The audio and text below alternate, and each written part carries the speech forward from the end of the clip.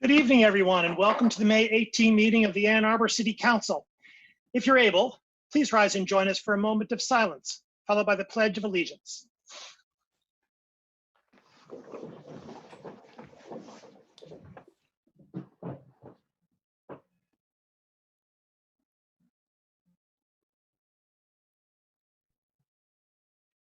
I pledge allegiance to the flag of the United States of America and to the republic for which it stands, one nation, under God, indivisible, indivisible, with liberty and justice for all. Would our clerk please call the roll of council? Councilmember Hayner? Absent. Councilmember Bannister? Councilmember Bannister?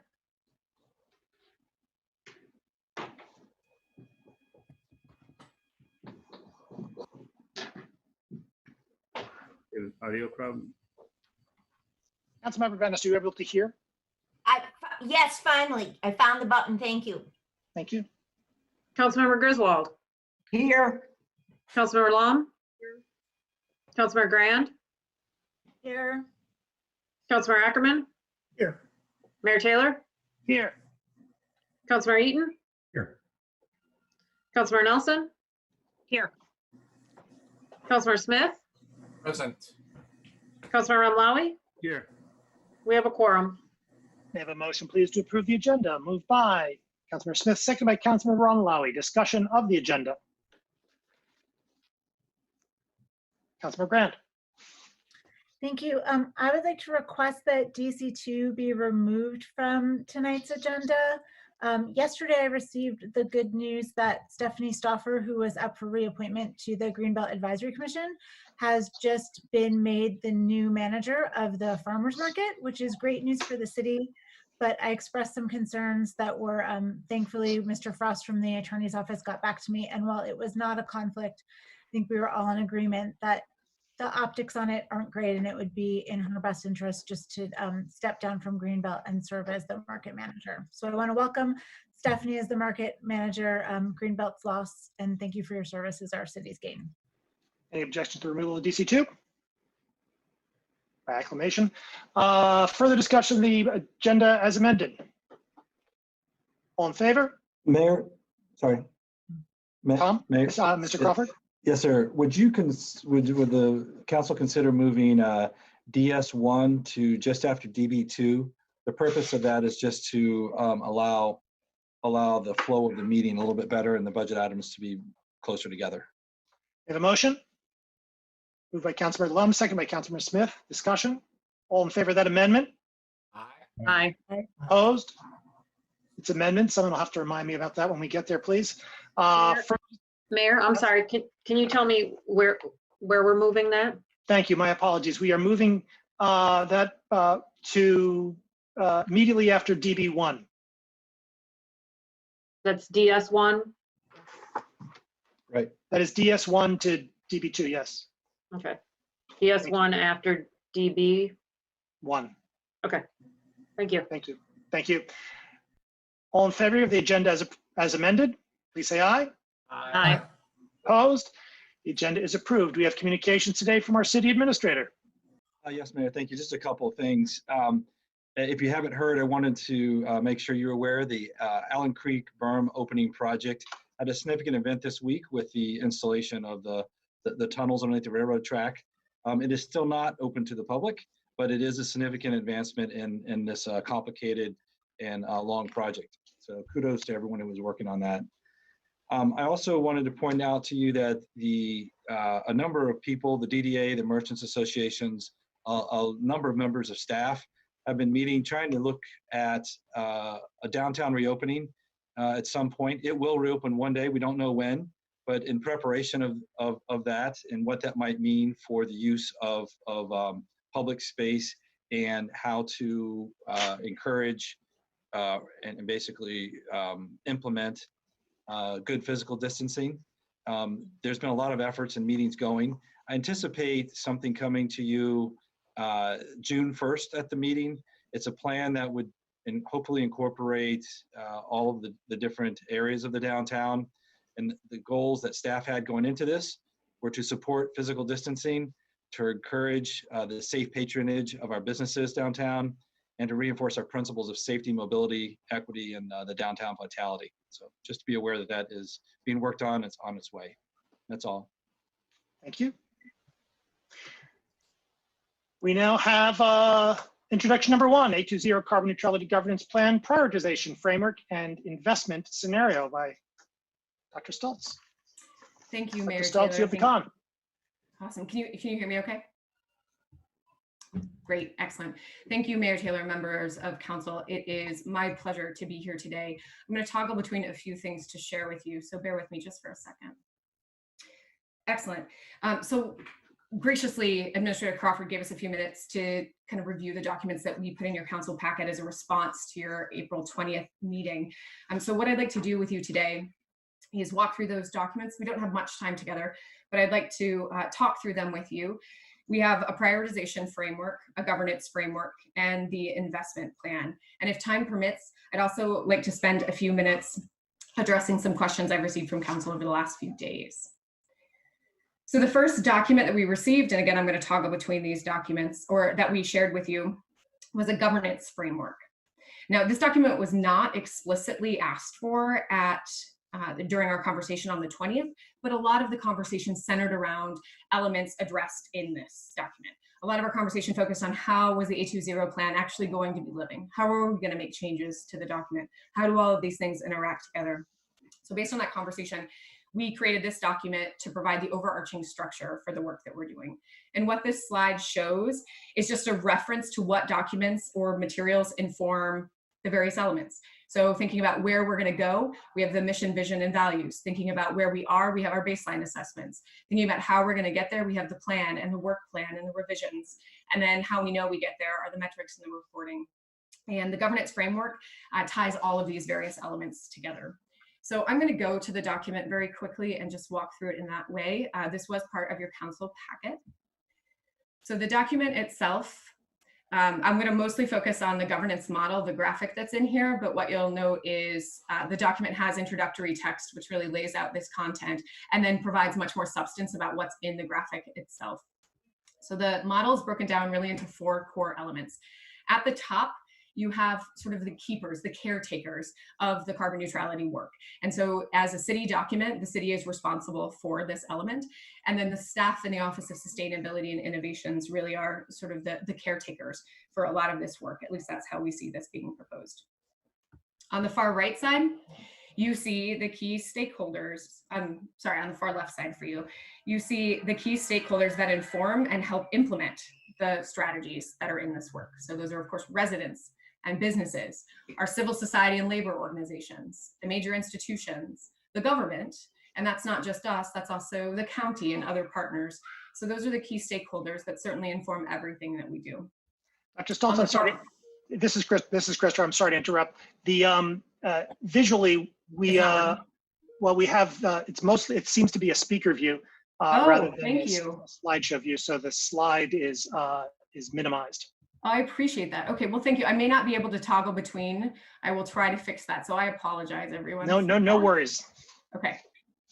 Well, enjoy my speaker notes if you'd like to see them. Follow along. Every word is a pearl. Let me go through in this format then, and apologies. I will try to fix that here in a moment if possible. So on the far right side, then we have the engagement events. So we've got the stakeholders on the left. On the right, the engagement events are things that we already do or new things we're proposing to create to get input and make revisions to the plan.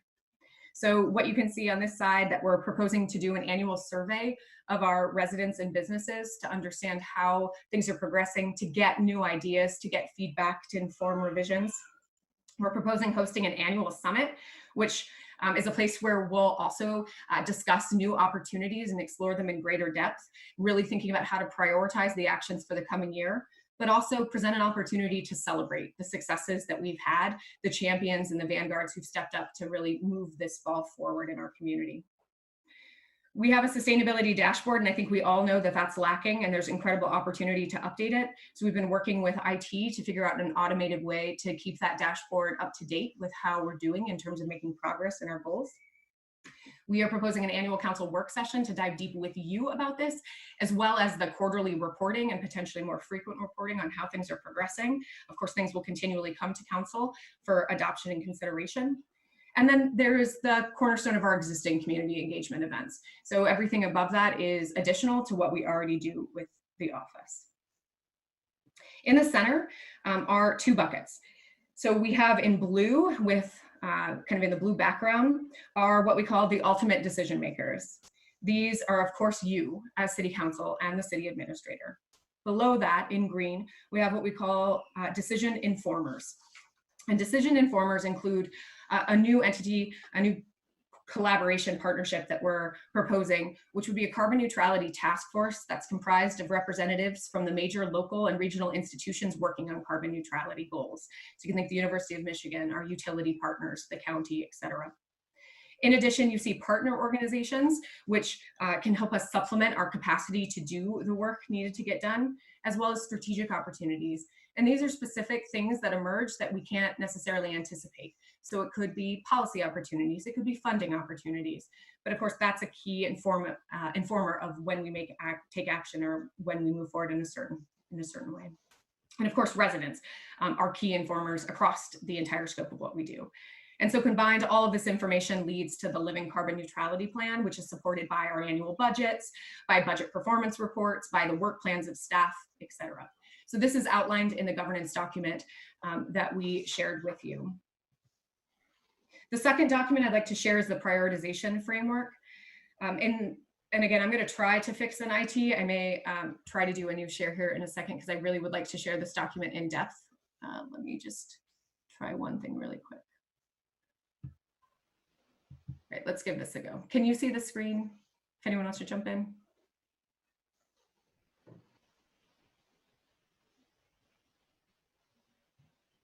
Okay, I can't see you just on my view. So is that a thumb up? Can you see this? Yes. Okay, Yeah. great. Yeah, this is a better look. Great, fabulous. So this was the governance framework that we walked through. Let me just close here. I know this is a little challenging. This is the prioritization framework, and there are 2 documents that we shared with you. The prioritization framework itself provides a framework for how we can evaluate proposed actions, both existing actions that are already in the plan, but new actions. And I want to point out that every action that's in the carbon neutrality plan has already gone through the prioritization framework. Every proposed action went through the prioritization framework, and it's how we landed on the final candidate strategies that you have in the plan itself. So the prioritization framework is broken into these 4 categories. We look at the contribution a given action has to reducing greenhouse gas emissions, the cost related dimensions of that action, feasibility related criterion, which I'll go to here, as well as the co-benefits associated with that action. An effort was taken to balance the scoring in each of these categories with 12 possible points available in the greenhouse gas mitigation and cost categories, 10 possible points available in the feasibility related criterion, and 13 points available in the co-benefits area. So this comes with a total of 47 possible points that an action could receive. So this is, again, a screenshot of the matrix, and what you have here are the various criterion. So you have the overarching umbrella, and then you have the subcategories, and you have detail on how you would score them with a point structure. Again, this is just a proposed analysis. We also shared with you staff's completed analysis of the 44 actions that are included in the existing A2 carbon neutrality plan, so you can see how they scored. And again, they're broken down by each of these categories. Here you have a total score, and here you have a rank score. And these are weighted ranks. So you may remember some actions in the plan are not, their greenhouse gas reduction potential was not calculated because they were considered foundational to the work that we were doing. And so in a case such as that, the criterion for greenhouse gas mitigation was zeroed out. So it was weighted against all other criterion, so we could have an apples to apples comparison of the different actions being proposed. This again is just a demonstration of how the prioritization framework works. But if we went back to that governance model, what I want to point out is that we are proposing, let me just move this, that every action that's proposed through our engagement activities goes through the prioritization framework. That way we are consistent in how we present and recommend actions moving forward. The next document that we have is the investment plan, and I'll just go ahead and share this here. I'm going to try not to toggle back and forth. So thank you for your flexibility as we kind of adapt on the spot with the technology and my limitations with it. So the third set of materials is the investment plan. This includes 2 documents, and I'll show them here. The first is a cover memo, which summarizes the investment plan itself. This includes a description here of how the document is framed. And we point out that many of the strategies and specific actions have economic benefits that are equal to, if not more, than the initial cost of the action being implemented. That's the reason we pivoted from a funding plan to an investment plan. Now, that's not true across the board for every action, but there are points, and we try to call them out. We do this in the investment plan as well. And when there are expected savings that will either accrue to a resident, to a business, or to the city itself. Secondly, the plan introduces one possible investment scenario, and I'll show that in a moment in much greater detail. Here in the document, the assumptions of that investment scenario are laid out. And then the document talks about that investment scenario and what that means in greater depth. The document proposes that we create a 3-year sliding financial plan that would be revisited every 2 years to remain up to date and more responsive to changes that may occur in federal, state, and philanthropic interests, as well as potentially new innovative financing opportunities or new public-private partnerships that may emerge. And then what's nice about this potential proposal is that it would keep this funding plan and investment plan in alignment with the city's budget. So the 2 of them can be revisited together. And then lastly, the document looks at the cost of applies a social cost of carbon to the historic emissions from 2000 to 2018 in the city, and also looks at the social cost of carbon associated with our activities over the interceding years as we work to get to carbon neutrality. Finally, it calculates what the social value will be when we do achieve community-wide carbon neutrality. So the last document I want to share with you, again, that was in your packet, is the investment scenario. So this document is hard to read. I'm going to go ahead and blow this up for you. And I'm sure that's probably still very challenging. If you have, it is in your packet, of course, but I just think it's worthwhile to talk for a second about this document. So what we have in this document is each proposed action that is in the carbon neutrality strategy for which the city is responsible or a lead.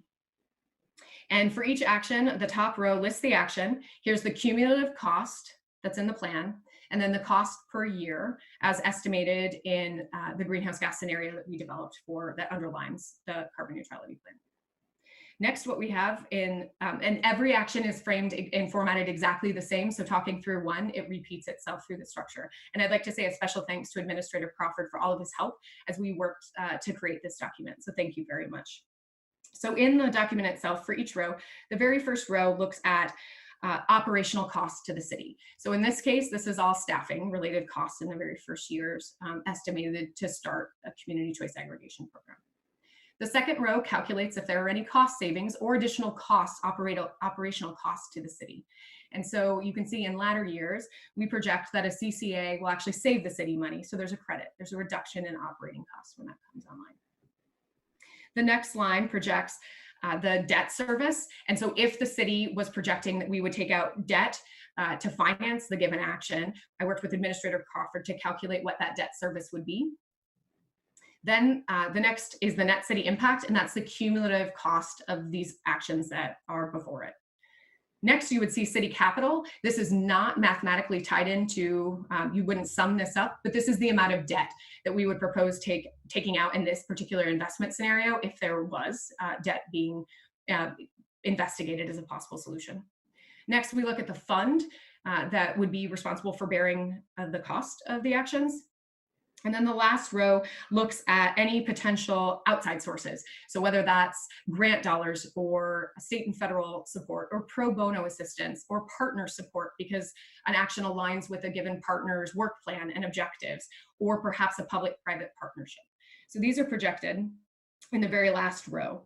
In the blue box off to the side is an estimate of what's already included in existing city budgets because it's part of existing work plans, or it's something that, for example, the Office of Sustainability has budgeted in the fiscal 21 budget itself. Also in this document, off to the side, the very far column, there are notes. And in those notes, we provide additional information. For example, if there's a payback, or if we estimated savings, why were we estimating savings? And if we took out any debt or we projected any debt in here, we provide the terms of that debt. For example, you might see a 20-year term with a 4% interest rate, and that just provides the clarity on how we did the calculations. So for every action, this is included. And then at the bottom of the document, this is also available in Excel. So this is, again, something that can be changed and edited. We went ahead and PDF'd it just for keeping consistency across the board. At the bottom of the document is the aggregation. So this sums all of those rows. These are the exact same rows you see per action, aggregated across each year. So this gives us cumulative cost for the plan. So as outlined in the previous document, this investment scenario, this is just one possible investment scenario amongst many. There are many sources of funding. There's new opportunities that could be emerging, but this is one scenario that we put forward. We have far more clarity in the near years, meaning years 1, 2, and 3, than we do in latter years, of course. And given that, staff recommend that we do create a 3-year investment plan, which can provide that greater direction and clarity in the near term and allow us to align with the city's budget as we update that every 2 years.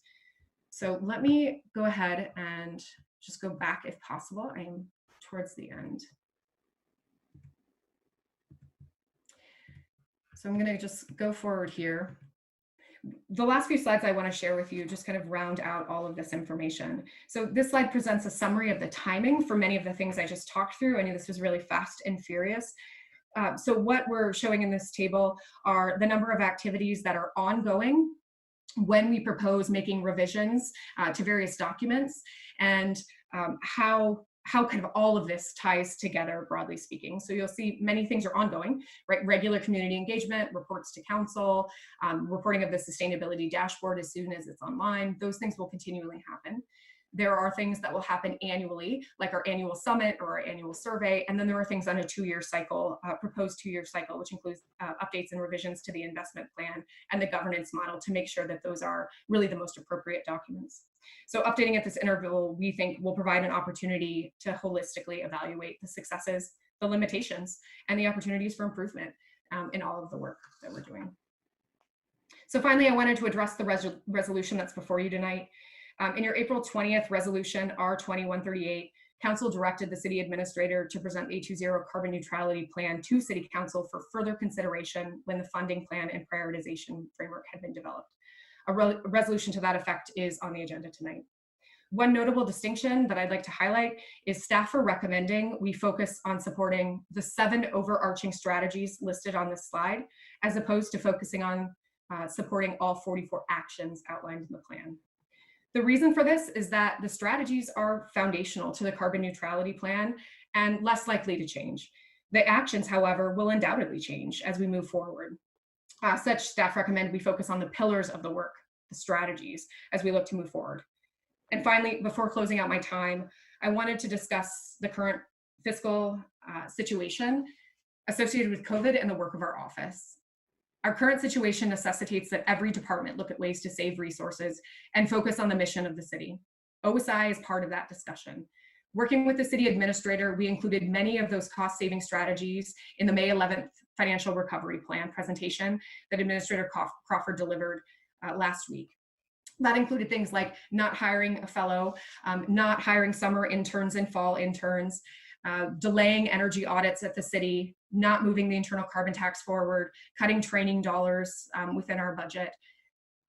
And I just also want to point out our budget is smaller than other units. And so those were the magnitude of the cuts that our office proposed as well. And we continue to work with Administrator Crawford and others to find ways to shore up the situation we're in.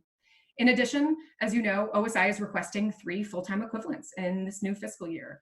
If approved, those FTEs would be under the proposed hiring freeze by the administrator and would be subject to his discretion as to whether or not to actually post and move forward with hiring.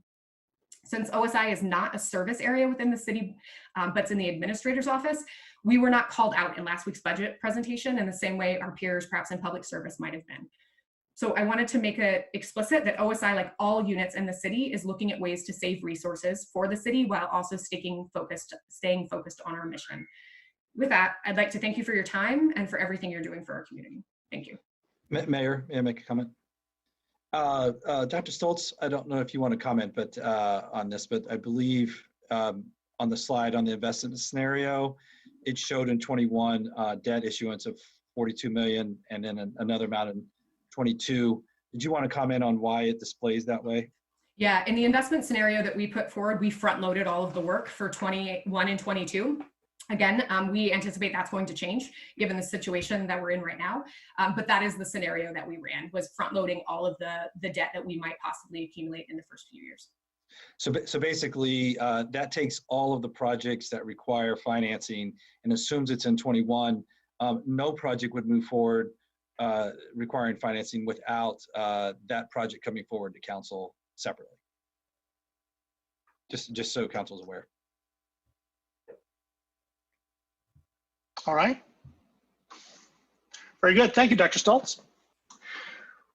We now come to public comment reserve time. Public comment reserve time is an opportunity for members of the public to speak to council and the community about matters of municipal interest. To speak at public comment reserve time, one needs to have signed up in advance. Speakers will have to speak at public comment reserve time under current conditions.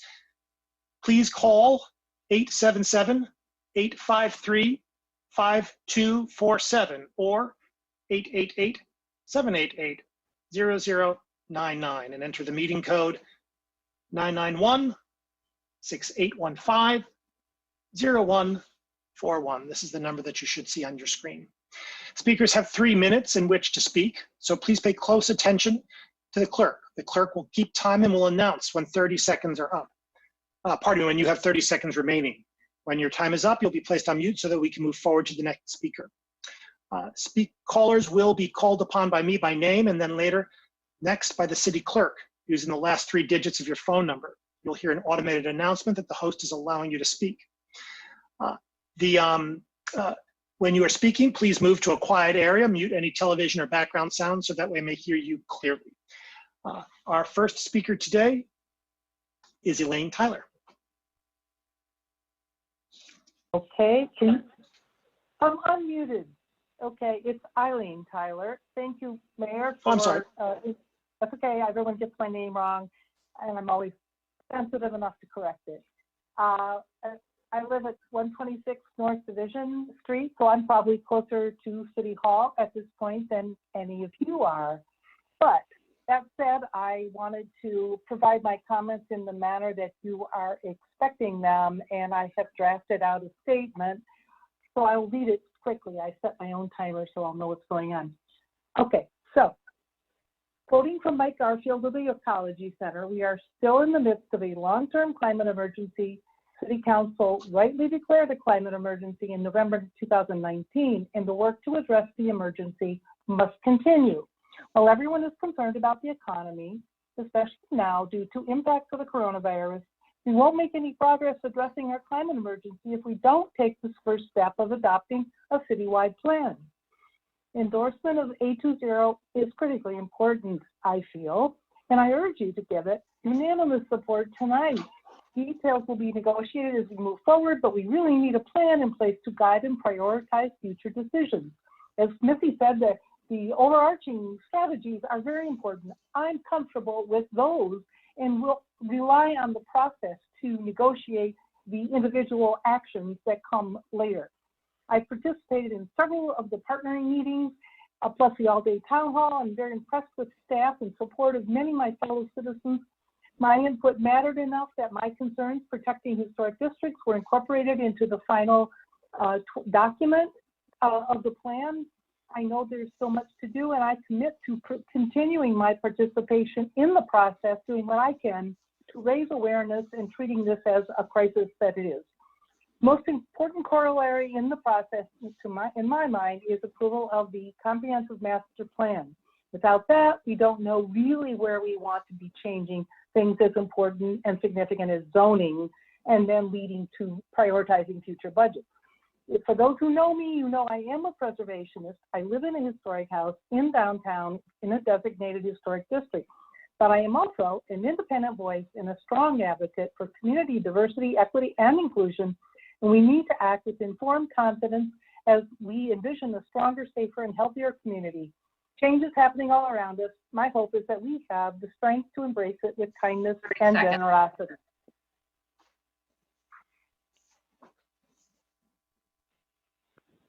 Okay, I think I'm done, yes. All right. I got to my last word. When I heard something, it cut me off, so I assume I'm done. That's okay. I think that was a 30-second warning rather than a 3-minute warning, but if you're done, you're done.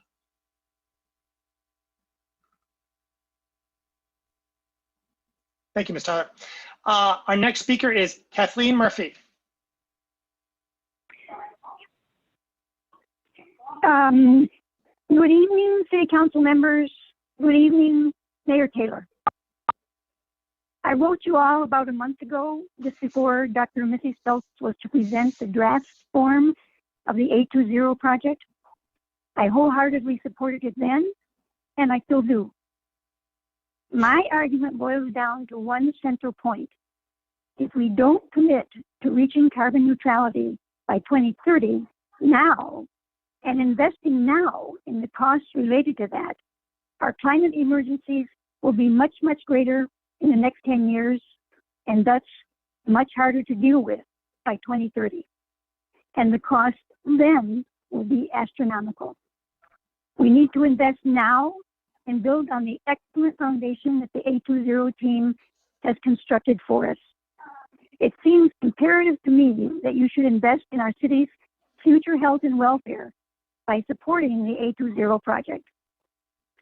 At a time when our federal government seems lacking in the leadership needed to deal effectively with major issues our country is facing, such as the COVID-19 health crisis, as well as the many crises it has spawned, such as joblessness, homelessness, and food bank lines. It is also regrettably trying to further invest in fossil fuel technologies instead of green technologies, and rolling back regulations meant to protect our health and safety, as well as the health and livability of our planet. With such a do-nothing good, backwards-looking government at the federal level, I believe the future of progressive policy initiatives will have to come from the local level. The City of Ann Arbor is uniquely poised to lead in this arena.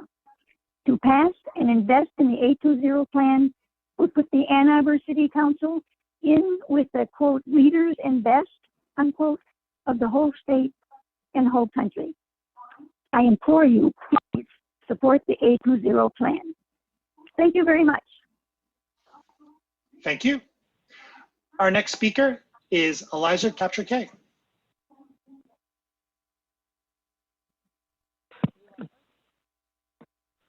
Thank you for this opportunity to share my perspective with you, members of council and Mayor Taylor. I'm a Ward 5 resident and freshman at Pioneer High School, and I'm speaking tonight in strong support of the 820 Living Carbon Neutrality Plan.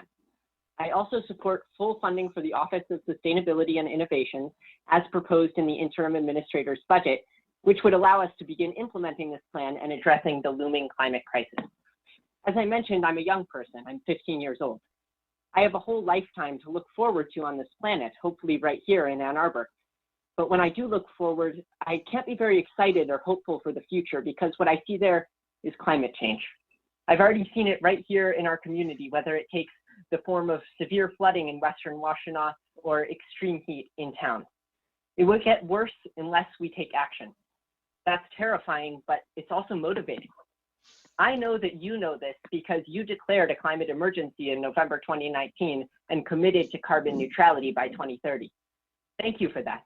That showed foresight and it showed courage, and I'm grateful. If only those words or even those resolutions and commitments were enough, but unfortunately they're not. They must be backed by action. In November, you asked city staff to develop a plan for that action, and the Office of Sustainability and Innovations rose to the challenge beautifully. I've read the plan. It not only champions the bold, ambitious action necessary to confront the climate crisis head on, but also details community-centered programs such as its Youth Ambassador program, which I'm a particular fan of, that we need to sustain Ann Arbor far into the future. We are, of course, also facing coronavirus in addition to climate change. This disease has taken its toll on my family already, and I'll be the first to say that we must fight it as a unified community, and it's imperative that we fund equitable public health and economic relief. But we are in the midst of another longer-term emergency, as you wisely declared last November. We cannot allow coronavirus to force us to drop the ball on climate justice and climate funding. Instead, we must learn from this disease. We must learn what a crisis can do to our community. And if it shows us anything, it's that we must stop the next one before it overwhelms us. And we can do that by adopting and funding the A20 plan. The plan is not just the bold proposal we need to chart a course out of the climate crisis. It's also an exciting vision for a more just, sustainable, resilient, and livable community. As we begin to emerge from the devastation of coronavirus, let's not be satisfied with a return to the old normal.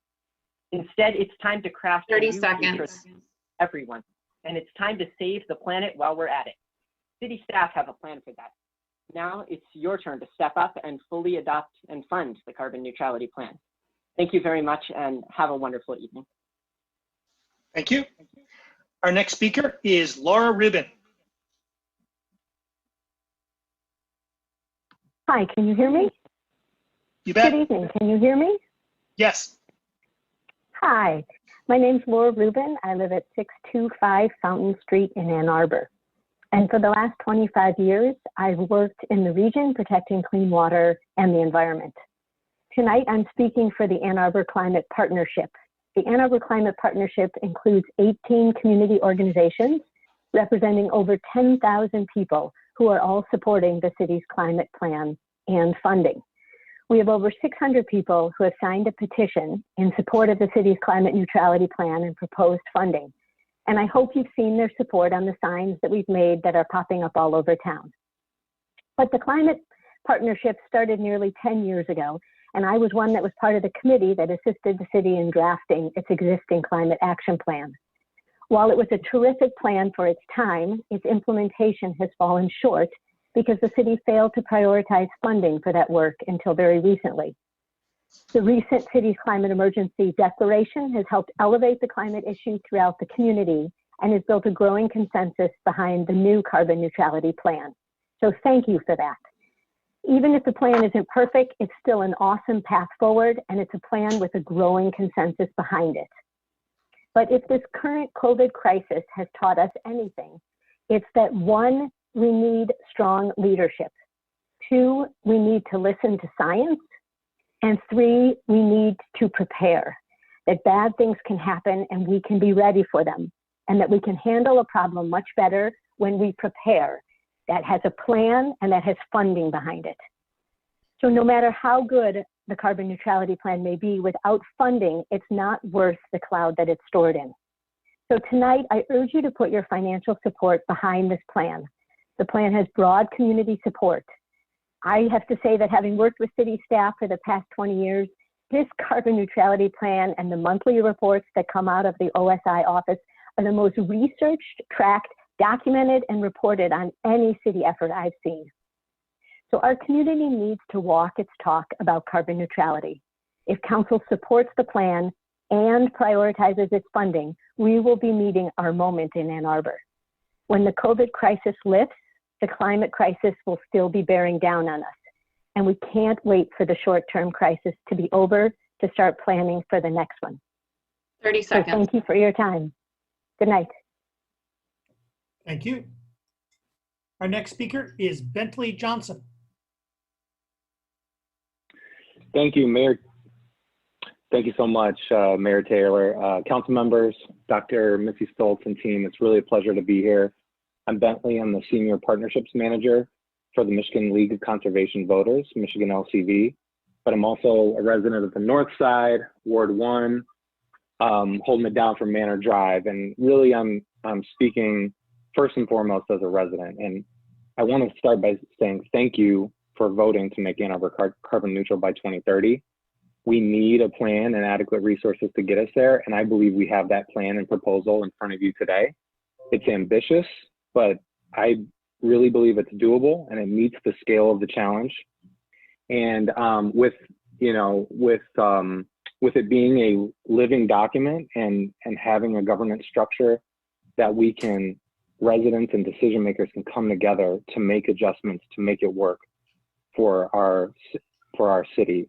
And I'm really proud of living in Ann Arbor and living in Michigan. I walk around the north side a lot with my 2 kids right now, and I see rain barrels, victory gardens, solar panels, people still taking the bus, riding bikes, fuel efficient vehicles with some of the infamous, bumper stickers that we have around here. And we're some of the most civically engaged and environmentally minded people anywhere in the country. And I've seen those climate voter signs popping up, and I had to get one in my own yard. And on those signs, it says underneath climate voter, it says health, justice, community, 3 values that I know we all hold dear and that I see at the center of the A20 strategy with its focus on equity and sustainability. And I know we're concerned about the cost of COVID, but we can't afford not to tackle climate and build resiliency. And if anything, this crisis has taught us that air pollution and other environmental threats leave people more vulnerable to COVID and other health problems. And so we really need to do our part. At LCV, we're always trying to think of what's on voters' minds, and climate change is on voters' minds. We did a poll actually earlier this year around the Democratic nomination for president, and we found that in Michigan, 79% of likely primary voters said it's personally important to them that the Democratic candidate for president have a plan for addressing the climate change crisis and moving the U.S. to 100% clean economy. So voters have been there supporting this. They will continue to do so. I'm going to do my part as a citizen to educate my voter network here in Ann Arbor this year about the city council decisions on climate. And leadership matters. At the state level, we've got some of the strongest state representatives and senator on clean energy and climate. Our U.S. Representative, Congresswoman Debbie Dingell, and our U.S. senators are teaming together to put forward 30 seconds. 100% clean energy bill, and so on and so forth. So with all this momentum, I would be really disappointed if my own city council missed a key opportunity. And please approve this plan, and let's work together to shape and implement it and bring this community together around equity, sustainability, and be part of the movement to save the planet for future generations. Thank you. Thank you. Our next speaker is Clark McCall.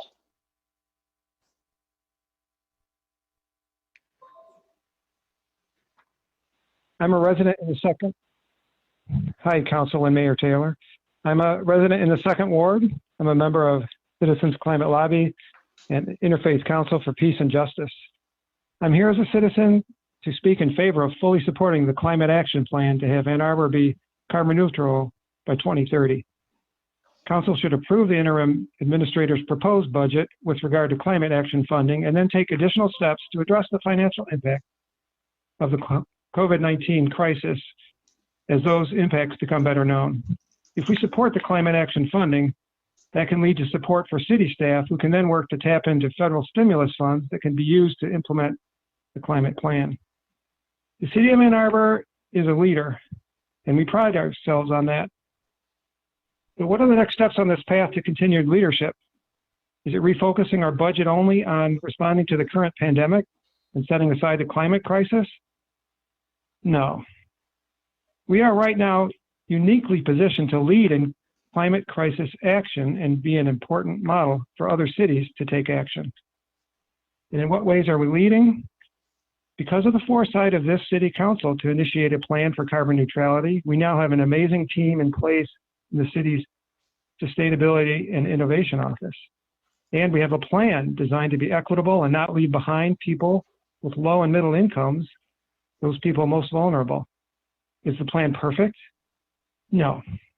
Is it best in the Midwest? It probably, maybe it's the best anywhere.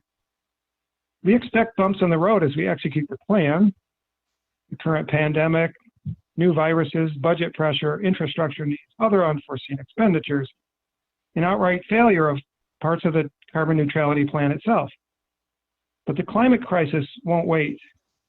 We are poised to really have success at actually effectively addressing the problem with minimal impact by acting now, not delaying. The climate crisis is sadly the defining issue of our time, even of the century. not the only issue, but one with a lasting impact on us and especially on everyone that follows us. A crisis where our actions now will prevent irreversible negative changes in the environment. Things like 30 seconds. continued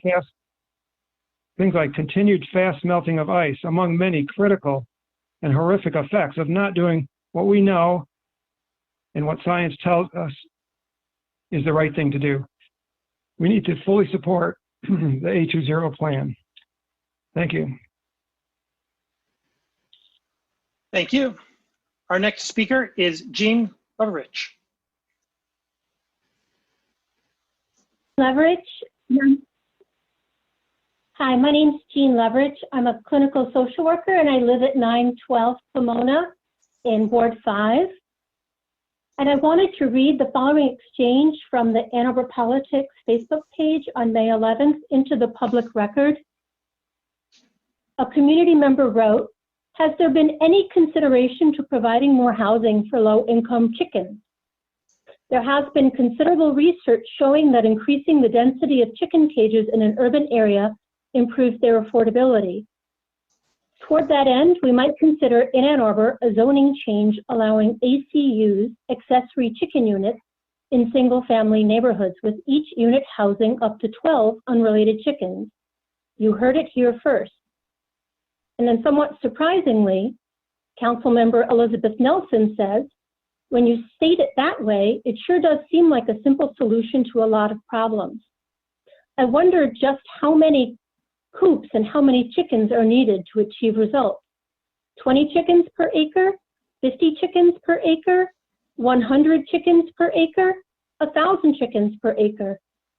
My neighborhood probably averages only 1 chicken per acre. These single chicken acres are seriously hoarding the land." And Councilmember Jack Eaton says, "I think it should be obvious that the need for appropriate chicken density, coupled with providing adequate per chicken space, will require chicken coop high-rises. Should we Google how to do this or hire a 6-figure consultant?" And Kathy Griswold says, "My husband said no chickens. Your comment is just the support I need."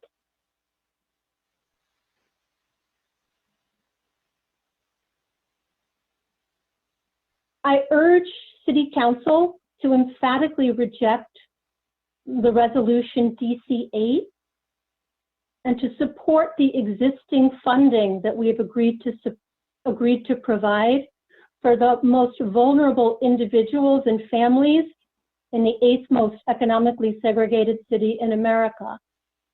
And I'm confident that we as a community will do the right thing and will be supportive of our most vulnerable families. Thank you so much for your attention. 30 seconds. And have a good evening, everyone. Thank you. Our next speaker is Glenn Nelson.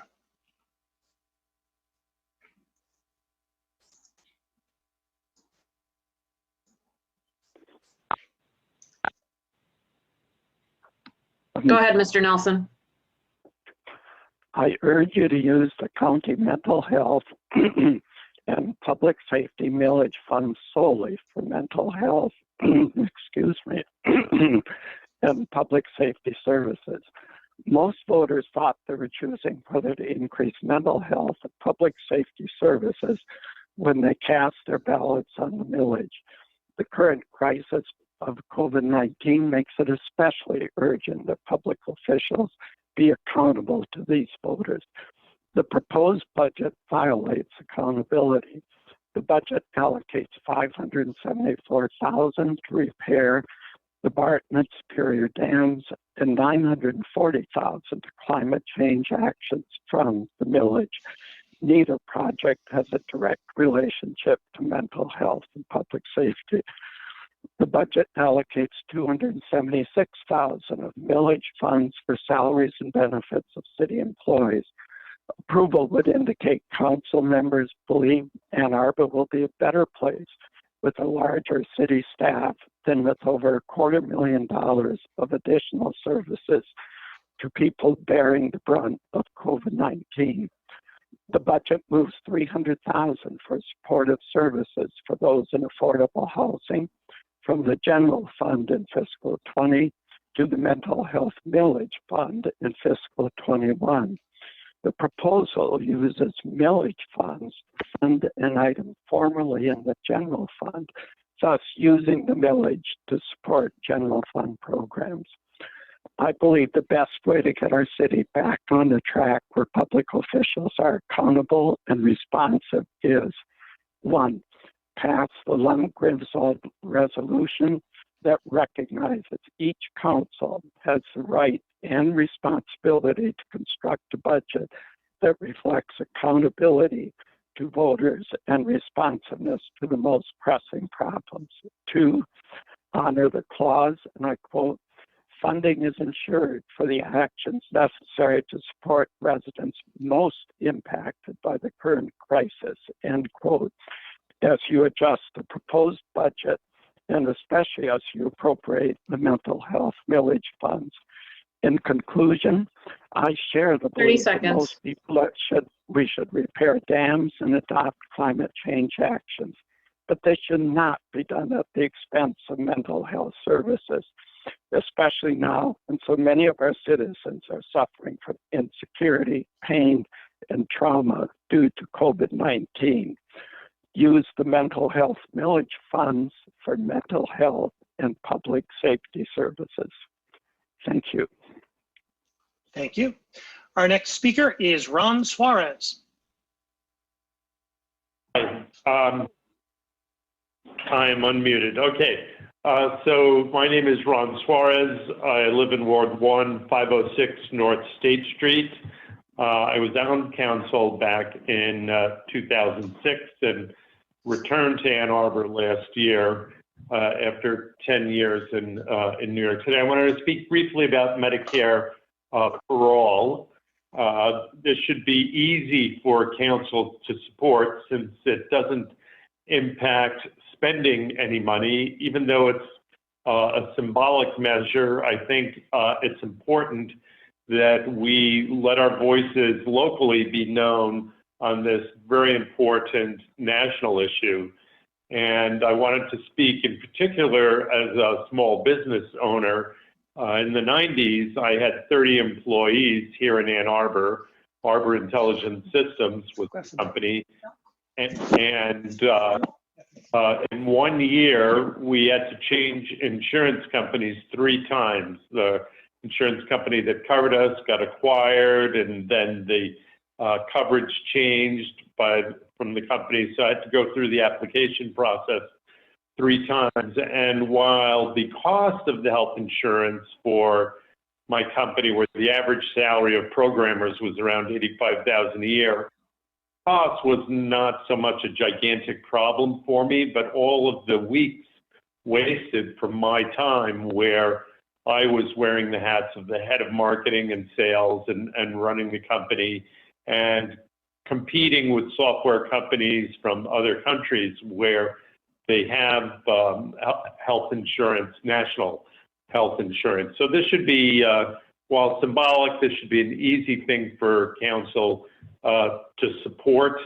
I would also like to let council and others know that we have a Slack workspace for community people to talk about these kinds of issues. It's neighborsquad.slack.com, neighborsquad.slack.com. And if you have an A2Gov email address, you don't have to request an invite. You can just join it. And there's a Medicare for All channel in there. In addition, there are things about climate. So there's a channel for 30 A2 seconds. microgrid.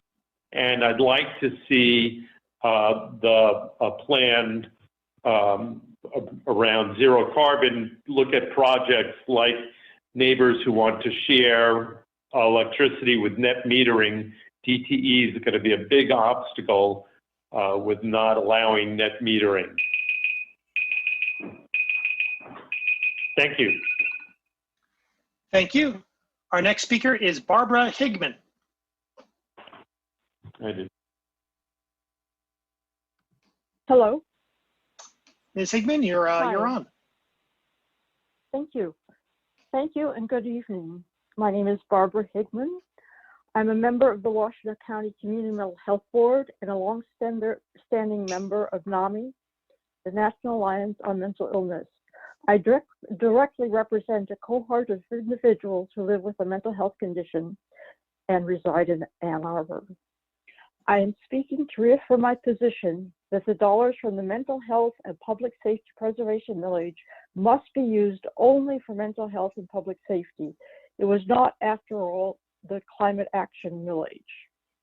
It is critical, and especially so during these months of the current COVID-19 pandemic, that sufficient quality mental health services be available and accessible to everyone who needs them, including people who may be at risk for death by suicide. Mental illness is a pandemic that has been with us for eons. 1 in 5 U.S. adults will experience mental illness each year. Suicide is the second leading cause of death among people aged 10 to 34. I ask that we all pay attention to mental health and fund mental health and public safety. Thank you. Thank you. Are there communications today from council? If folks could use the raised hand on the cube. I think I did see, however, Councilmember Smith, Councilmember Ramlawi. So let's roll with Councilmember Smith and Ramlawi, and then the rest, please raise the hand on the Zoom. Yeah, thanks, Mayor Taylor. I just wanted to give a huge shout out to all of the city staff and all of the contractors that were working on the berm opening and the sewer project across the Amtrak tracks. It was quite an extraordinary feat to get that done as quickly and as safely as they did. I think they deserve some recognition for a job well done under extremely difficult circumstances. So I just wanted to give my thanks to those crews, those construction crews, our staff, and the consultants that were working on it. Thanks a lot. That's all I got. Councilmember Ramlawi. Thank you, Mayor Taylor. I have a couple things to say. First, I just wanted to appreciate the work that staff has been doing.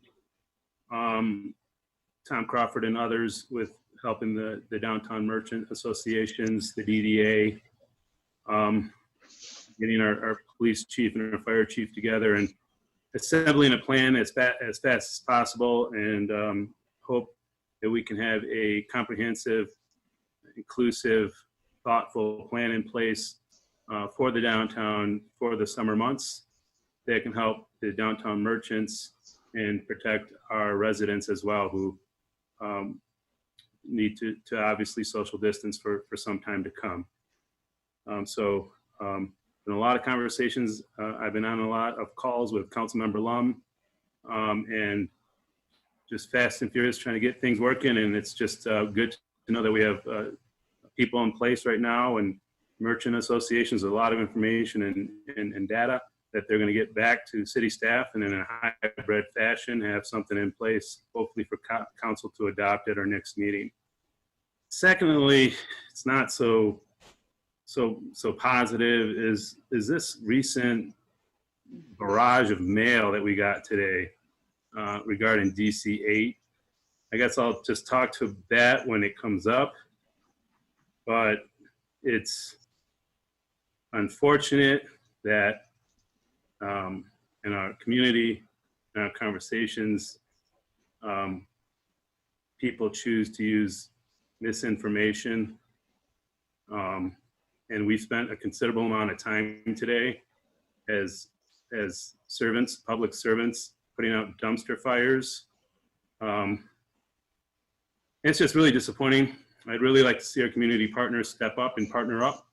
And if anyone's been watching council the last several meetings, you know we've done a lot for needy and the hungry and the homeless.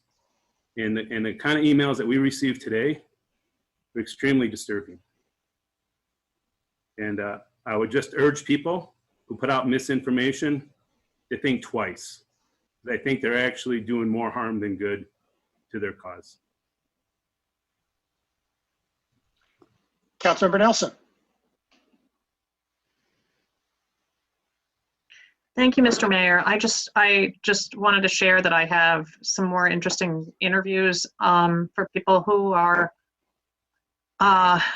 interested in finding out how others are adjusting to this pandemic. I talked to Derek Delacourt, Jackie Boudry, Brian Steglitz, Luke Bonner, Kirk Profit, and our representative Youssef Rabi, that last conversation was particularly uplifting, I thought, because he really talked about the opportunity to look at how our social structures have really not met the needs of people who are vulnerable. And this is an opportunity for us to sort of rethink how we're doing things, just broadly and generally. I want to comment that my contact information is on the city website, my phone number and my email address. And in this time when it's harder to connect with each other, I hope that anybody who has any concerns will reach out and talk to me.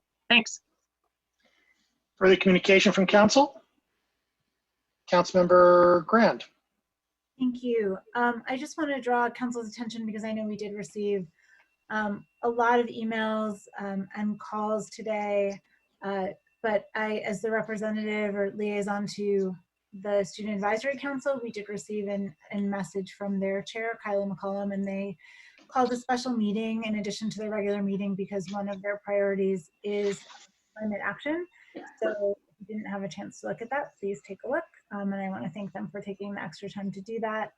I received, I think we had a terrific speaker tonight. For one of the other pushes from the Student Advisory Council is to continue to push for more youth members. And I think from our speaker this evening, we saw why even those under the age of 16 can do a tremendous job in being advocates for issues that are important to our community. And then as we saw with the removal of DC2, we're going to have someone up. We're going to need another member of the Greenbelt Advisory Commission. So if you are interested in that, please feel free to get in touch with me and submit an application. Thanks so much. Councilmember Griswold. Yeah, we were fortunate this weekend to have President Obama deliver an uplifting commencement address. Two topics that stood out for me were truth and building community. It made the flood of untruthful and misleading emails I received in the last 2 days all the more disappointing. My greatest concern is not for council members and not for the hundreds of emails that we received, but for the concern that it created for the vulnerable community, the same population that these advocates claim that they're speaking for. However, I found their messages to be instigating and create stress and tension. And I received a phone call from one of the young men whom I mentored, and he was very agitated by the comments on social media. He attempted to speak tonight, but was not able to get a slot. We had someone read the chicken comments tonight. That was a positive step, because how anyone can go from those statements to racist charges that simply upset members of the African American community is beyond me. I grew up in Flint, well below the poverty line. When I read that, I saw that as a parody on our pro-density ideologues. Not anything to do with poor people, and definitely nothing to do with minorities. And in closing, I'd just like to say that I was a founding member of CAN. I was a foster member for 3 of the children that had lived at a CAN site for over 3 years. I'm well connected with our vulnerable population. And it really, really disturbs me when I get calls from vulnerable people who are upset by the political gamesmanship of this community. Let's think about those vulnerable people before we send another email. And I'd like to say we need truth. Going back to what Obama said, we need truth, not misleading, instigating political rhetoric. We need collaboration, not divisive actions.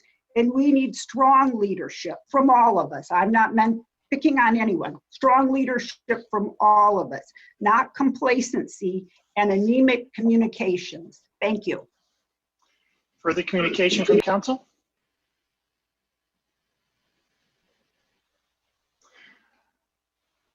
I'd like to request confirmation of the following appointments that are made to council at our May 4th regular session.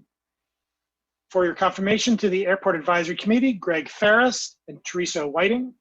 To the Ann Arbor Public Art Commission, Allison Buck and Jonah Coppy. To the Ann Arbor Area Transportation Authority Board, Michael Emmeling and Kyra Sims. To the Building Board of Appeals, Paul Darling, Catherine Levasseur. To the City Planning Commission, Shannon Gibb Randall and Wendy Woods.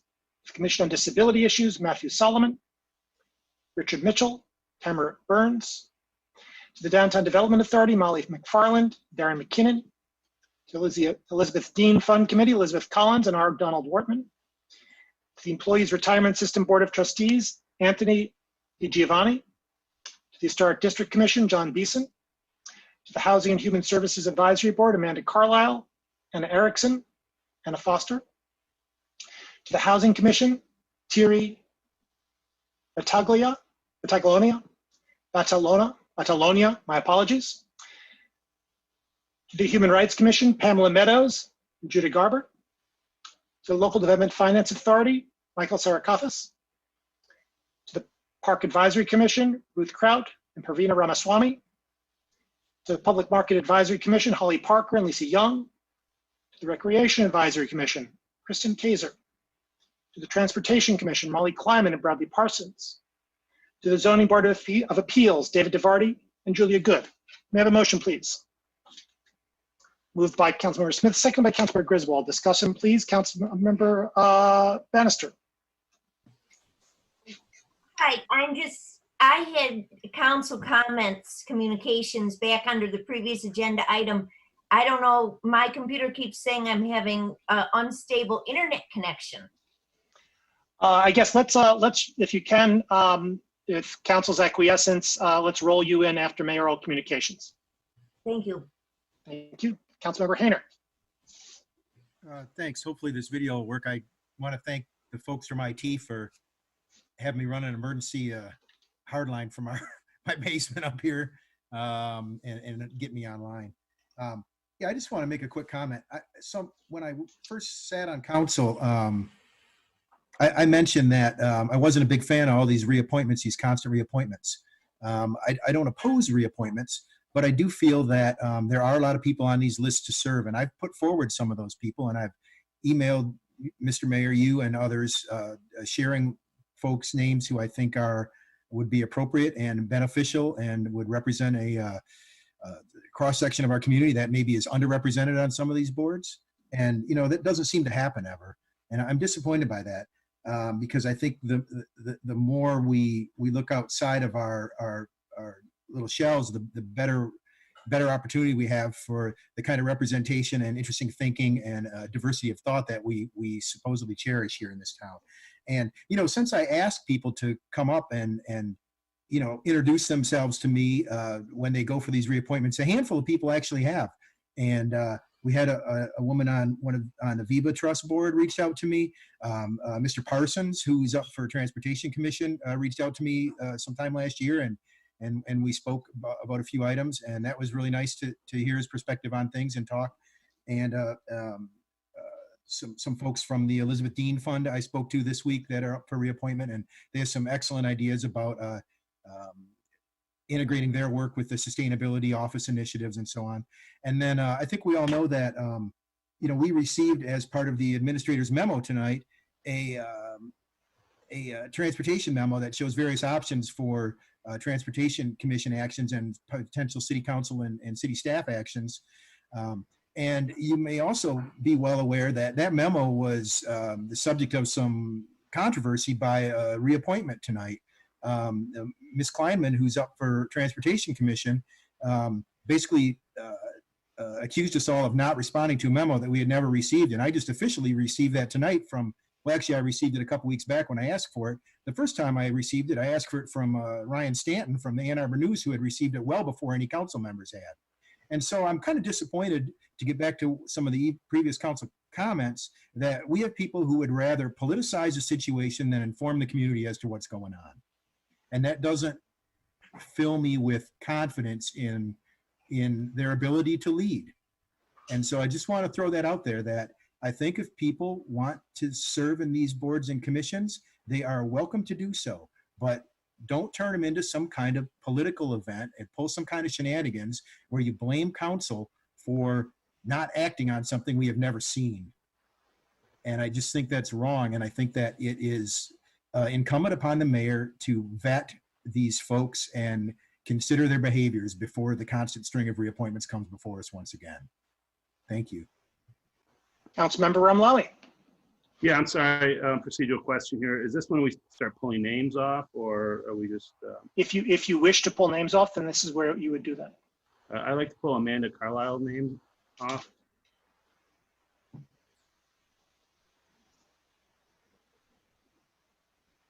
From the Housing and Human Services Advisory Board. Thank you. We'll work on Ms. Carlisle at the after the balance of the appointments are addressed. Further discussion of the remainder? All in favor of the appointments as presented, with the exception of Ms. Carlisle to the Housing and Human Services Advisory Board, please say aye. Aye. Aye. All opposed? Let's have a roll call vote on that, please. My apologies. Roll call vote, please, starting with Councilmember Ramlawi. Yes. Councilmember Ramlawi? I'm sorry. Yes. Councilmember Hayner? No. Councilmember Bannister? Yes. Councilmember Griswold? Yes. Councilmember Lum? Councilmember Lum? Yes. Councilmember Grand? Yes. Councilmember Ackerman? Yes. Mayor Taylor? Yes. Councilmember Eaton? Yes. Councilmember Nelson? Yes. Councilmember Smith? Yes. Motion carries. May I like to present for your consideration to the Housing and Human Services Advisory Board, Amanda Carlisle, moved by Councilmember Ackerman, second by Councilmember Smith. Discussion, please, of the nomination. Councilmember Ramlawi. Yes. As I said during council communications, I've had a very rough day, both on the phone, text, email. And it's a result of, misinformation being put out there.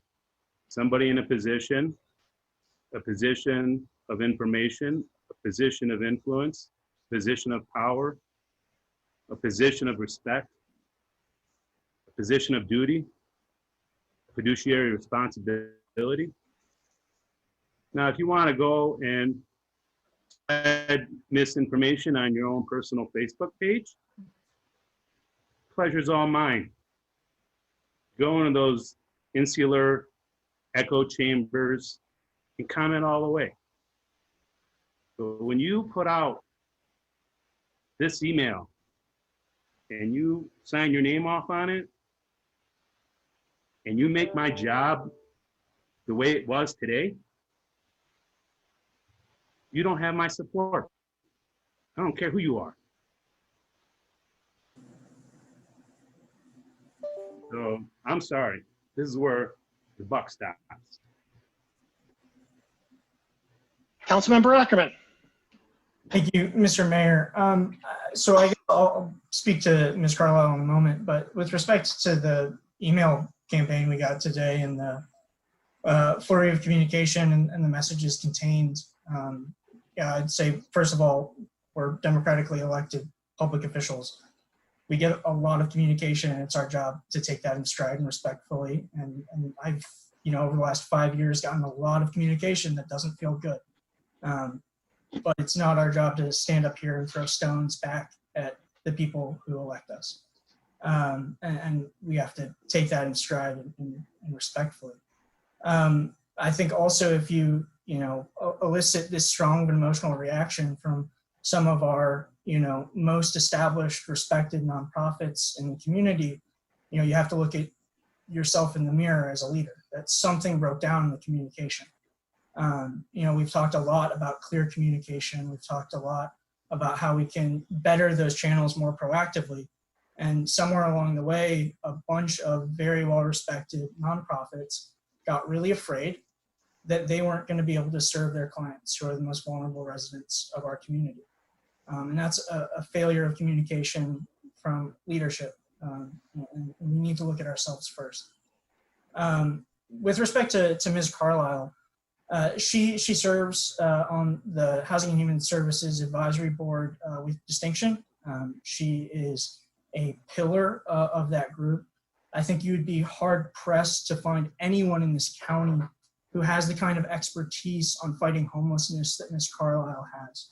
She spent 4 years fighting homelessness in Chicago before moving to Detroit, where she spent another 3 years fighting homelessness, and finally settled working professionally in our community, where she's been the executive director of the Washington Housing Alliance for the last 6 years, which both advises on policy, advises on spending priorities, but also does direct intervention to end homelessness. So Ms. Carlisle not only knows the policy that we have to implement in order to end homelessness in this community, but she also understands the budgeting of what are the difficult trade-offs we need to make.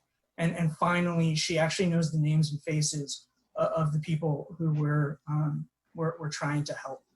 She has, for the last 6 years, led the personal census of every homeless member of our county, homeless community member of our county, to make sure that they have, we have the accurate data to get the funding we need, but also that direct outreach is supplied to those individuals. So she's a 50,000-foot thinker, but she's also an on-the-ground, shake hands with homeless neighbors and get them the services that they need.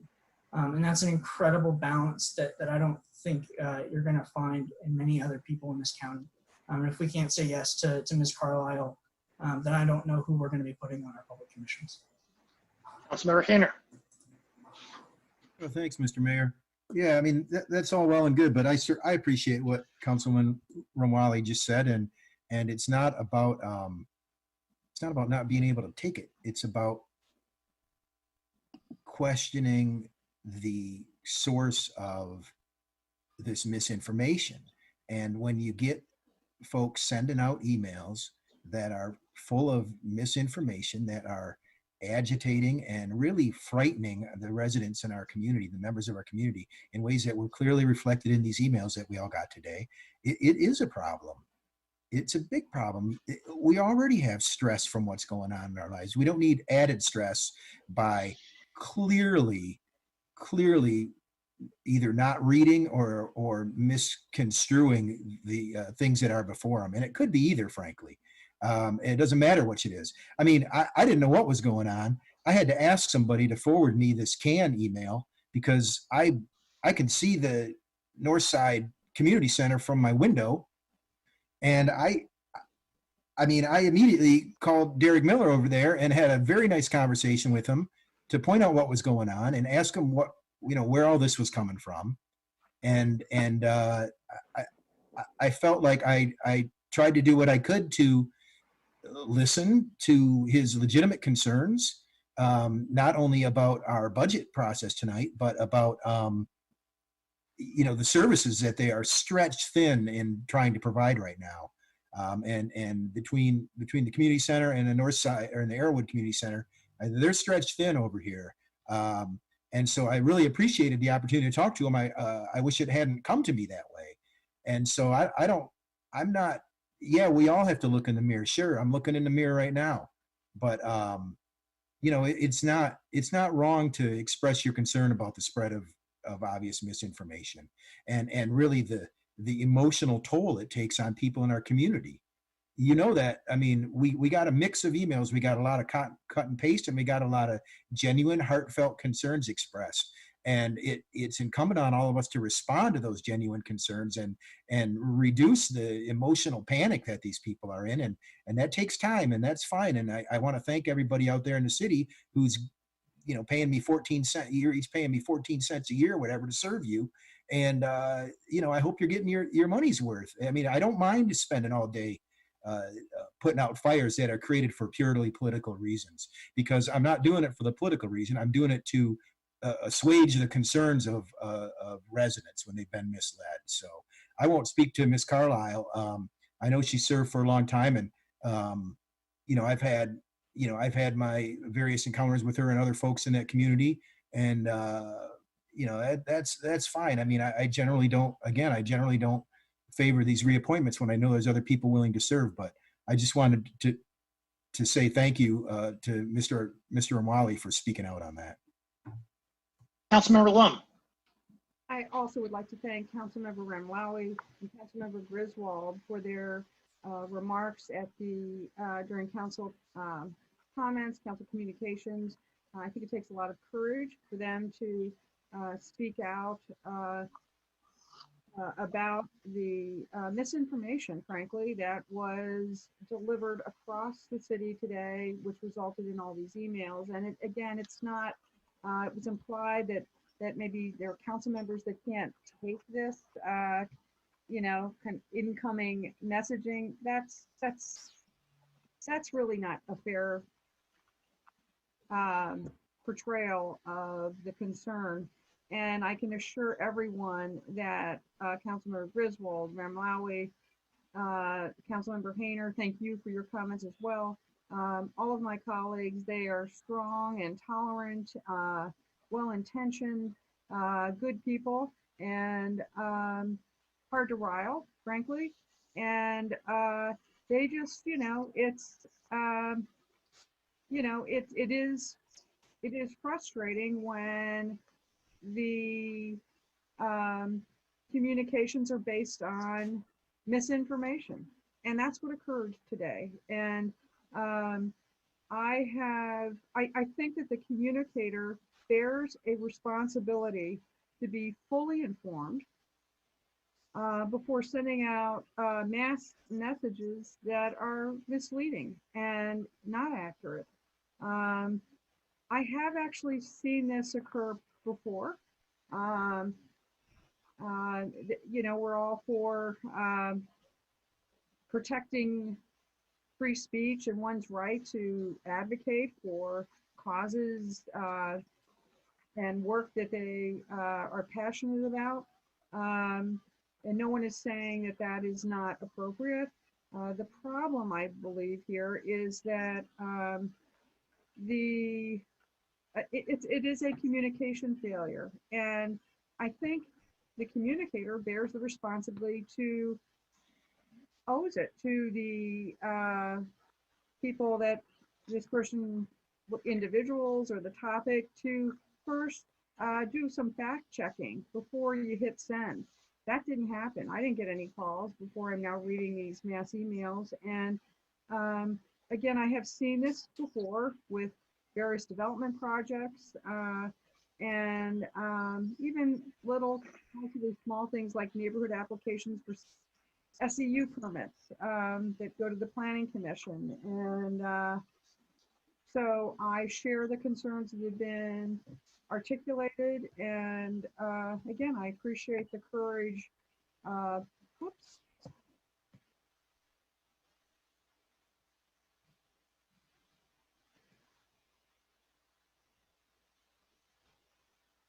Councilor Lum.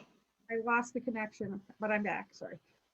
Anyway, I want to thank my colleagues who spoke previously for being courageous, and they're not doing it. It's not easy to speak, in a way that is truly honest all the time, but maybe politically, they are putting themselves out there, really. And I know that they will be criticized, as I likely will be, but they're being courageous and honest. So thank you. Councilmember Smith. Thank you. I think one of the things that I learned pretty early on in college was that politics is the competition for scarce resources.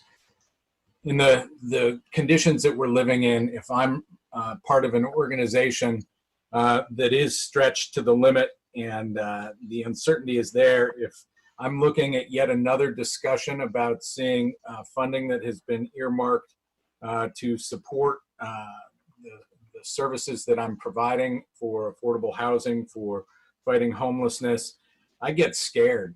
And, you know, I find the communication breakdown is one of the things is if the intention was not to remove funding for these services and these providers, I think it could have been better communicated in the resolution. As I've indicated to Councilmember Lum, I don't support the resolution as it's written. I think, you know, we're having another discussion about 40-40-20.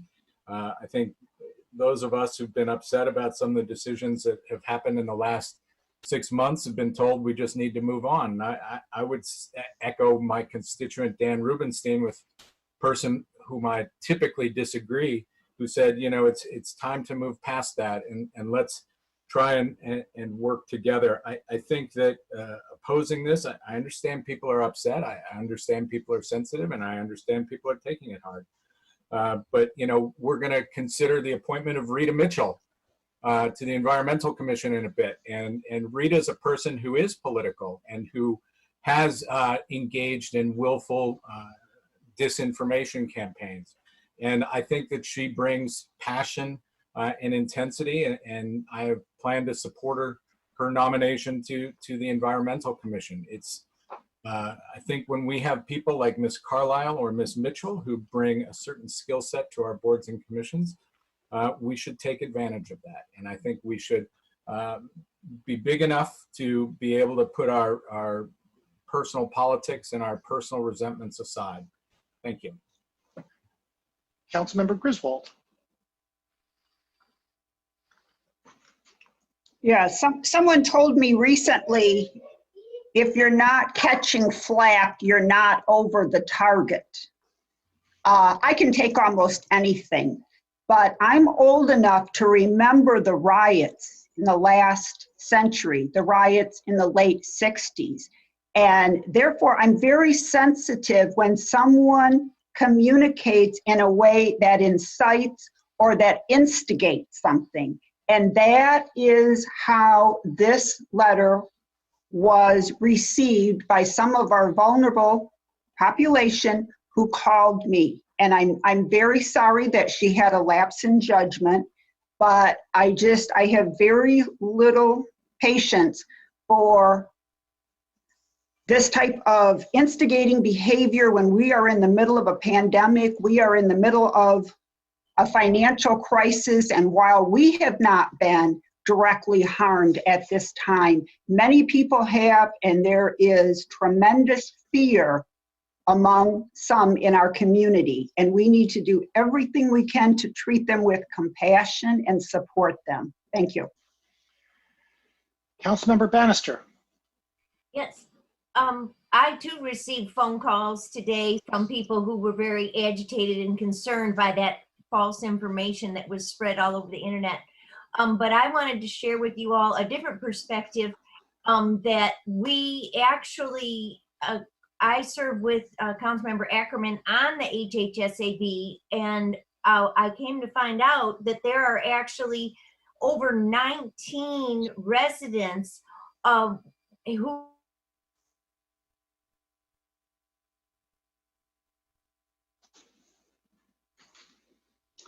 Councilmember Bannister, I don't know if you can hear. Who have submitted applications, you know, it's a long list.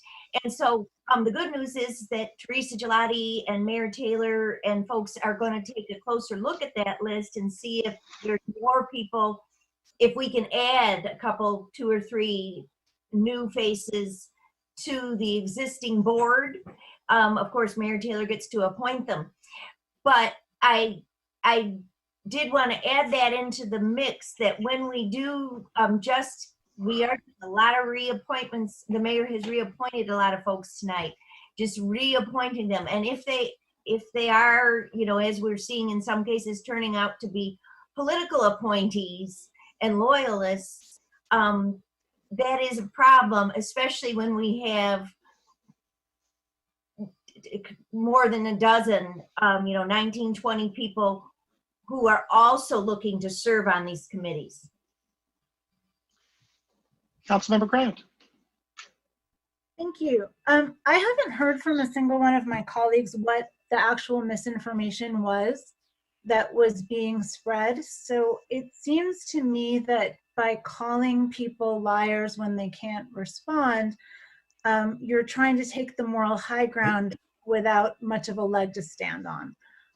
Ms. Carlisle today, in fighting for these scarce resources, in looking to what potentially could be the unintended consequences of DC 8, you know, she was just saying, maybe you didn't think about the fact that if you pass this, my organization and others that work for the most vulnerable in our community may lose out on really important resources. And she was doing what an executive director of an organization that advocates for housing and homelessness and for those issues should be doing. She was, and just because you don't like the messages of the emails that you're getting, don't mean that they come from a place of misinformation. It just comes from a place that you don't like because you may not want to face the truth that you would be supporting something that has unintended consequences. I'm not saying the intent was bad. I'm just saying that maybe you didn't think it through. And for Councilmember Ramlawi to sit up here and say, I'm not going to support you because you sent me a bunch of emails, that's not courageous, that's being a bully. And hey, can I, point of order, that's the third name calling. I'm the one third name calling in this section. I can take it, Jeff. I've been called It's worse. just, it's council Let Ms. rules. Grand use that terminology. That's fine. Let the public hear Ms. Grand speak. Oh, okay, I'm just trying to bring some order to this because Mr. Councilmember Mayor lets Hayner. people name call. Councilmember Hayner, there's been accusations flying in a variety of directions. Information is Name often calling is against council rules, There Mr. was no- Taylor. The behavior was described, not the individual. I wasn't describing the intent, I was describing the behavior. Thank you. So I understand that people may not like hundreds of emails that started with real behavior. So let's speak to facts that were called out tonight. Whether the intent, again, was meant to be what it was meant to be. There were a lot of people in this community who were upset when certain members of this council compared poor people to chickens. Not okay, right? And they might have thought it was funny. I'm again not speaking to the intent, but this is where some of this fear comes from. And if we think it's okay to sit up here and say, well, you sent us some emails advocating for an issue you cared about, and I disagree with it, therefore we don't want your expertise and you're therefore some sort of political appointee, like it's just nonsensical. And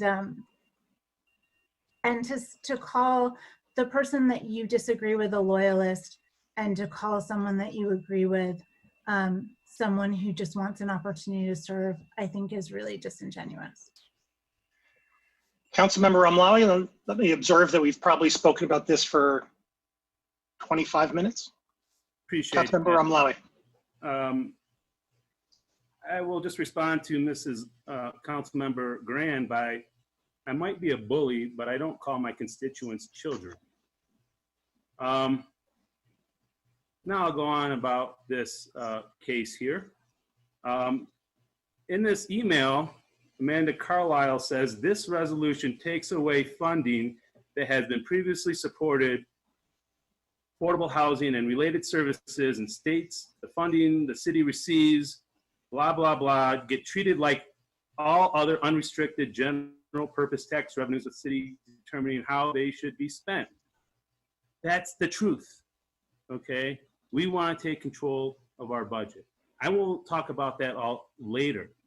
The fact is here, we had hundreds of emails that read this, and what the interpretation they got from this was that we're stripping funding for affordable housing, we're stripping money for the needy and the homeless. And it's like, has Amanda Carlisle watched the last 3 council meetings to see the over $500,000 in supplemental monies that council has approved for the county and for the Ann Arbor Housing Commission? Has Amanda Carlisle watched City Council to see what we've been doing lately? I'm sorry, but if you want to become a political wing and then be on a nonprofit, it's just, you know, keep the politics out of it. Do your D job without the politics.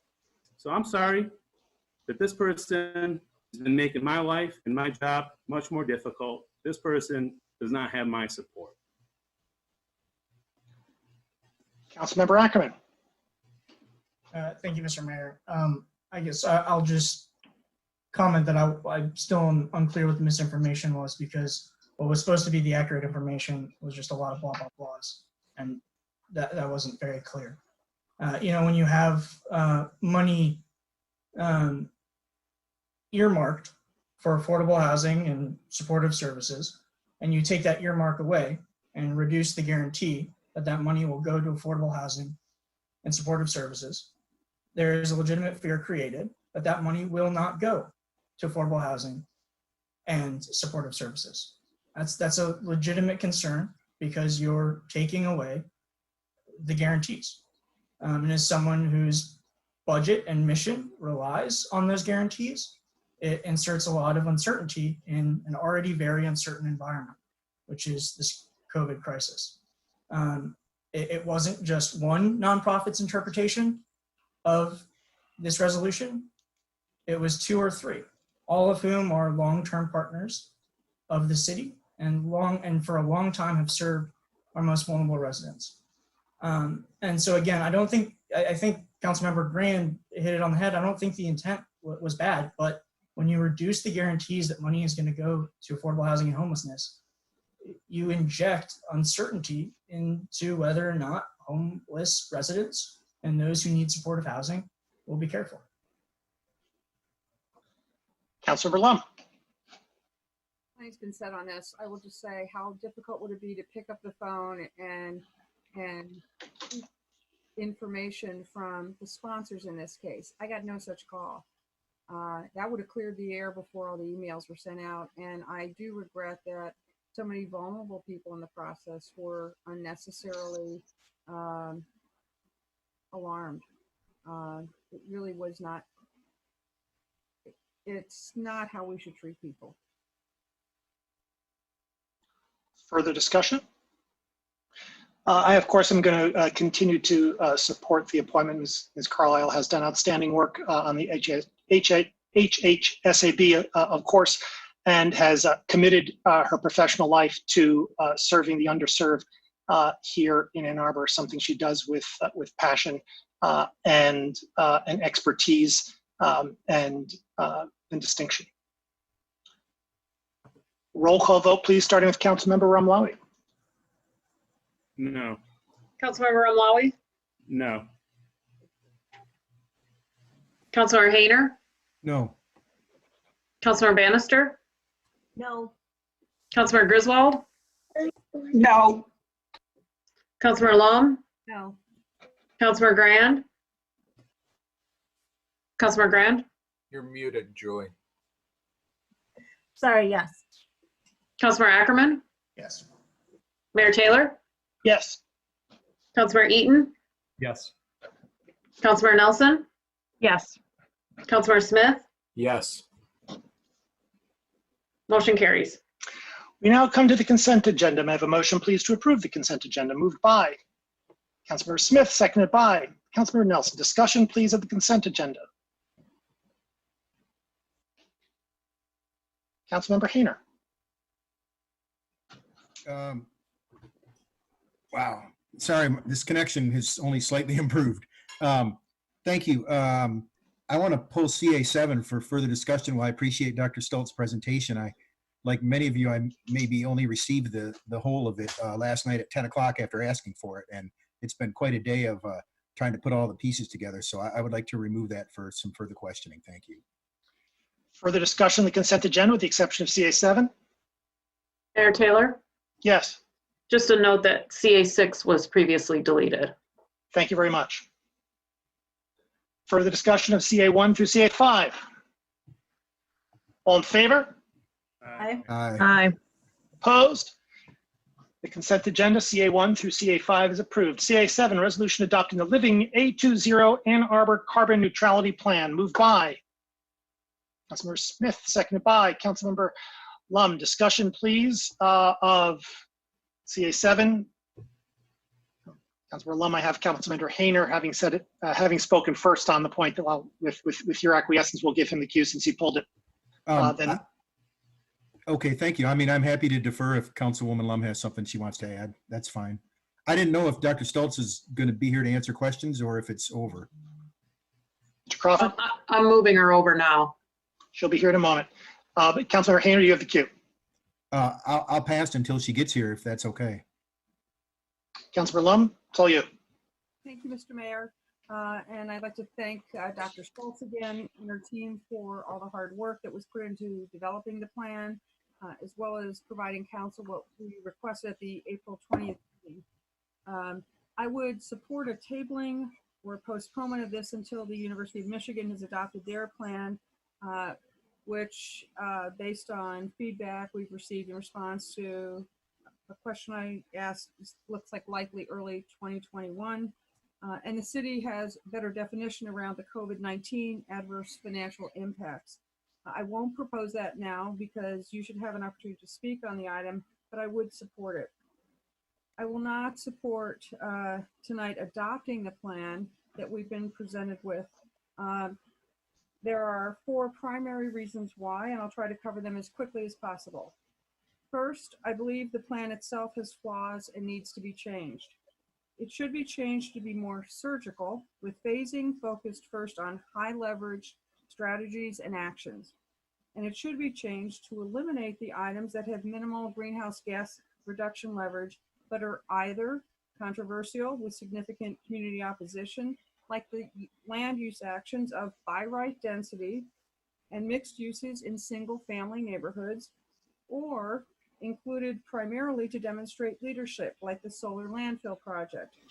We cannot afford low leverage items at all and should be focusing first on high leverage items. And I will also just note that while Dr. Stoltz stated this evening that we shouldn't focus on the entire plan, and Mr. Crawford also stated that no project would be moved forward without funding, it has been stated by Dr. Stoltz previously on numerous occasions and in numerous presentations that this, and this is also stated and reflected in the plan as well, that it's all or nothing. And the responses to various questions that I submitted regarding strategies that didn't score highly, the response was uniformly that it's critical to leave all these strategies and actions in the plan. I also appreciate, I will just say, the comments regarding by Dr. Stoltz that the Office of Sustainability is participating in the financial recovery plan, but we'll also note that that COVID-19 actions are not reflected. There are no cuts reflected in the plan. So back to the reasons why I can't support this. The second reason I can't support the plan tonight is because the funding plan we were provided just is not realistic. It assumes the AATA and RTA will somehow magically come up with $700 million in these challenging financial times. And for the city's piece, the roughly $300 million, including the park and rides, it assumes about $180 million, or almost 60%, of the funding will come from federal grants. And this is on top of a big ask for a new train station. It also assumes $45 million, or 15%, will come from the savings associated with the service consolidations recommended in the solid waste plan, resource management plan. That's a plan that council already tabled, and my sense is that council has no inclination to approve as it has been presented. It also assumes that what doesn't materialize elsewhere can be covered by, quote, reprioritizing the budget, end quote. Reprioritizing the budget is not a plan. There's no mention anywhere of the new property tax millages, city, AATA, RTA, that likely will be required if we're honest to deliver the plan. The third reason I don't believe we should adopt this tonight is what we know and don't know. about the COVID-19 financial impacts. We know the adverse impacts on the city will be significant, in the millions of dollars. What we don't know is how significant, how bad it could get. In my view, to embark on a major new initiative at this time when we're making cuts elsewhere, this does not make sense and is not fiscally responsible. The plan assumes the city will borrow almost $50 million. That's a lot of money to borrow now, where the interest payments alone would be $1.8 million annually. Plus, the plan assumes DDA support of $1 million a year. And I'm not sure how realistic or fiscally responsible that is, considering the DDA has its own COVID-19 financial challenges, which are actually more significant than the city's on a percentage basis, and is also committed to provide substantial affordable housing support. I'd prefer to see the DDA focusing its resources on the recovery of its businesses. The fourth and last reason I don't believe we should support this tonight is that it does not make sense to adopt a plan when we have no idea what the 900-pound gorilla, the University of Michigan, will be doing. As I mentioned at the outset, I'd support tabling this until we have U of M's plan and have better definition around the city's financial condition. But if we vote tonight, I'm sorry, I can't support adopting this plan. Thank you for listening. I'm going to go, I think, with Councilmember Hayner, then Councilmember Romlawi. Okay, so is this an appropriate time to ask questions about the plan? Yes. Is that okay? Okay. All right. Thanks, Dr. Stoltz. I'm sorry to see what you have going there. I appreciate you logging in here. So some of these may sound like simple questions, but some are for me and some I'm bringing forward from constituents. So when we look at the strategies, it just as a place to start. I mean, to be honest, like I got quite a list. I don't know if this is appropriate, but so just as an example of the type of questions that I have.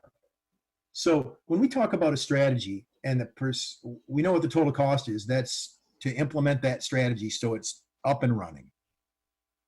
When we talk about percentage of total emissions reduced, that's once that strategy is up and running, that it will be reducing those emissions ongoing every year. Is that correct? So we have a total yearly carbon load, and if we were to wave a magic sustainability wand and everything happened tomorrow, that chart would be accurate moving forward. Is that correct? Just to clarify, are you talking about the chart in the executive summary?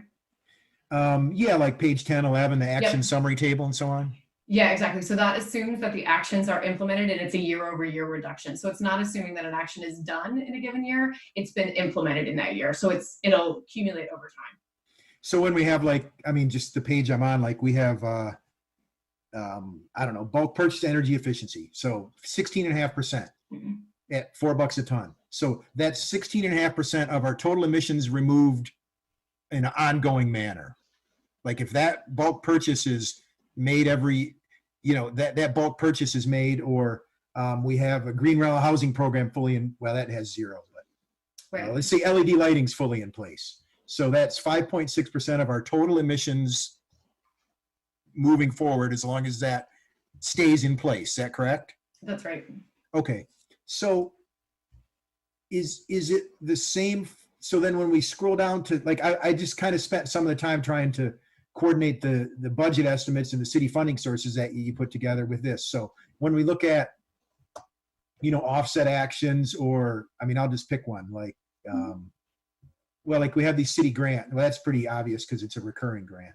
Right. But the costs, when you go to the bottom and you look at your total city operating costs by year, and so we add them up all the way across the row, that's the total cost of the program added up all the way across the row for 10 years, correct? Just like you would with the spreadsheet? Okay. It would be the net impact is right. So yes, you could add it up across the board, but I just want to acknowledge that there's different rows, right? So the operating cost, then there's estimated savings. If there are savings or additional costs for operating that particular action, then there's debt service. And so the best row to look at in this scenario, which is all this is just a scenario, is what's labeled as D, the net city impact. Okay, so that's what we're paying that year and whatever is considered that year. Correct, in that scenario, yeah. Yeah, the city only. Correct, because that's what we, City's yeah. cost only. And general fund, I understand. MIL is millage diverted. Okay, I mean,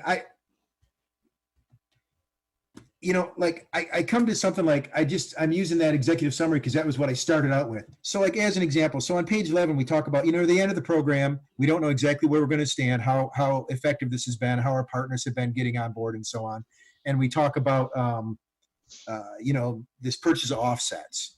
And so with 9.4 million something for the first year, I think it was, of purchasing the offsets, and that represented some some percentage of the total. I lost my page on there. The percentage of the total 14%. Yeah, 14 some odd percent, 13.6, Yeah. something like that.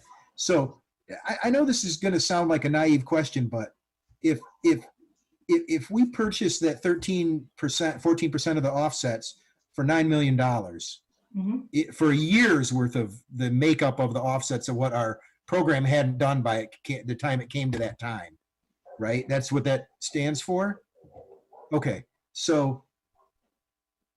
And that's yearly. I think you said Right, that. it's yearly. Right. So we're going to have to purchase that 9.4 million isn't in there every year, though. It's just at the end of the program to kind of make up for everything. Yeah, it's to get to the end and see how successful we are, and not unless we wanted to go earlier. I mean, we could certainly purchase offsets earlier if we wanted to, but the idea was to invest in the programs and the support to get as much production as we could locally, and then offset with the last, kind of like the last mile, if you will.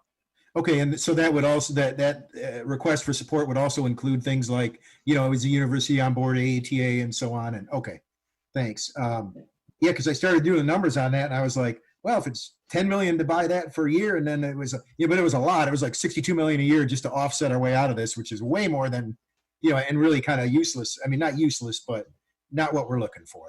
There are co-benefits associated with it, for example. Yeah. Right, the total job creation. I mean, I don't know, because of what Councilwoman Lum said. I mean, I have so many questions. I don't want to drag this out forever and drag everybody along with me. I feel unprepared to vote on this fully because we got a lot of compelling emails on both sides of it. And I had excellent phone calls on this issue. I had a really nice call from a student at U of M who not only wanted to know how we stood on funding of it and what I cared about in the plan and how I felt the plan was prioritized, but he wanted to know how could he get involved in helping the university be more involved. And so I referred him over to your page and some other things. I know there's some groups on campus that are working hard to push the university in the right direction, which is our direction. And I also know that people know that in their heart that this is the right thing to do.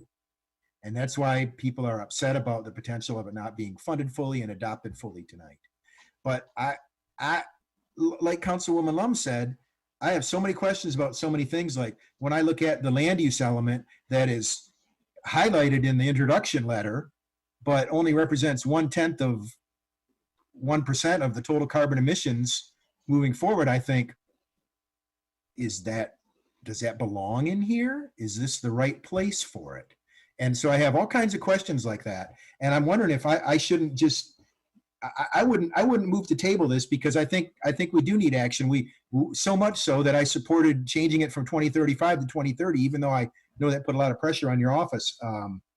But I mean, I would certainly move to postpone adopting this until the June 1st meeting, if anyone would be interested in that. If only for to get my own questions answered, so I can feel like I can wholeheartedly support this.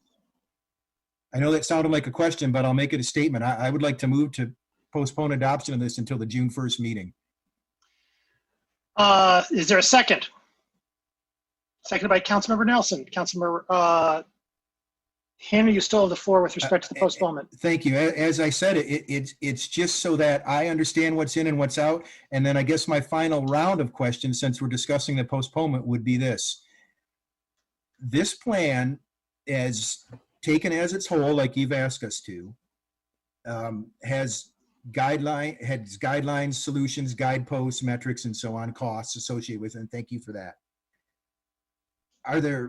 What is our ability in this stated living document to add and remove things? Like I spoke, I think, at a previous meeting about the PR angle, where if we're going to show leadership on this, we need PR backing. And I don't know if that's funded in here, public relations backing. So every time we make a move against this plan, the rest of the world knows this is what climate action leadership looks like. And so there's things I'd like to put in and things I'd like to take out, and I don't understand the mechanism for doing that. Yeah, if I may. So the intent was with the governance document to really outline how we can make revisions. And so the proposal is that any action can be considered, that we just run it through a prioritization framework to make sure that it still passes muster, right? Has greenhouse gas reduction potential, aligns with the cost values, et cetera, so that we're having an apples to apples comparison as ideas come. And that the reality in that governance model also talks about strategic opportunities. We may find that in COVID investment scenarios, there are things that the government wants to move forward that we prioritize differently because there are resources to do that or emphasis on it. And so the governance document really was meant to address how we would make those changes. And we fully expect there would be changes, which is why the recommendation of staff was to focus on the strategies, because it's really hard to imagine that we would achieve carbon neutrality without 100% clean and renewable energy, without phasing natural gas out, without reducing the vehicle miles we travel. How we get there, though, is far more flexible. So that's why the recommendation was elevate it, focus on the strategies, and let the actions be the much more fluid dynamic. And then the governance document, the prioritization framework, give us the mechanisms to make those changes.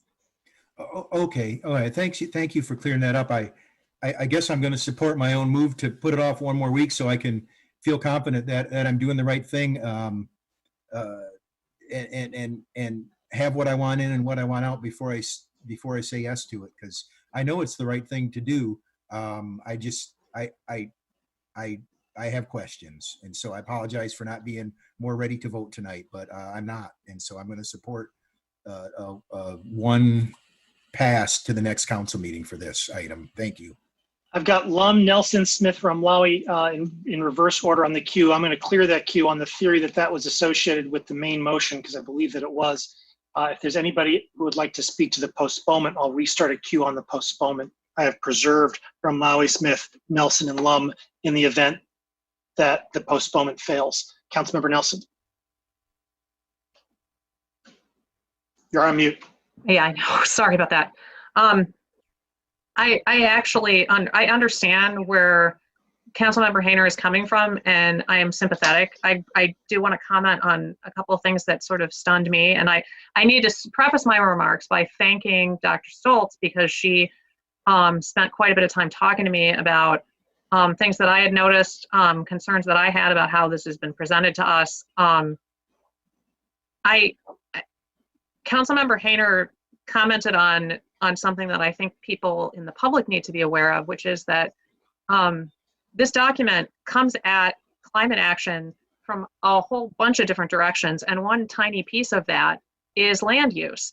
And yet land use is stated up front as like number one, that's what we've got to do in the introductory letter to this report, which I found just absolutely bizarre. And I think a lot of residents found very concerning, because we also are learning in these last few weeks of budget adjustments that the master plan process is having to be bumped forward. We can't pursue that because it's too much of an expense. And so what it looks like to a lot of people is we're making a very big statement about changes in what our city is going to look like in sort of a sideways direction on a topic that where it is admittedly going to contribute only a small piece.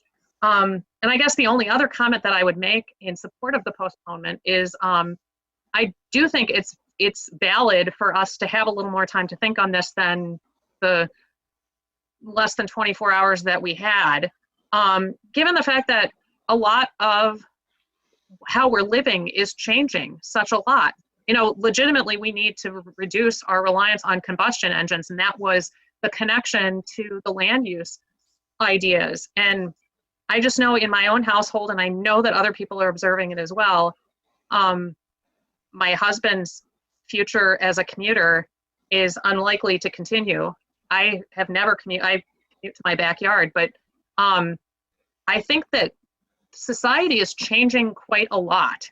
And there are just a lot of changes that I think that none of us can quite imagine at this point. The number of people who are increasingly going to be working from home, the amount of office space that's downtown that maybe won't be necessary anymore. And so I guess my biggest concern is how this was framed in a way that struck me as somewhat misleading and just sort of surprising. So I support a postponement just for us to have a little clearer discussion about what exactly we're talking about. Thanks. Councilmember Hayner.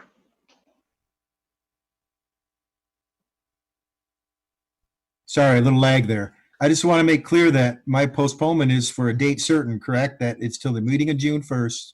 And then I guess in just support of that notion, I know this is going to sound odd for somebody who has so many questions, but I really want the time to try and make this all I can to make it the best thing I can before it gets approved, because that's going to be it. I know that we're going to run with it, you know, and I don't know how many chances I'll have to make changes moving forward, or I'm still trying to get my grip around the governance model. I apologize. I had so many problems getting online at the start of this meeting that I missed that part of your presentation, Dr. Stoltz. So hopefully we can have maybe a call this week about that, and you can answer all my questions right out of the chute. And so I would thank people for the support on this, and put it out there that it's not a tabling, it's not going away. It's to get it out of our way so we can get our questions answered and get on with the business of the budget tonight. Thank you.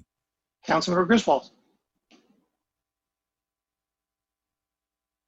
Councilmember Griswold, you're on mute. Yes. I guess I'm really troubled. And I've said this before, but I live in a passive solar house. I drive an electric car. I have an induction range, and I want to support this. But I think it is very, very bad governance to give us a plan on Sunday and bully us into approving it on Monday, or the optics are we really don't support it. And that is not true. And so I question the motive of putting this on the agenda, again, 24 hours, when this deserves a discussion and the ability for us to understand what's in the new plan. And I would support a postponement until June 1st. Thank you. Councilmember Lum.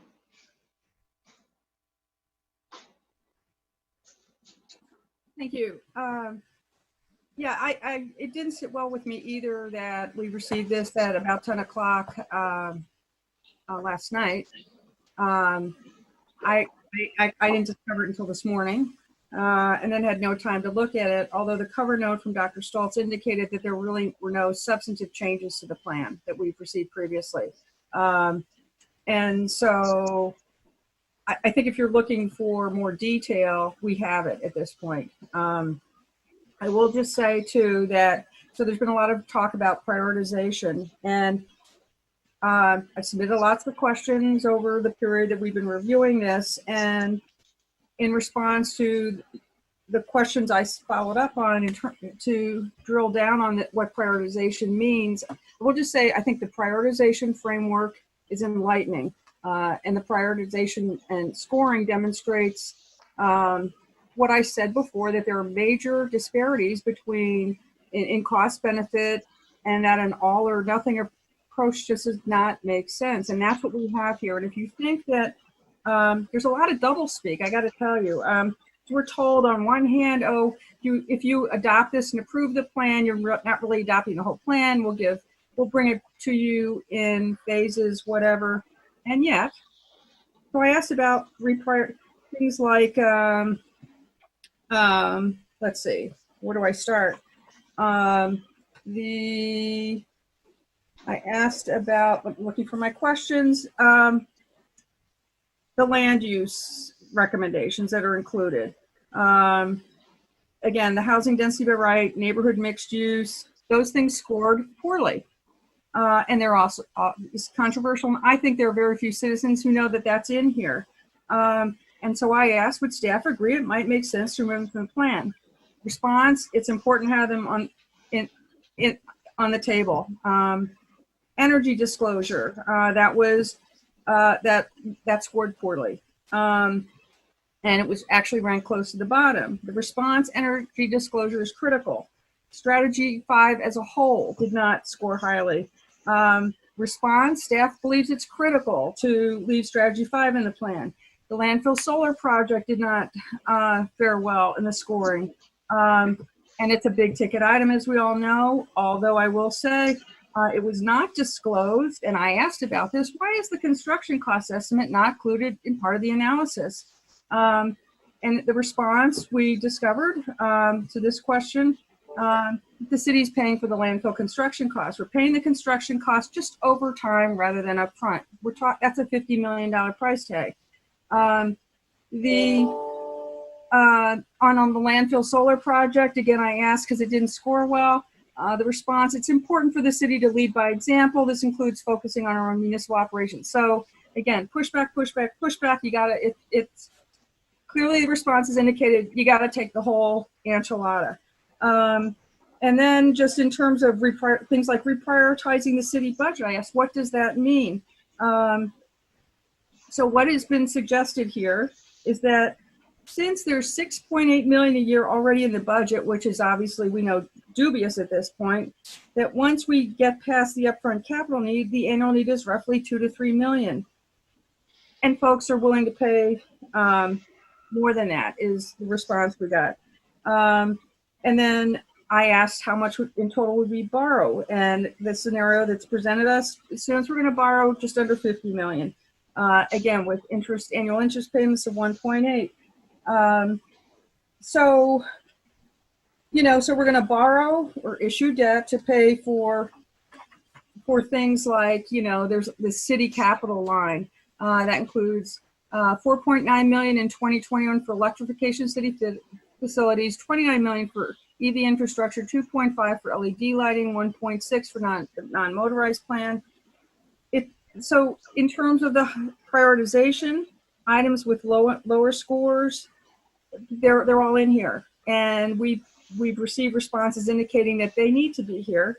And the statement that there's already $6.8 million in the fiscal year 21 budget for 820, I think is very key in the sense that I don't think it's accurate, because it's being used to suggest there's a lot less city spending required than we think. And in fact, if that is true, then certainly we can't say we're not spending much on climate action. So the funding plan is not realistic, and and there all these items in here. It's it's again all or nothing, and I do think that the matrix and the prioritization plan are very enlightening. And I will just say that on Friday I received a presentation from DTE, and I know earlier in the week, the mayor, Mr. Crawford, perhaps Dr. Stoltz did as well. And I will send council that information. I also had lots of questions, because folks I'm hearing from are asking, the question I hear more than anything, frankly, from most of my constituents, they want to know what this is going to cost them. I've been unable to give them a clear answer. And so I am trying to gather as much data from, yes, DTE included, to be able to answer this question, because we're asking people to, turn off their natural gas usage and convert to all electric appliances to heat their homes, their restaurants. Just one example. So DTE did an analysis of a typical restaurant. Councilman Rawi can correct me on this. They used a 66,000 square foot restaurant with typical equipment.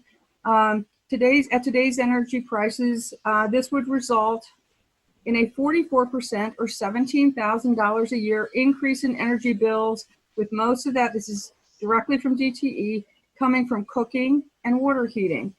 And the cost increase does not take into account the upfront cost of purchasing and installing new appliances and removing the natural gas ones, which could be as much as $160,000 to retrofit an existing restaurant of that size.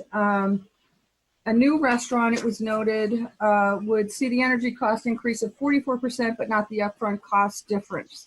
That's from DTE. And So there's so much to consider here, and I think that postponing just to June 1st, again, we're missing the mark because the contributor of 1/3 of the greenhouse gas emissions in the city, the University of Michigan, will not come forward with a plan until late 2020, early 2021. We're dealing with COVID and all those unknowns. And, at the very least, I think it would be appropriate to have public hearings, to hear from businesses. Councilmember, I'm afraid I haven't been keeping track of time, but my suspicion is that it's been exceeded. I've got it. Thank you. Thank you. Councilmember Eaton. She was on the roll. So I'll support the postponement because I have like 1,000 questions that arise from just a cursory review of the 138-page document that we received last night. And so I want to support a plan that relies too much on density as a solution is not going to fly well with me. But I do have one question of Dr. Stultz. If we adopt the A20 plan, does that become part of our master plan? Not by default. I think we would have to direct that we wanted it to be. Okay, thank you. So again, I'm going to support the postponement. Councilmember Grant. You're on mute. No, I'm unmuting. Thank you. I won't be supporting the postponement. I'm going to take Councilmember Hayner at his word that he really does want the time to go forward, and I respect that. The issue I have is that I'm not optimistic that just because we take another couple weeks that we're going to get to be adopting this plan based on some of the other comments that I'm hearing. I really do think that, if we look at the history of this, we passed a resolution saying we had a climate emergency. We unanimously asked for a plan. We got an excellent plan, but then we wanted something about prioritization. And I think Dr. Stultz, if it's not clear from just watching her sitting here and what she came back to us with in just a few weeks, that she's actually Superwoman, she yet again came back and gave us exactly what we asked for in record time. But yet we're going to put it off again instead of trust that this is a living, breathing plan and hear from our constituents that there were many of them that we've heard from in the last few weeks who have been asking us, because of COVID, to please pass this plan, that this is an emergency that's not going away, that it is revealing many of the reasons why we passed this climate emergency in the first place. So Dr. Stultz, I want to thank you for your work. I hope that Beckett can get to sleep soon. I just also like us to, and really that what this is, it's not about climate and supporting climate. It's about not being in support of density. Or as Councilmember Eaton called them, I believe, high-rise chicken coops. Councilmember Smith. Yeah, I want to say, Missy, Dr. Stultz, thank you so much for you and your team working so hard to get all of this information back to us. I realize how much work went into what was delivered to us.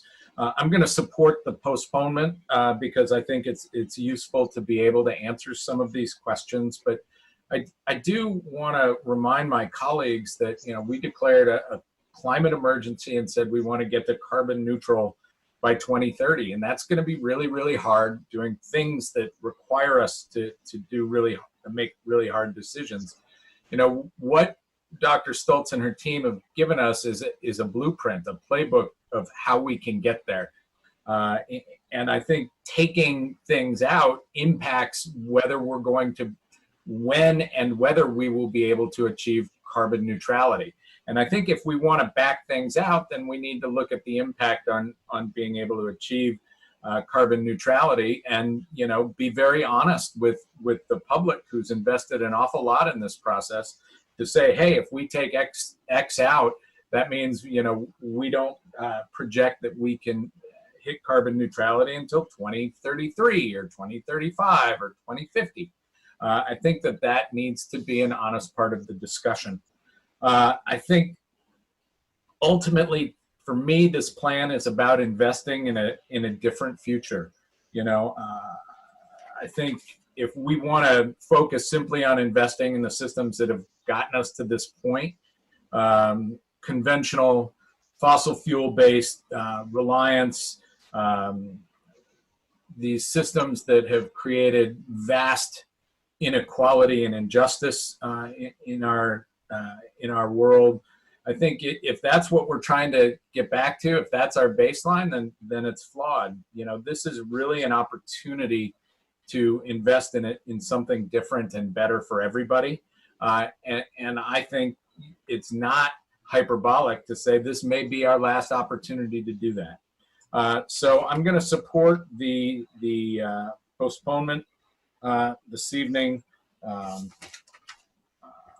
But I think that adopting this is essential and a necessary first step. And I look forward to doing that at the first meeting in June.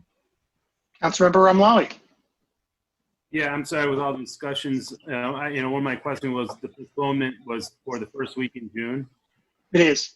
I mean, do we realistically think that we're going to have our minds wrapped around this by the first week of June? It's only 12 days away, 13 days away. It's a very short time between now and the next council meeting. I'm torn because I hear my constituents. I know that we passed climate emergency back in November. We've asked Dr. Stoltz to do a lot of work and her staff in a short period of time. I think that it isn't what we want necessarily yet because there is so much work that needs to be done. And it does encompass so many different parts of government and policy that it's very difficult. I mean, it just transects everything with one document. So it has a lot of unintended consequences. It has a lot of consequences, and it's very difficult for us when we have to make these seismic shifts, these big adaptations, when we don't know what the consequences will be, but we know we want to go in a certain direction. So, to be honest with you, I don't think we're going to know much more by the time June 1st rolls around. It's such a short period of time. And I don't know if that postponement is going to really get us much more than we already know. And, we're going to have to continuously refine this and change it. And it's unfortunate. I mean, I don't like to, hitch my wagon on something when I don't know as much as I don't know about this one, but I do know that clock is ticking. And I know that we have a very competent city administrator currently. And I think that we're going to be making decisions as we go along, and all these different decisions will be brought forth to council for council approval.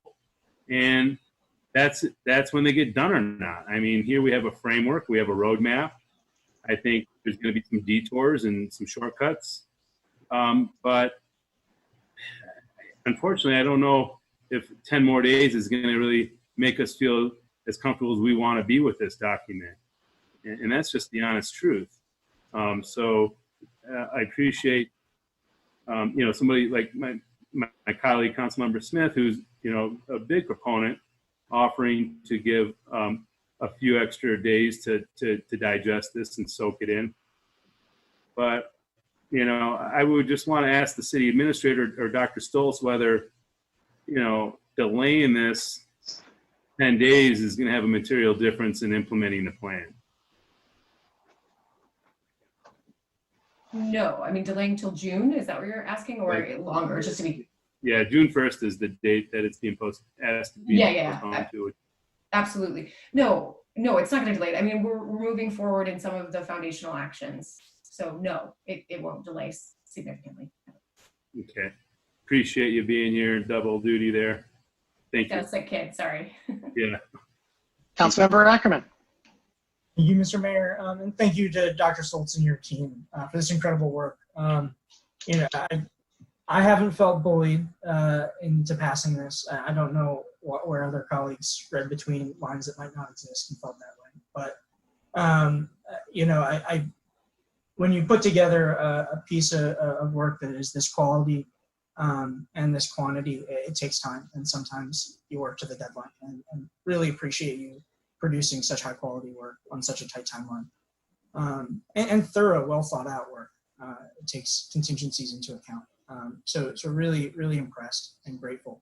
I won't support the postponement simply because I don't need more time as an individual, but I certainly appreciate Councilmember Hayner requesting that, and no disrespect there. I think to colleagues who, you know, just, it seems like fundamentally have issues with the framing of this plan and this plan in general, you know, I'll just say it's going to be really, really difficult to get to net zero in such a short time span. And it's going to require not only changes in how we engineer our power grid. You know, we can only engineer our way out of this to a certain extent. It's also going to take changes in the way that we live. And that means us as consumers and users of energy, which has been talked about at this council table.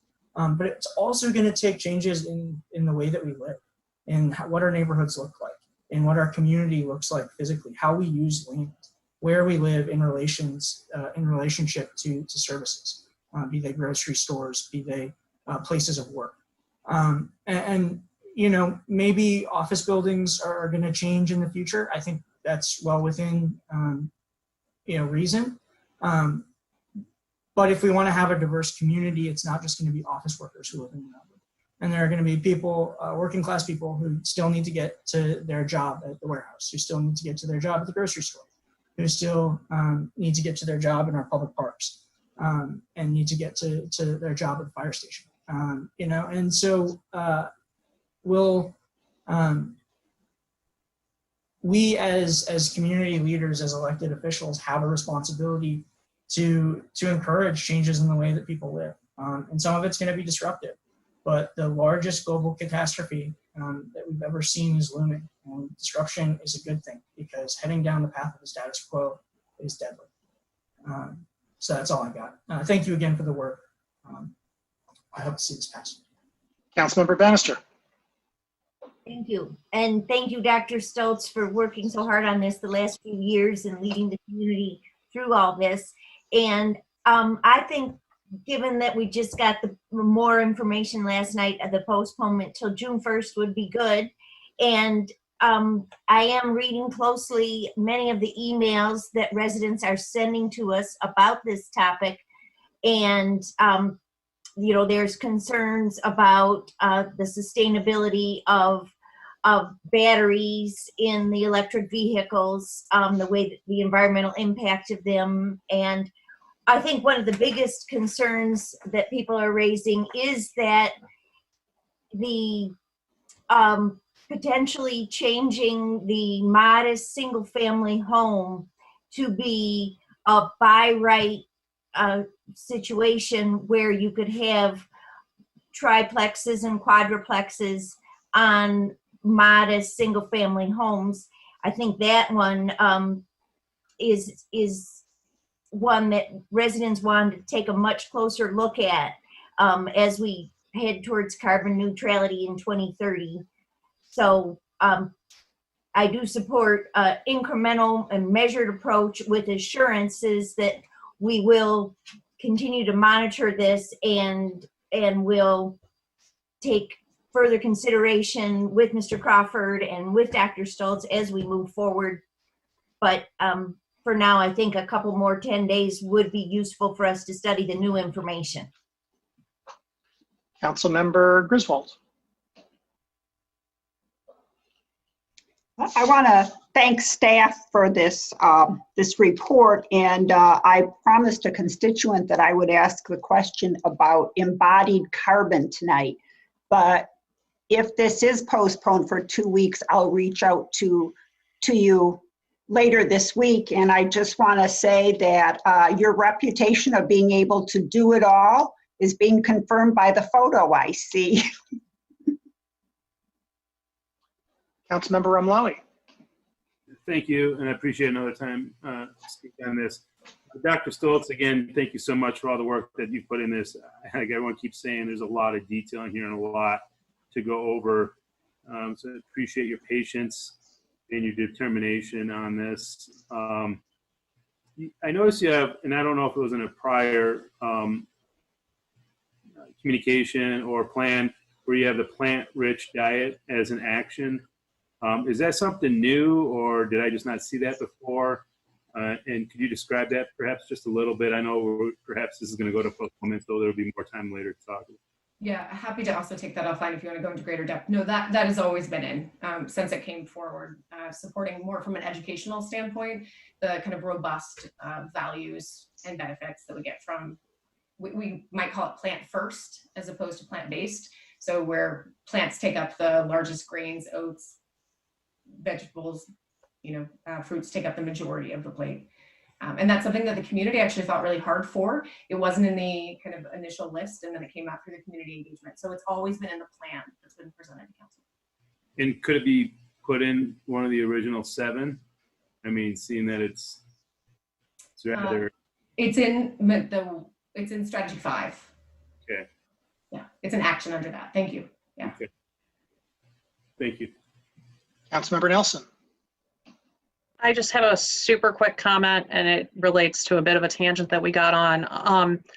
I just want to comment that when people touch on this topic of density, it pains me that there isn't more of a breadth of experience sitting at our table, because the densest environment I ever lived in for 3 years happened to be a food desert. I lived in another environment where everybody's in a teeny little house with a teeny little backyard, and I could walk everywhere. These solutions are not easy. They're not simple. I'm just, that's all I have to say. I mean, it's just sort of astonishing to me. I very, very much appreciate the lifestyle that does not depend on a car. And I value that. I lived it. It's super important. And it's just, we need to, when we have conversations around this, we need to be serious. And sometimes I wonder just how serious we really are in thinking through what this looks like and how it happens, because it's not easy. Thanks. For the discussion of the postponement. For my part, I'm not going to support the postponement. We received the bulk of this document about 2 months ago, back in March. We had a in-depth discussion of it a few weeks later. After that, then council asked for a finance plan and a prioritization plan, and that was received and delivered, and we had a presentation on that today. In my view, the drive for certainty, the drive to have all the questions answered, is impractical.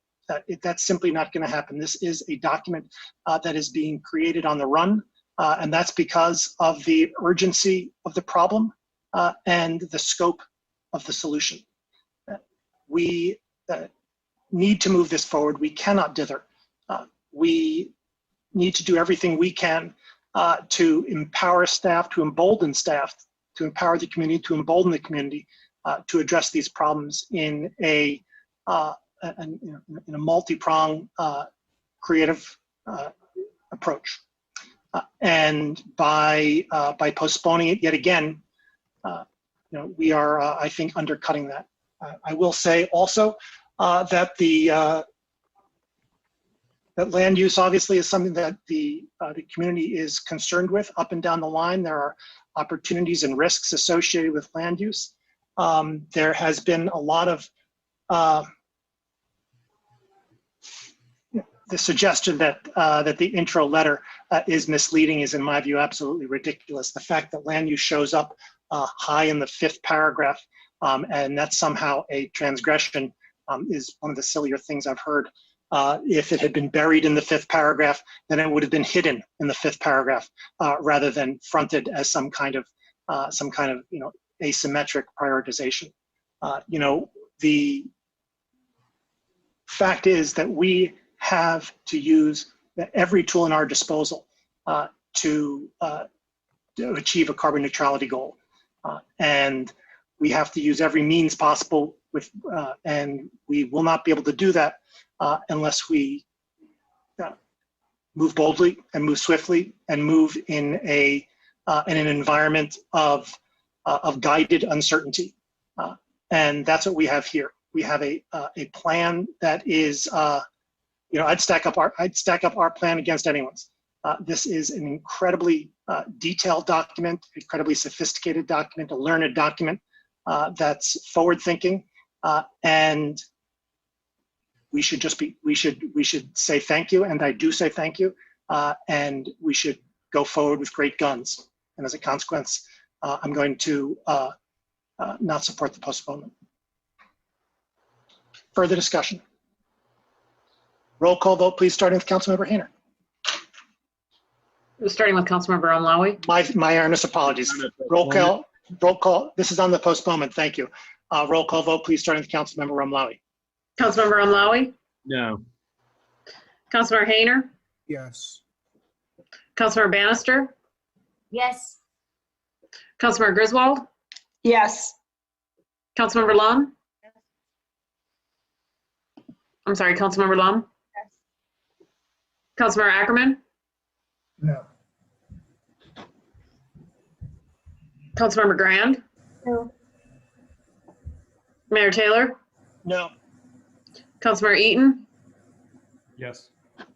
Councilmember Nelson. Yes. Councilmember Smith. Yes. Motion carries. Take a short break.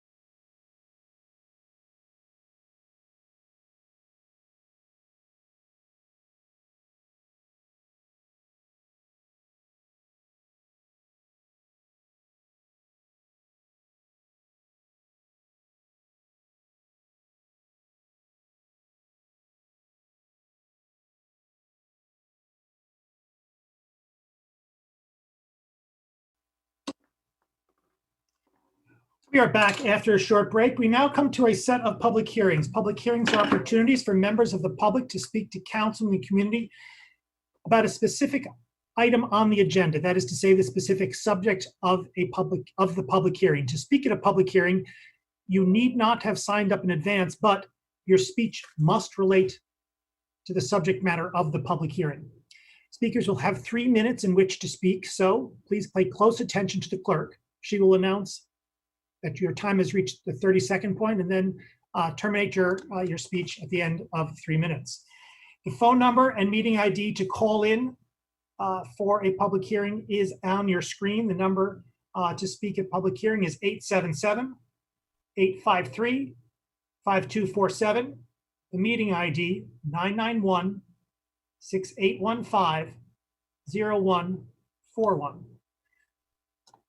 Callers will be called on one by one by the city clerk using the last 3 digits of your phone number. Callers who would like to speak at a particular public hearing may press *9 to electronically raise your hand to indicate to the clerk that you wish to speak at the particular public hearing. When you are speaking, please move to a quiet area and mute any television or background sound so that we may hear you clearly. If you're new to City Council, public hearings are opportunities to provide comments to council. Council listens, of course, but generally does not respond. Public hearing number 1, an ordinance to amend Chapter 55, zoning, rezoning of 0.2 acres from C1B, Community Convenience Center District, to PUD, Planned Unit Development District, the Garnet PUD zoning and supplemental regulations, 325 East Summit Street. Is there anyone who would like to speak at this public hearing?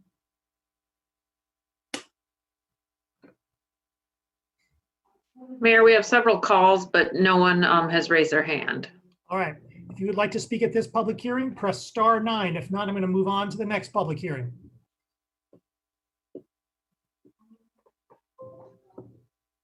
Public hearing, seeing no one, this public hearing is closed. Public hearing number 2, resolution to approve the Garnet PUD Site Plan and Development Agreement, 325 East Summit Street. Is there anyone who would like to speak at this public hearing?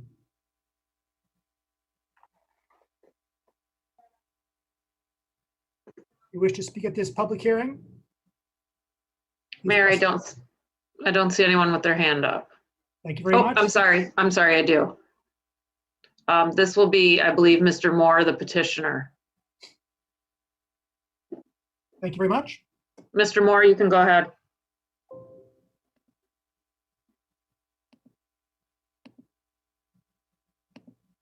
Mr. Moore, can you hear us? Can you hear me? Yes. Hey, Brad Moore here, architect for the project.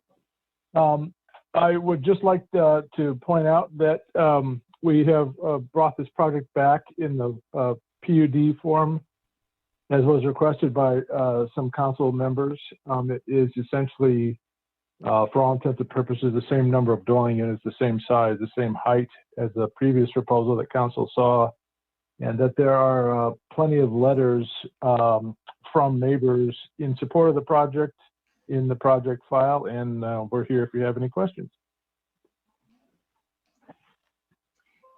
Thank you very much. Is there anyone else who would like to speak at this public hearing?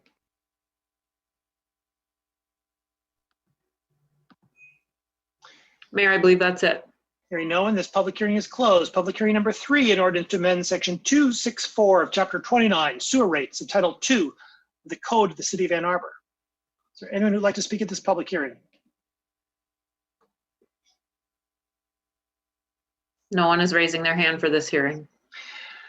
Seeing no one, public hearing number 3 is closed. Public hearing number 4, an ordinance to amend section 263 of chapter 29, water rates of title 2 of the code of the city of Ann Arbor. Is there anyone who'd like to speak at this public hearing?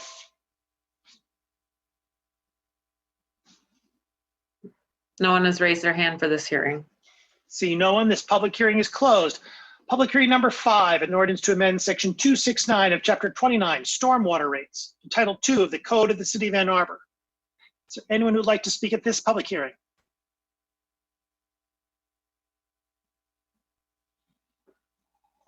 No one has raised their hand.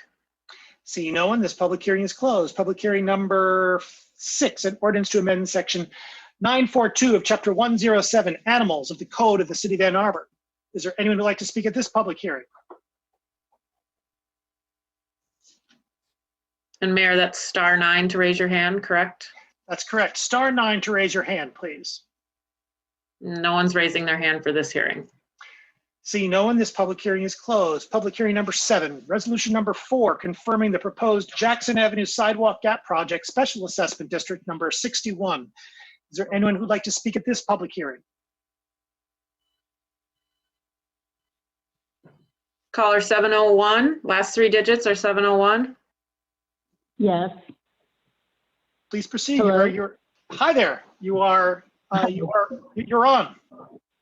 Okay, thank you. Hello, my name is Xiaofu Ma. My family owns the undeveloped property adjacent to the city park property along Jackson Road. We have 345 feet of frontage and are currently slated for a $51,975 assessment for the proposed sidewalk project. I'm also speaking on behalf of the Chen, Cameron, and Gary properties.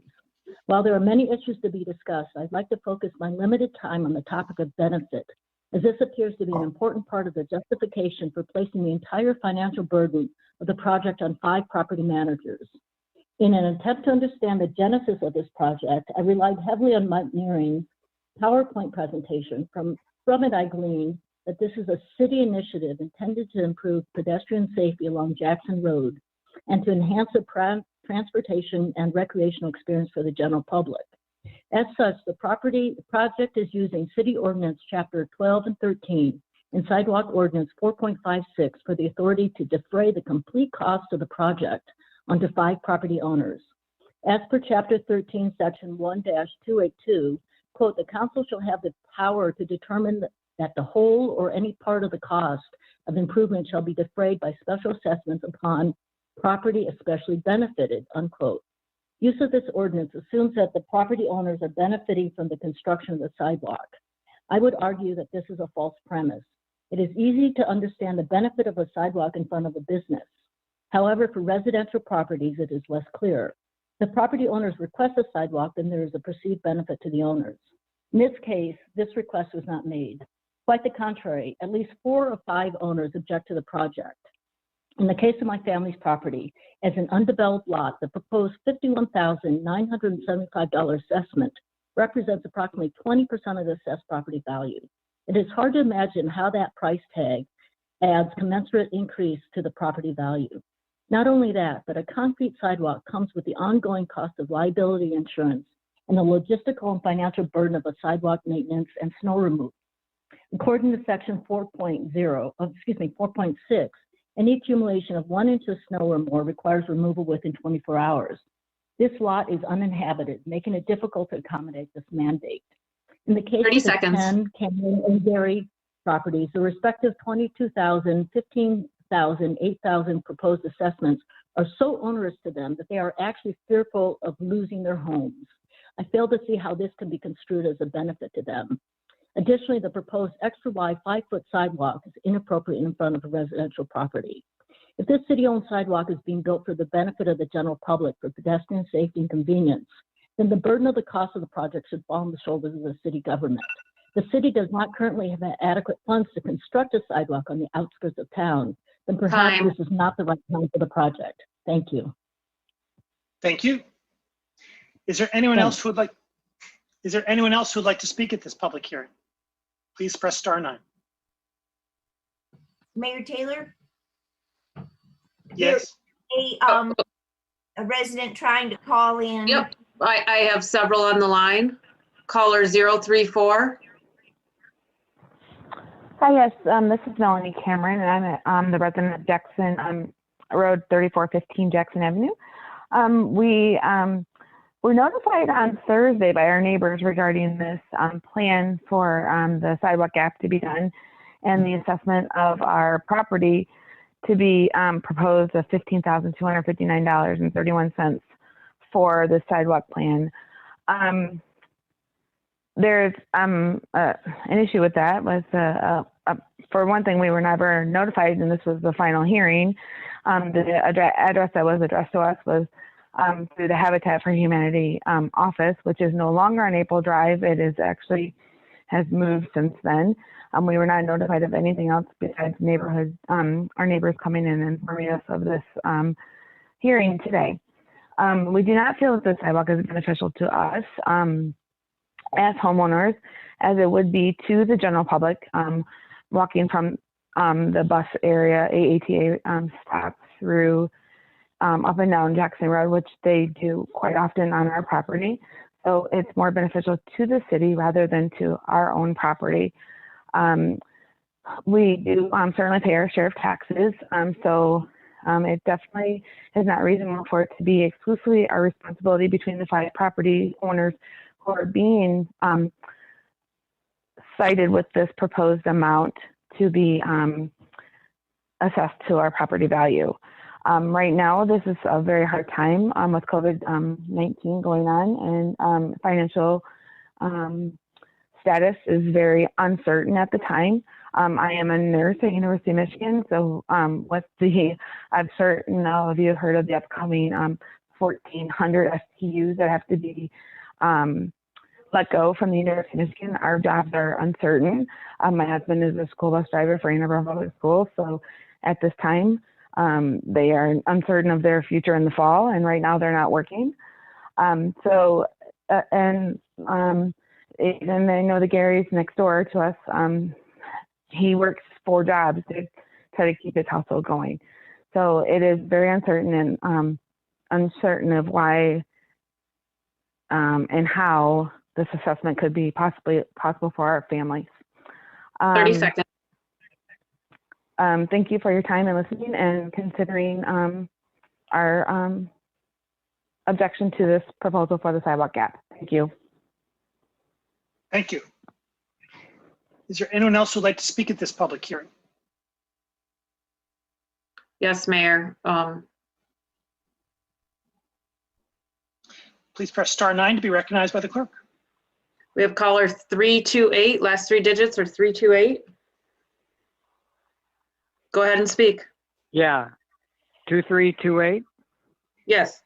Yes, sir, you're on. Yeah. Oh, okay. My name is Jerry Charbonneau. I'm a Ann Arbor resident in Ward 2, and I'm calling to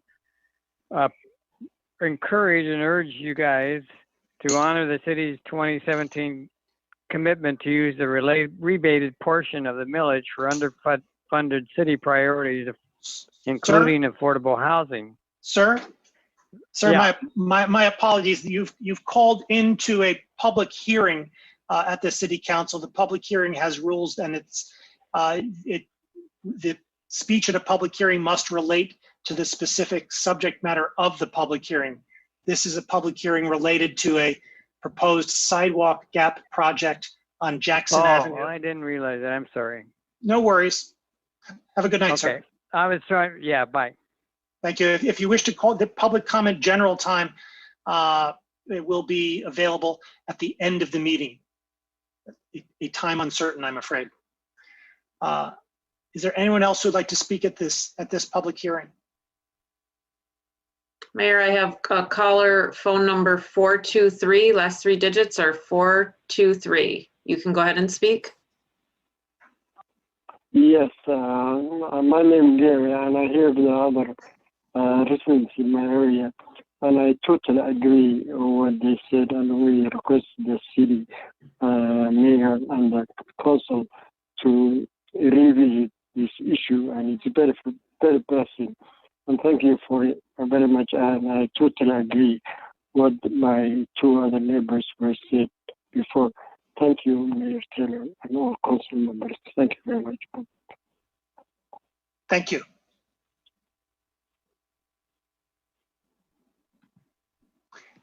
Is there anyone else who'd like to speak at this public hearing? Please press star 9. Mayor, there's one more caller, but, oh, he does have his hand up. Thank you. Caller 985. You can go ahead and speak.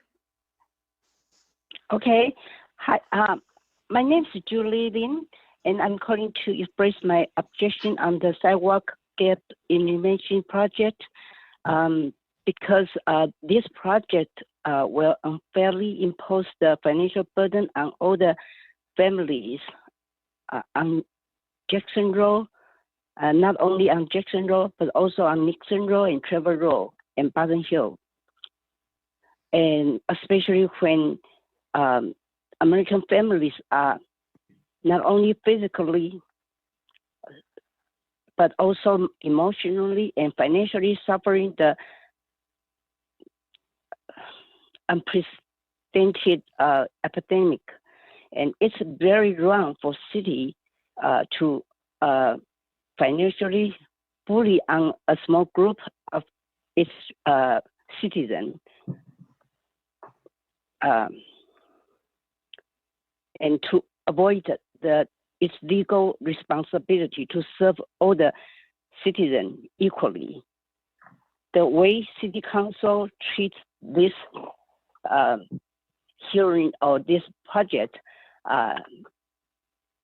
today may also happen to other group of citizens in the future.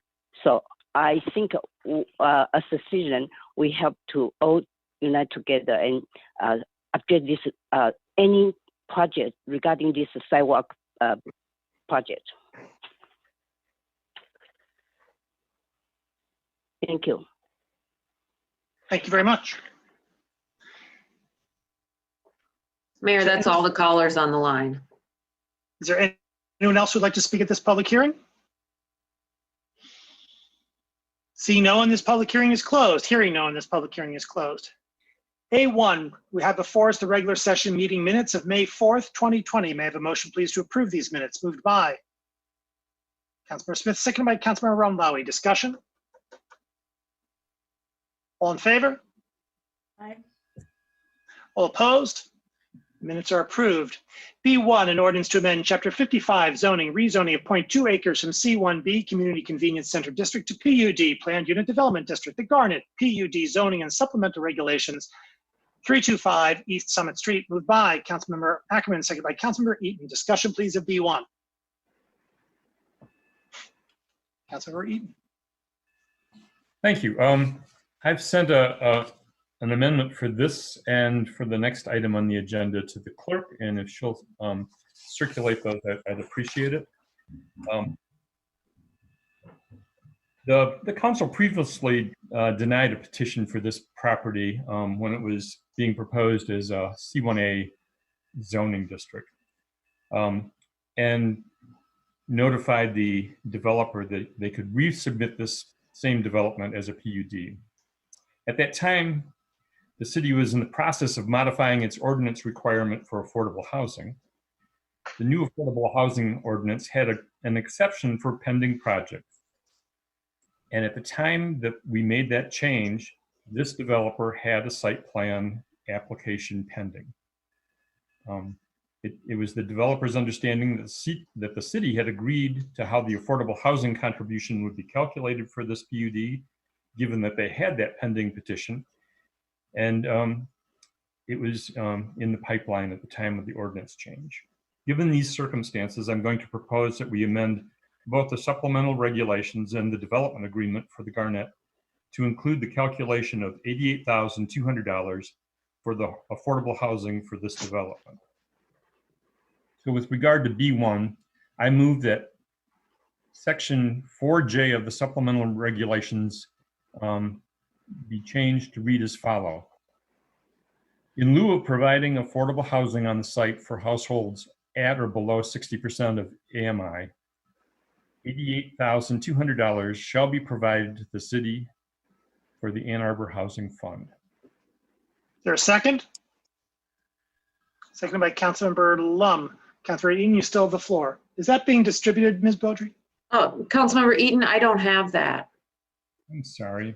Let me try again.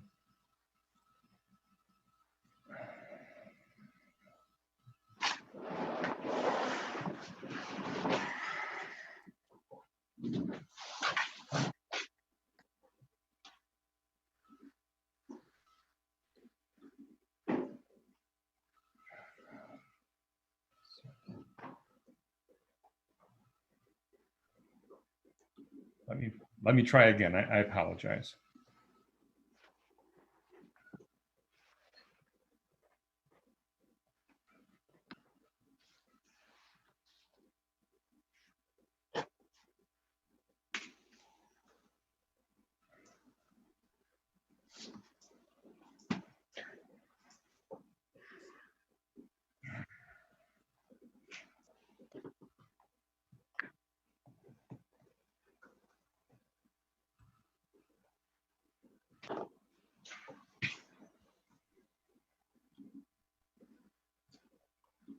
Did that come through?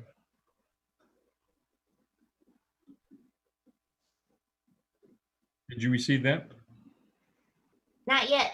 Nope, I don't see it yet.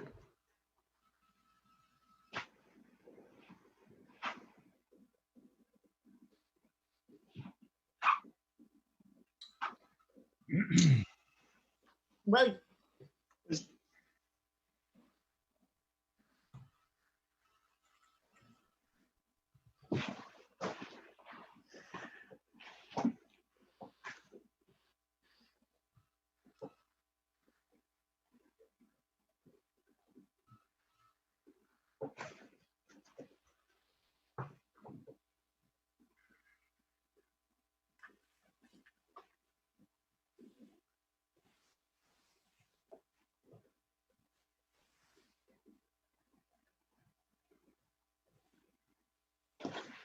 Oh, I have it now. Thank you. My apologies. I don't have anything more to say about it, but I would entertain questions if anybody has a question about this. Has this been, was this Councilmember Ramlawi? I mean, I just have a question because I've seen a lot of communication back and forth regarding this contribution to the Affordable Housing Trust Fund. And, you know, we're always hoping to do the most we can for that. Why would we, and I understand the $88,000 figure was used initially. I'm just having trouble, you know, going from $300 and some thousand dollars to 88. I mean, it just seems like there should be more. The number should be somewhere in the middle, perhaps. I mean, I don't know. It just doesn't seem right that we're going to take nearly $250,000 away, perhaps, from the Affordable Housing Trust Fund when we don't need to. Further discussion? I got Councilmember Ackerman. Sorry, I raised my virtual hand. Thanks, Councilmember Ramlawi. I do appreciate that point, and it hurts. I think the reality is, if we don't lower this number, the project won't be built, and there'll be $0 to the Affordable Housing Fund. And that's a, it's an unfortunate trade-off. But I see this as taking nearly the 90,000 as cash, as opposed to like the $250,000 on paper. And that's a trade-off I'm comfortable making, or rather 300,000 on paper. That's a trade-off I'm comfortable making. I do think that we put this developer in an unfortunate position, and that I think we could have moved forward with this a lot sooner. And we've made them jump through a lot of hoops that they've been incredibly patient to deal with, and at a time when local businesses are struggling and the real estate market is uncertain.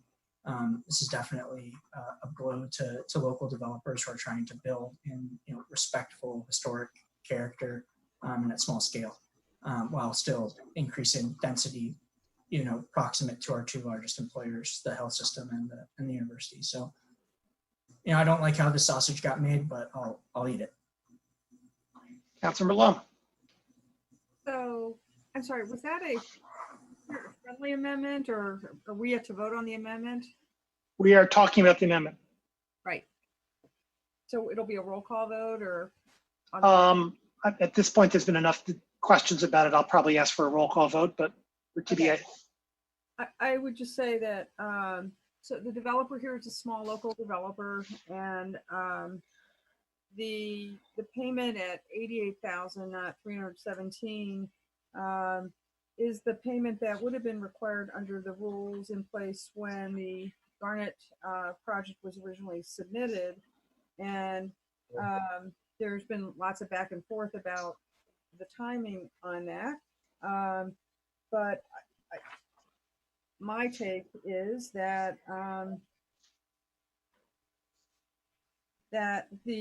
when the petitioner was informed about the $317,000 requirement, and that was on February 6th, that was 3 months after the PUD zoning application was submitted. And so the petitioner was operating under the assumption that it was 88,000. We discussed this a lot at the April 6th council meeting, and the 88,000 at that meeting was mentioned and discussed a lot, and no one did chime in to correct us. And I do think that the developer met the old rules timing, and the reason this came back, of course, is because it came back at council's direction. There was no change made on the part of the petitioner. And so for me, it's a matter of fairness. And I'd like to see this project go forward. It has a lot of benefits, and I'll speak to that briefly momentarily. Councilmember Smith.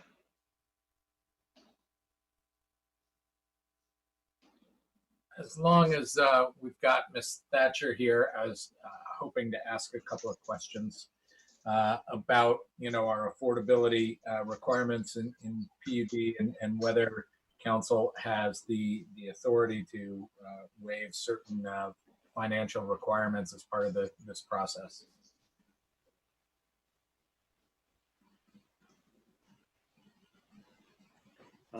If I could address that, Councilmember Smith. I'm Brett Leonard, the planning manager. Sorry, you were hidden on my screen. Sorry. I think that previously planning staff has provided our view and calculations, and ultimately it is up to city council to ultimately make the interpretation of the application of the ordinance. So I feel like we've addressed that question in the past. Thank you. That's all. Councilmember Hayner. Thank you. We're speaking to this amendment? We are. Okay, well, I guess I'll support this amendment. I mean, we certainly have had a sort of I don't know if it's two-step or what with this project, but it's been sort of a strange dance with this. The C1A zoning that was asked for on the site, but not really built to a mixed use. It was could be all residential in a campus area. Business mixed zoning is, didn't seem appropriate. We asked them to come back with something else. That something else had some pretty hefty requirements. I think it could have been rejected outright.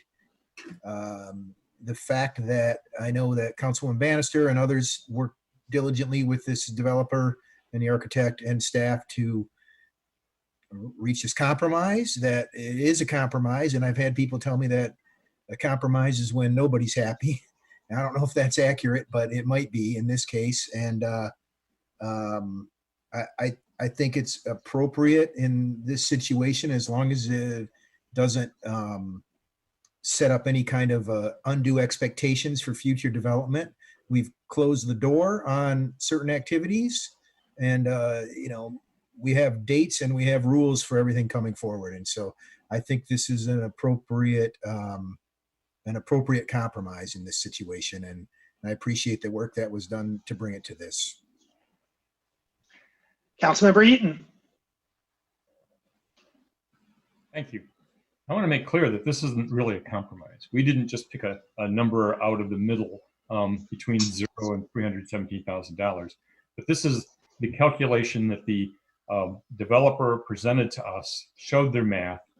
I believe that their numbers are valid and worthwhile. But also, if you're looking for a compromise, you, I suppose, could accept this as a compromise, because if we impose the $317,000 amount, this project won't be built. So we'll receive no money for the Affordable Housing Fund. But I've seen the math. I believe that the developer did it correctly. This won't apply to anybody else because this is our old formula. And moving forward, we'll use the new formula for other PUDs. And I'm satisfied that this is the correct number, not some pulling a number out of our pocket sort of thing. Councilmember Rumlowy. I'd just like to thank my colleagues for explaining their rationale. I think it's important for the public to know what's going on here. And I know this is kind of a loaded question, but I need to ask it anyways. If the petitioner's here, Mr. Moore, if he's available to answer this, if you know, I would like to if there's an opportunity. Mr. Moore, are you available? I can move Mr. Moore over. Please do. I'm here. Good evening, Question. Mr. Moore. Thank you. I just have a quick question. With this project and the recalculations of $330,000 or so, would that pretty much harpoon this project? Would it pretty much kill it? Absolutely. Okay. Well, thanks for being here and answering that question. It's just, you know, I know it's somewhat loaded, but I need to ask it anyways. Thank you. Understood. Further discussion of the amendment? All in favor? Aye. Aye. Opposed? Amendment passes. Further discussion, the main motion is amended. Councilmember Hayner. Yeah, thanks, Mr. Mayor.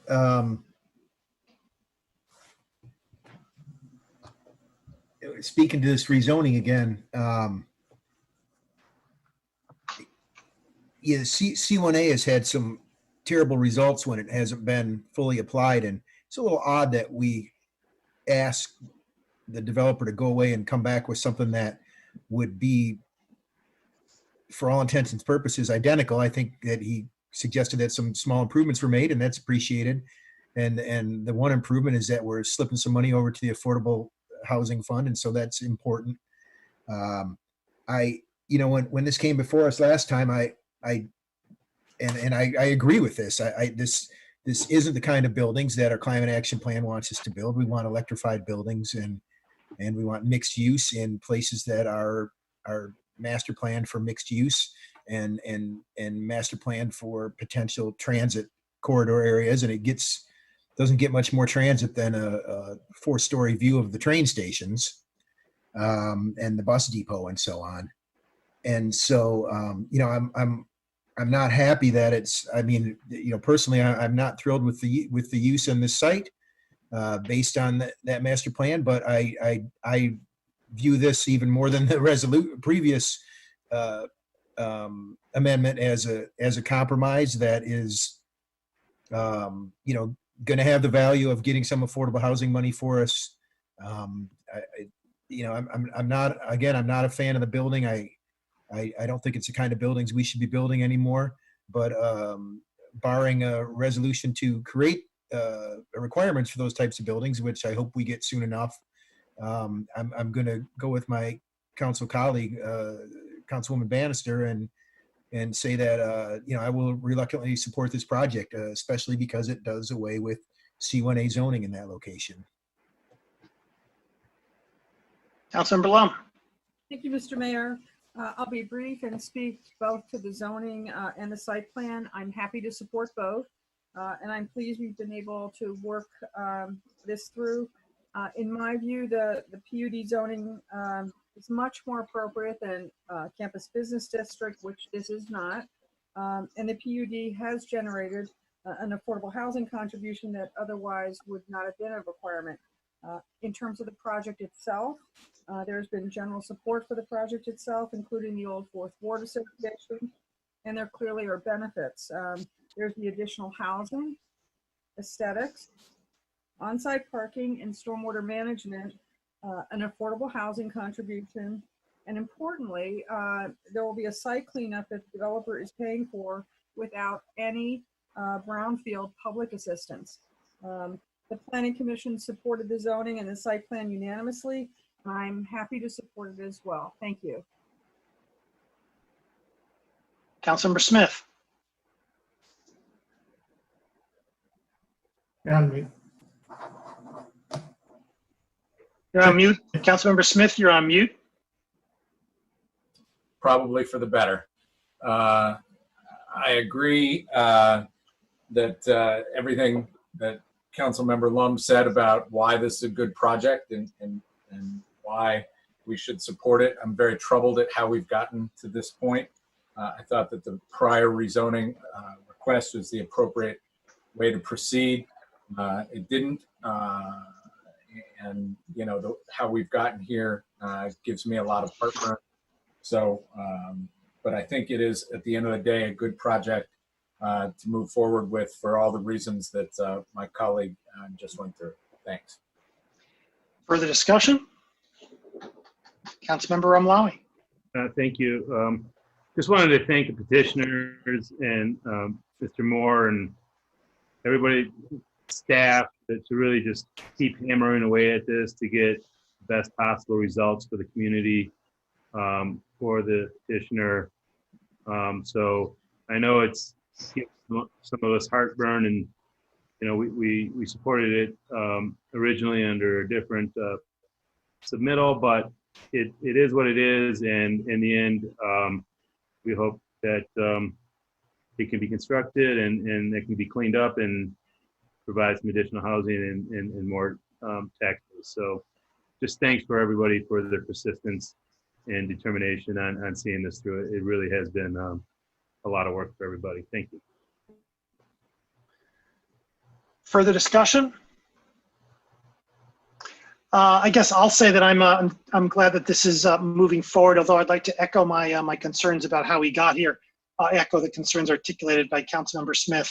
You know, we asked the developer to jump through a lot of hoops that in my view were entirely unnecessary, incurring thousands of dollars of costs that were unnecessary for an end result, which is functionally the same project.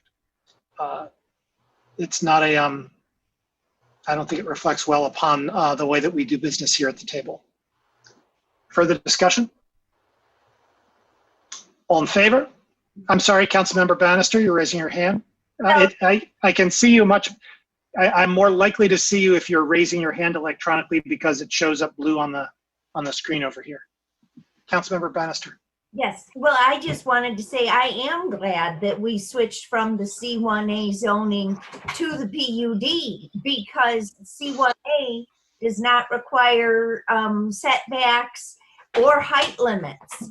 And so that was the argument there, that we don't want C1A spreading out into the neighborhoods and possibly impacting other homes and residences. So I'm glad that I am sorry that we had to go through all this extra hoops and delays, but I think that we've come out in the right direction in the end, that we have protected our residential neighborhoods from an unlimited height, no setback zoning category. Councilmember Ackerman. Yeah, just to set the record straight on a couple of things that were just mentioned. All rezonings are done at the discretion of City Council. So if we had rezoned one site, C1A, we would have had complete discretion to do so or not to do so on any subsequent sites. Additionally, the site plan was conditional to the rezoning, so there wouldn't have been fear of something being switched around in some 16-story building being built on this site. We would have gotten what we got. Councilmember Grant. Thank you. I don't have much more to add from what my third ward colleague had to say, other than I do just want to say this wasn't there's nothing good about getting to the same result because we have to sometimes look ourselves in the face, and when we think about why housing is so expensive here and why we have a reputation for being difficult to build fairly simple, projects that even neighbors want to see, call this Exhibit A. And I'm sorry to the petitioner for taking so long to get here. Further discussion? Councilmember Eaton. Thank you. I would like to make the point that we're trying to send a clear message that campus area zoning isn't appropriate this far from the central campus. This is an antiquated zoning district that wasn't used for decades until the C1AR project in Lower Town. And if we had done this very same thing with the Lower Town project, we would have obtained a considerably larger contribution to our affordable housing fund, but instead we let it pass through as a C1A zone change. I disagree that we have absolute discretion in rezoning. We can set up a set of precedents where if we've done this kind of rezoning for one property owner and we don't do it for another property owner under similar circumstances, that they can sue us for under equal protection sort of argument, and those kinds of cases succeed. We have to be very careful to send a clear message to developers of what kind of projects we'll approve, and especially when it involves rezoning. And this, I hope, sends the message that C1A and C1AR are not welcome out beyond the central campus area, and that PUDs are preferred because we do want the public benefits that attach to a PUD. I don't know what obstacle that creates if we send a clear message that this is our expectation. Councilmember Grant. I think PUDs inherently have a lot of obstacles in them. I also just will respectfully disagree. If a rezoning is tied to a site plan, it doesn't set a precedent for anything other than that site. So that's just false. This Lower Town information, just because you say that it should have been a PUD, no matter how many times a certain first ward resident decides to say it, doesn't make it true. Some of it, this comes back to an earlier discussion about density.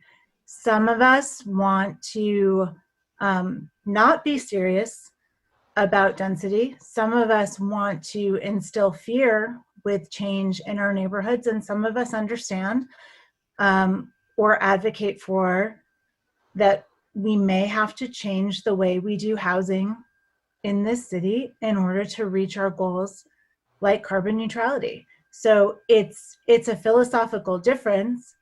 And if you want to send a message to developers that we will never have C1A, fine. That's not the message I want to send. So I will just respectfully disagree. Councilmember Smith. Yeah, there's plenty of case law out there about how conditional rezonings work. I just want to point out that as we talk about the C1A, this site's 2,500 feet from, the medical campus. That doesn't seem to me to be that far. That's about how far you would walk if you parked at the end of a Meijer parking lot, walk to the back of the store to get milk. So, I think it was correct that Councilmember Ackerman brought up the points. I don't think that we succeeded in going to the PUD. I don't think it changed much in the way of making this a better project for the community. It just delayed the process. So let's hopefully just keep going. Councilmember Lum. Thank you. I would like to clarify that there are significant benefits to justify the PUD. In this case, soil contamination removal, aesthetics, electric parking station, bike parking, the green roof. Obviously, it's adding housing, and we have the payment of the affordable housing benefit, which we would not have gotten with the campus business district zoning. And so at the end of the day, it's a better product and delivering on lots of community benefits that we presumably value. Green benefits, affordable housing benefits, we think that would matter. Those are important public benefits. So the outcome here, the result is a much better result because we are doing this through a PUD. Further discussion? Councilmember Ackerman. Thanks. I think all of the benefits that were just cited were included in the original proposal under a planned project. The one addition was the Affordable Housing Fund contribution, and I appreciate it. I'm not going to complain about it. But I will say that in the process of delaying this and then adding that contribution, we also did have the impact of raising the sale price of every single one of the units in those buildings. And while, I don't expect that they would have been affordable to low income folks before, and now they're only going to be available to affluent residents. But the more difficult we make these processes, the longer we make them take, and the more that we charge people, all of those costs get passed down to the people who buy them. It's not necessarily cutting into the developers' profits, which I wish, I think we all, if we could find a way to tax developer profits to fund affordable housing, I think we would. It's not legal, and the end result is we just make the housing more expensive for the people who have to buy it. Councilmember Amlawi, and that perhaps after he goes, we can call it a day and move on to the next thing. Thanks. I know it got lengthy here. I just wanted to make it clear. I know we've heard from conflicting viewpoints. I wanted to ask staff for clarification for the record as to the contribution to the Affordable Housing Fund. Was that available under C1A, CA1? Or is this something that only we got under with the PUD? No, any rezoning doesn't inherently require any affordable housing. The planning and development is the only zoning district in our ordinance that requires the provision of affordable housing or a contribution in lieu, depending on certain circumstances for that zoning district. So no contribution would have been under discussion under the C1AR. I appreciate that. Again, it's just for the record. I think it's important to note that nearly $100,000 to the Affordable Housing Trust Fund is nothing to sneeze at. If it is, I would like to see members of our community fork over $100,000. I think it's significant, and if we went on prior conversations that other members here have had about affordable housing and the amount that we can leverage that $100,000, that's anywhere from 500,000 to 2.5 million. Compared to, I don't know what number you want to use, but I just want to put that out there for the record. Thank you. Councilmember Grand. Mr. Leonard, for the record, how many additional hours of staff time went into this project from when it was first proposed to where we are today? Ballpark? I guess I don't know. It was a significant number of hours, but keep in mind the petitioner also had to pay another application fee that helps offset some of that time. So I wouldn't want to speculate, but it was, while it was probably more efficient than maybe comparable projects because we had already completed the technical review, I would say that the time devoted to conversations about the PUD requirements would probably brought it up to a very similar size project. Okay. Thank you. They're just the point that there are costs to doing everything. So there are costs to the city in terms of staff time that could be used for other priorities. So thanks.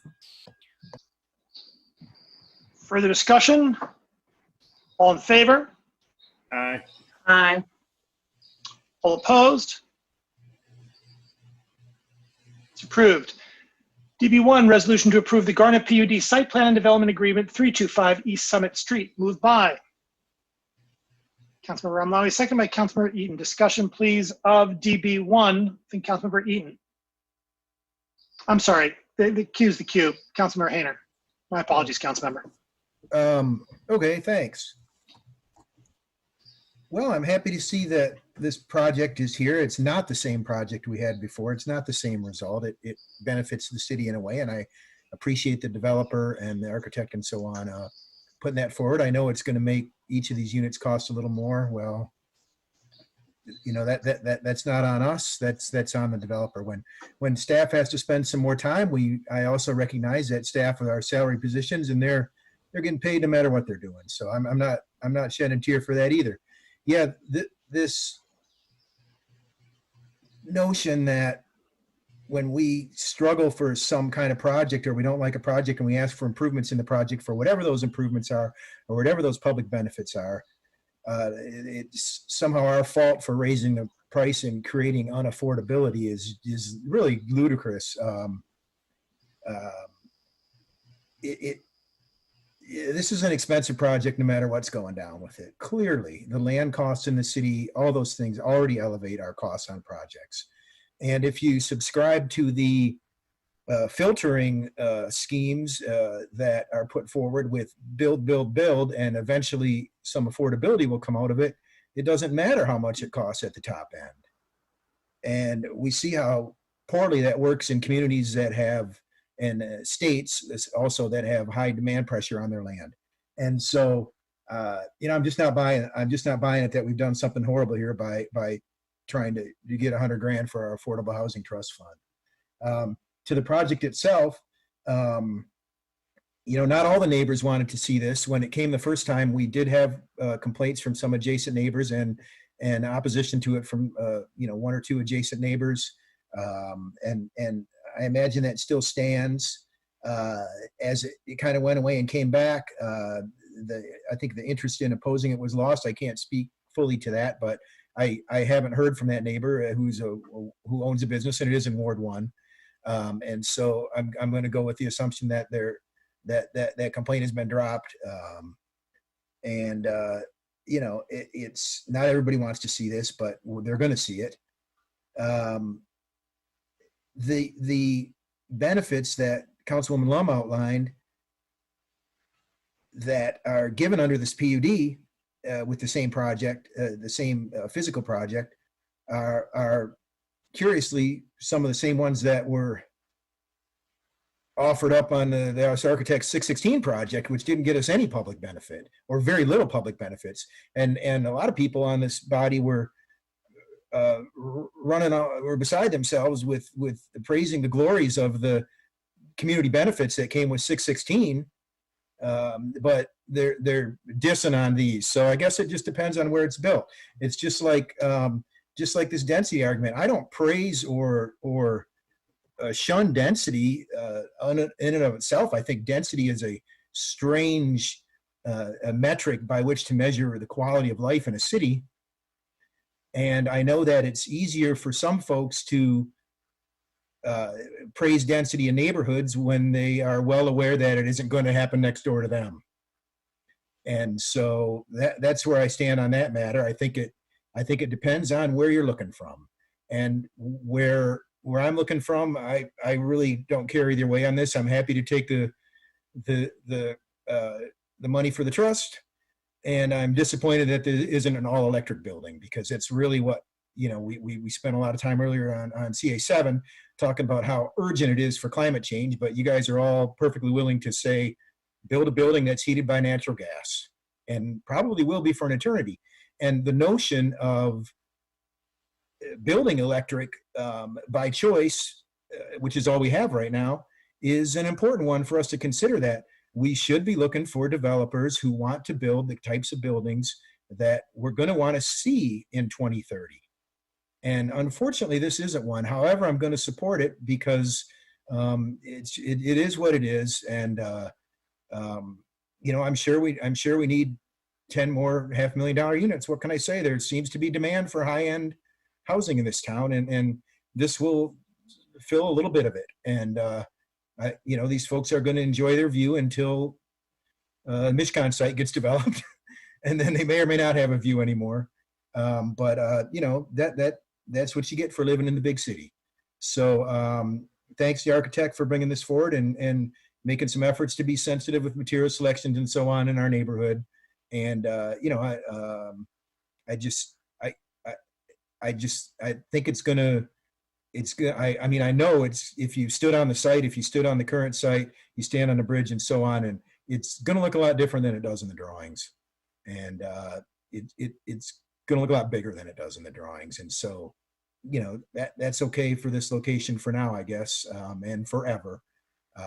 So, we'll see how it all pans out. I appreciate the fact that there's some cleanup on this site. You guys may or may not be aware that the two sites that are exactly to the south of this, adjacent to the south of this, are riddled with well covers and wells, testing wells and sampling wells. And so Mishkan and now DTE apparently owes those two sites some serious cleanup, is what one of the site owners told me. And so I'm not sure how this is going to push all that around, if there's going to be any effect, but I just hope when we approve this site plan that there are guarantees in the development agreement that protect the adjacent sites and the concerns over cleanup that those adjacent sites have, because I think I counted 11 testing wells between those 2.5 parcels there. And so there's some concerns on that site. And, moving forward, I just want to make the petitioner aware of, I'm sure they are well aware of what's going on there. And, let's hope it doesn't, the work on this site doesn't adversely impact the neighbors. Thank you. Councilmember Eaton. Thank you. To be consistent with the zoning resolution, I move to amend paragraph P18 of the development agreement to read as follows. P18, for the benefit of the residents of Ann Arbor, the developer shall make a contribution of $88,200 to the City of Ann Arbor's Affordable Housing Fund prior to the issuance of building permits.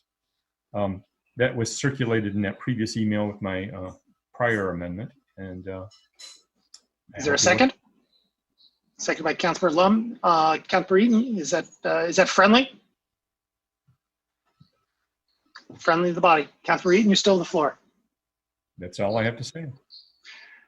Further discussion of the main motion as amended. All in favor? Aye. All opposed? It is approved. DS1, resolution number 4, confirming the proposed Jackson Avenue Sidewalk Gap Project Special Assessment, District number 61. Moved by Councilmember Ramlawi, second by Councilmember Smith. Discussion, please, of DS1. Councilmember Ramlawi. Sorry, I didn't use the no worries. Way. I've received quite a bit in communications from constituents in the area. Some were aware of it, as one of the callers who called in during public hearing knew about this assessment back in April. Many of the other neighbors did not know because of the incorrect address. I'm not sure, but it's been told to me that the mailings were being sent to an address that the residents did not mail from, did not receive the notices. So this caught them off guard this week, and I got a flurry of emails, texts, and phone calls regarding this. It was flying under the radar until now without opposition, and now we have heavy opposition. So I'm kind of confused as to a couple things, whether this would now require an 8 vote, or is this still the normal number of votes required for this resolution? Ms. Boudry?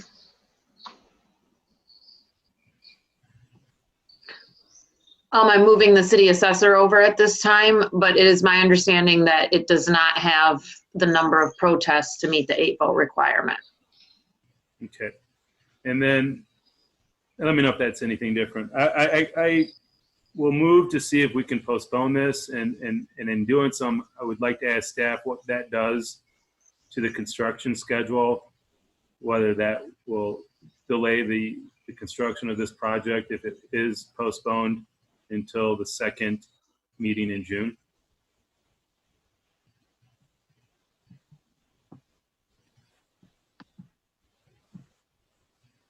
Is there any staff response on that? Mr. Nearing, can you go ahead? It looks like you're on. Can you hear me now? Yes. You bet. I didn't, as Jackie was promoting me to a panelist, my screen went blank, and so I couldn't hear the question. Could you please repeat it? Thanks, Michael, for joining us. I just have concerns on this project, and I'm asking for a postponement, perhaps to the second meeting in June. And in doing so, what does that do to the construction schedule of this project? Do we miss out on the entire construction season with doing that? No. We're going to work on the Washtenaw Avenue sidewalk first, and so if we postpone this to the first meeting in June, it'll really have no effect on the construction schedule if we do act on it in the June meeting. It would be the second meeting in June. Okay, I think that's still fine. We won't get there till at least until July. Well, thank you. I will move to have it postponed, and perhaps, I don't know if that will conclude my ability to weigh in on the conversation, because I have a few other comments to make on this. So I apologize, but parliamentary speaking, should I just include my comments now, or? I guess the purpose of the postponement is largely to put it on to another meeting, but if you have something to say on the substance, I suppose, we tend to get fairly loose about that. So thank you. I guess Well, say what you will, but be cool. All right, I'll try. Yeah, we got over the hot, tense moment. I'm cooled off now. We got the AC. Oh, that's not what I meant, but okay. So, back in April 6th, there was a council vote on a resolution to reappropriate $100,000 from the sidewalk gap program that was funded for the fiscal year 20. That money would have helped offset the assessments on Barton, would have helped offset the assessments on Jackson. It was an 8-vote requirement. It only garnered 7 votes. And I'm actually just trying to see if I can convince one other person at the table here that it's actually a good use of taxpayer dollars in these instances. As we heard, one of the property owners is looking at a $52,000 assessment for a sidewalk that they don't even have a house on. And again, we heard of a lot of the painful implications for the people on Barton. So I've asked our city administrator and staff. I haven't received anything back yet, but I would like to perhaps bring that back for further consideration when we talk more on this project. Thank you. Did I get a second on the postponement? Postponement, second by Councilmember Smith. Thank you. Is that till the second meeting in June? Second meeting in June, yes. But Councilmember Hayner on the postponement. Yeah, I'll support this as long as it isn't interfering with the construction season.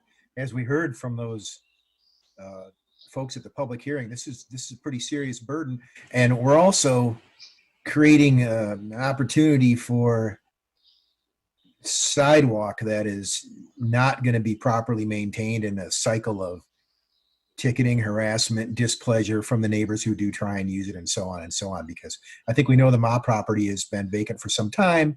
It is sometimes referred to as the former Lockwood potential site. There's nobody living there, and we've even made some efforts, I believe, to try and get that into our acquisition programs because of its adjacency to the Dolph Park and the bird flyways and so on. And so it's a super bummer that we're hitting these people up for 50 grand. It's terrible. And the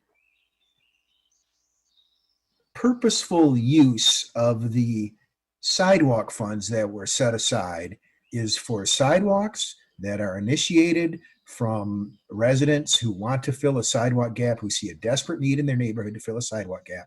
Resident initiated sidewalk gaps. We were very clear with that. Now, I am all for staff finding better ways to pay for sidewalks, to pay for these common goods. I've said it before and I'll say it again. And if I need to come up with a resolution to do that, I will. And I'd like someone on staff to work with me with that, because these common good projects need to be shifted over to a common paying model. We can't keep doing this to homeowners, especially now that woman talking about they're both out of work. How are they going to pay for this? It's ridiculous. And I'm sorry that it doesn't meet the purposeful use of the resident initiated sidewalk gap program, but it doesn't. And that was set aside and approved for a very good reason. And so I'm gonna support this, setting this off for a couple meetings and hope that we can come to a better resolution with the owners and with the methods to pay before then. Thank you. Councilmember Smith and Bannister on the postponement. Yeah, I'm going to support the postponement. It'll give me a chance to work with Councilmember Hayner on a different future for how we do this stuff. I think that that's important. You know, at the end of the day, the Ma Trust that's based in California that owns the site that we looked at for Lockwood. You know, I understand this is a big hit. It's, you know, what our city policy is at the end of the day. You know, given how we would vote on it, I think we would have to look very hard at a very creative payment plan opportunity. But this is a neighborhood that's not connected to anything by pedestrian or bikeway. You know, and I think that is a concern. I think we're trying to eliminate these gaps and encourage active transportation in our community. And I think if we can't figure out how to do that, then we're not going to move very much of certainly our carbon neutrality agenda forward, but we're not going to move much forward in the way of pedestrian safety or pedestrian active transportation. So I'll support the postponement, but at the end of the day, I think we need to try and be as creative as possible and try and get this done. I think it's an important gap to fill. Councilmember Bannister. Yeah, I had a question for staff, I think, on this, maybe Mr. Crawford. This morning at like 10:48 or so, I sent a few of us an email about how this Jackson Avenue sidewalk project has happened so soon in the same month as the Barton Drive and the Nixon Traver sidewalks that we turned down. And so now that we're adding Jackson now, our third one that has neighborhood opposition, is there something that we need to do procedurally tonight to include Barton and Nixon and Traver in the creative discussion about other ways that we could handle Jackson Avenue too?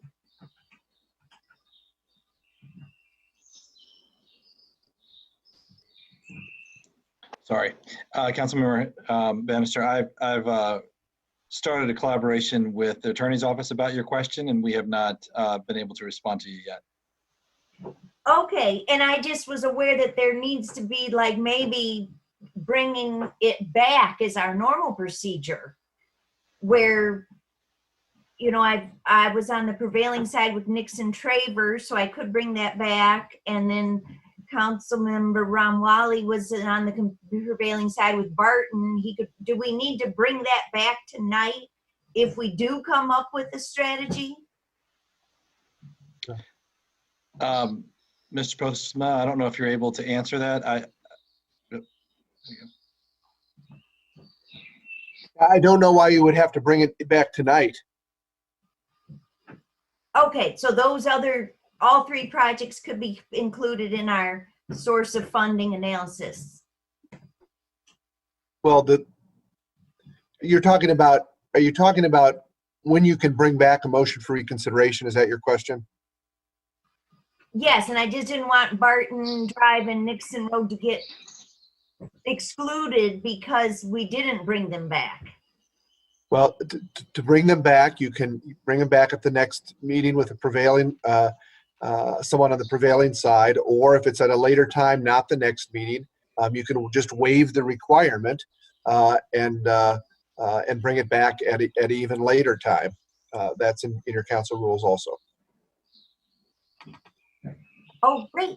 Okay, I didn't know that. And okay, so that'll be great because there is some discretion in here, and I think from an equity and timing issue with the pandemic that we don't know the personal finances of these homeowners, and they could be vulnerable. And so through the lens of the pandemic and all, I think it's very exciting and wise that a few of us, a subcommittee, want to look into other possible ways to fund it. And I would like to remind people that sometimes we talk about the 149 miles of sidewalk gaps all over in all the neighborhoods. And I've changed my thinking on that because in reality, we actually only install 1.25 to 2.75 miles of new sidewalk in a whole year.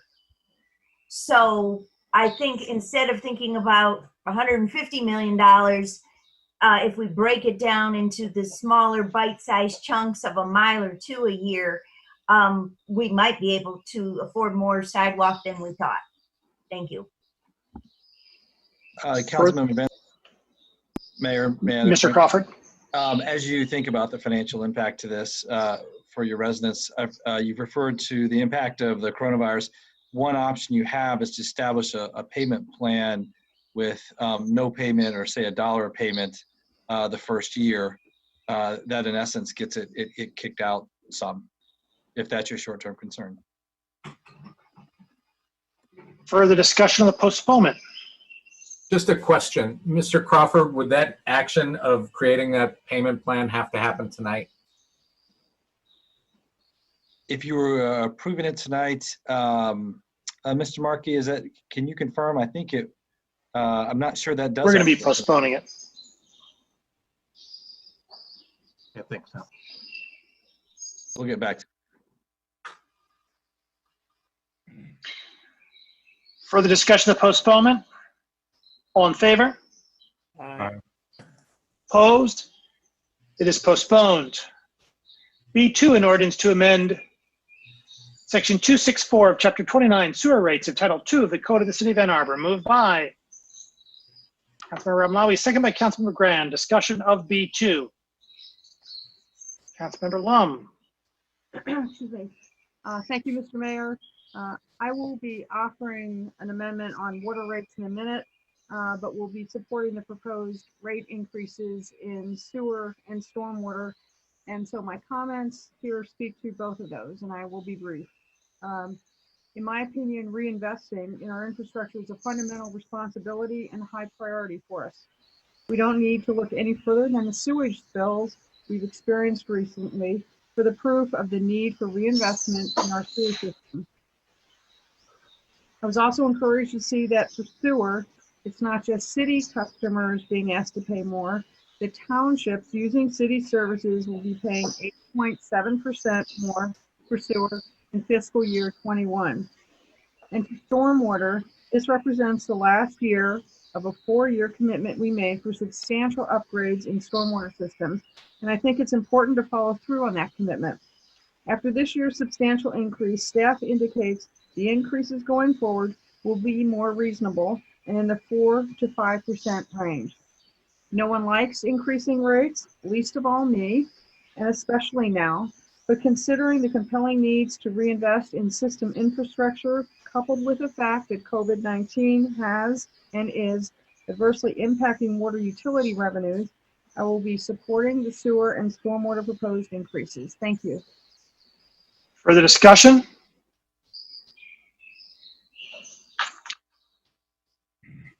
All in favor? Aye. Aye.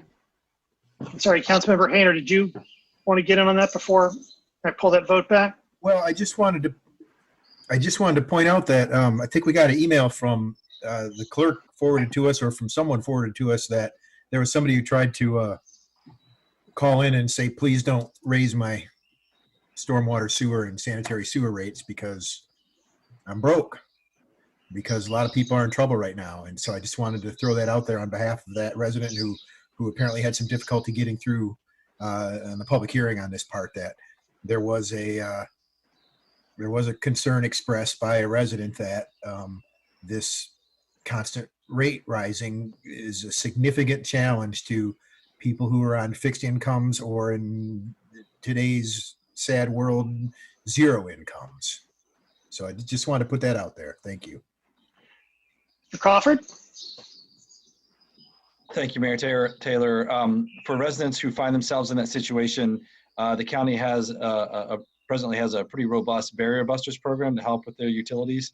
And as we get those messages, I would encourage us to forward them to Teresa Gelati. Further discussion of the sewer rates, B2. All in favor? Aye. Aye. All opposed? They're approved. B3, an ordinance to amend section 263 of chapter 29, water rights of title 2 of the Code of the City of Ann Arbor, moved by Councilmember Brand, seconded by Councilmember Smith. Discussion of B3, Councilmember Lum. Thank you, Mr. Mayor. I have an amendment and would like to introduce the amendment to this item B3. I sent it to all of you on Friday and resent it at the start of this meeting, so I'm hopeful you all have it. Again, this is the water rate amendment previously forwarded, and I think it's important to understand what this amendment actually does and does not do. First, should I just move the amendment? It's a long, okay. So I'm moving and proposing this amendment.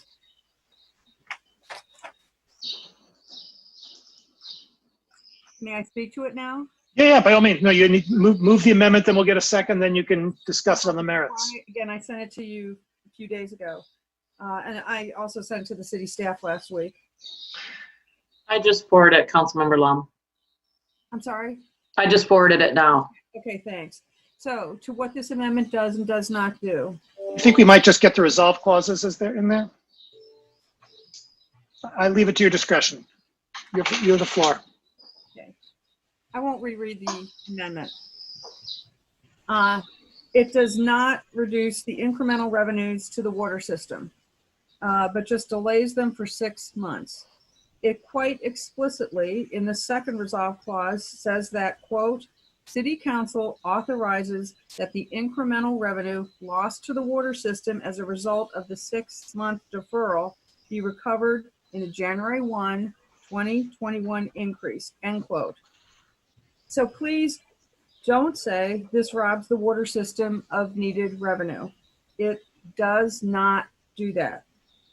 I would never recommend that, as I believe investing in water system infrastructure is as an important priority as we have, and I fully recognize the water system revenues have already been adversely impacted by COVID-19. What the amendment does do is defer the increase from July 1, 2020 until January 1, 2021, and take that 6-month period to revisit the water rate restructuring done in July 2018. A restructuring I know at least a few of us on council are not comfortable with and really don't like building upon with further increases year after year. Specifically, the amendment directs staff to review the rate structures presented by Arcadis and present to council before January 2021 a recommended structure that's feasible, legal, and addresses council's concerns regarding 1, the wide range of per gallon charges in Ann Arbor's residential customer class, 2, the lack of tiering or any mechanism in the commercial customer class rate structure to incentivize conservation and to reflect the system costs associated with peaking, 3, The validity of the cost of service study results given the actual usage experience subsequent to the restructuring. There's not time to cover why these particular concerns are at the forefront.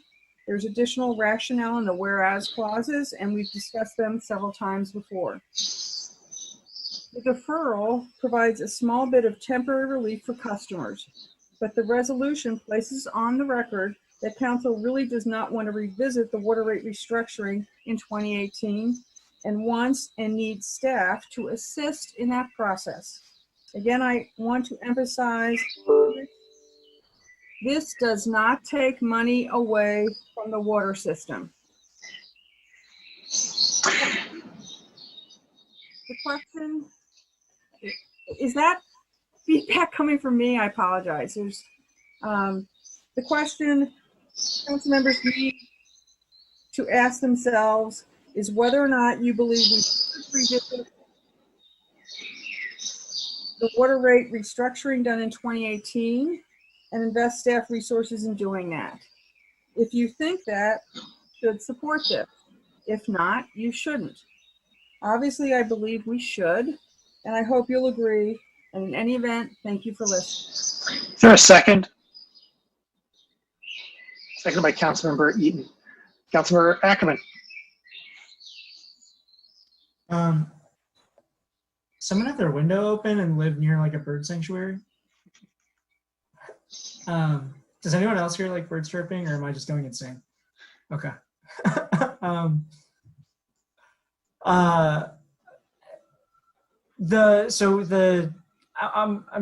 Do you want to turn my attention to the $700,000 in lost revenue? Can staff give some indication on what the impact of that is? Regardless of the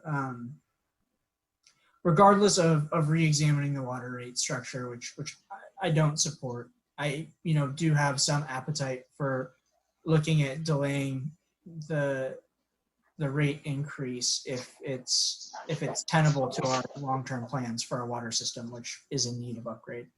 Just given the situation we're in, and then a lot of our constituents are unemployed in the state of Michigan. But I guess what is the impact on the system and our plans for a 6-month deferral, if any? Well, Craig Hupy, Public Services Area Administrator. When you say the impact of the deferral, if it is neutral on revenue, ultimately, what it will do is we will have to have a higher rate increase in January of 2021 to make up for the lost 6 months. So it will set the water rate incrementally higher. If you're talking about 700,000, what is the impact? That would be one major water project that would have to be deferred. And likely that would be deferred a calendar year? Yes, because we would have to match up revenue to the actual construction. Okay, and can you give an example of a $700,000 project on the I'm going to call on Marty, but an example of a project we've looked at slowing down is the Broadway water main replacement for a State Street water main work. But I would let Marty confirm the value of those projects, or Lynn, whoever wants to jump in. Thanks. There's staff confirmation on that point?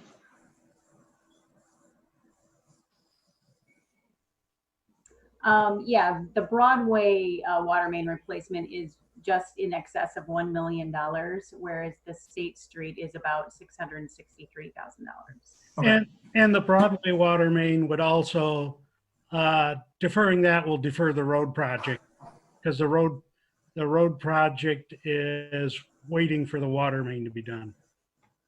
Okay. And then Councilmember Lum, I saw you nodding along that it when Mr. Hupy commented that we would increase the rate to a higher amount in January to make up for the lost revenue. Was that your intent as well? I think that's obvious. That was obvious. Okay. I mean, that's, I didn't. I was didn't just go there, confirming. but I think that was a softball, frankly. Yeah. Rhetorical question. We're deferring it, and right. No, I'm not trying to not disclose that. I just think it's an obvious outcome. Wasn't accusatory. I just wanted to make, I was just clarifying. Thank you. Councilor Ackerman, you still have the floor? I'm good for now. I may speak again, but that was helpful context. Councilmember Ramlawi. Thank you, Mayor. And yeah, we keep going on and around about water rates. I'm just a little troubled by the fact that in discussing this and in thinking of postponing it until January, that we'd be jeopardizing projects that are slated for this year. It seems it has been told that we have a pretty sizable cash reserve that we're building up in anticipation of the new water treatment plant. I find it troubling that we can't cash these checks right now if we don't increase this by $700,000. It seems our fund balance should be able to take care of things so we can take care of our policy matters without jeopardizing current projects. It's troubling to me that we can't cash checks right now unless we approve this water rate increase that in a fundamental sense I have big problems with because I don't believe of the fairness of the tiered system. Could somebody on staff please either reaffirm that notion that we're not going to have water main projects go forward? I know that we just approved on State Street, State Street for next year. And Broadway is a hot mess right now. It's just troubling to me that we all of a sudden we can't do these projects even though we're sitting on a sizable cash balance. I will start and I'll ask Marty to jump in, but we are looking at where we end up at the end of 6-8 years as we project forward. And we are built, as you say, we are building the balance up. And I don't know right now how close we are to our balance minimums, given the wet summer we had last year, which slowed the revenues. And I'm waiting for Marty to jump in.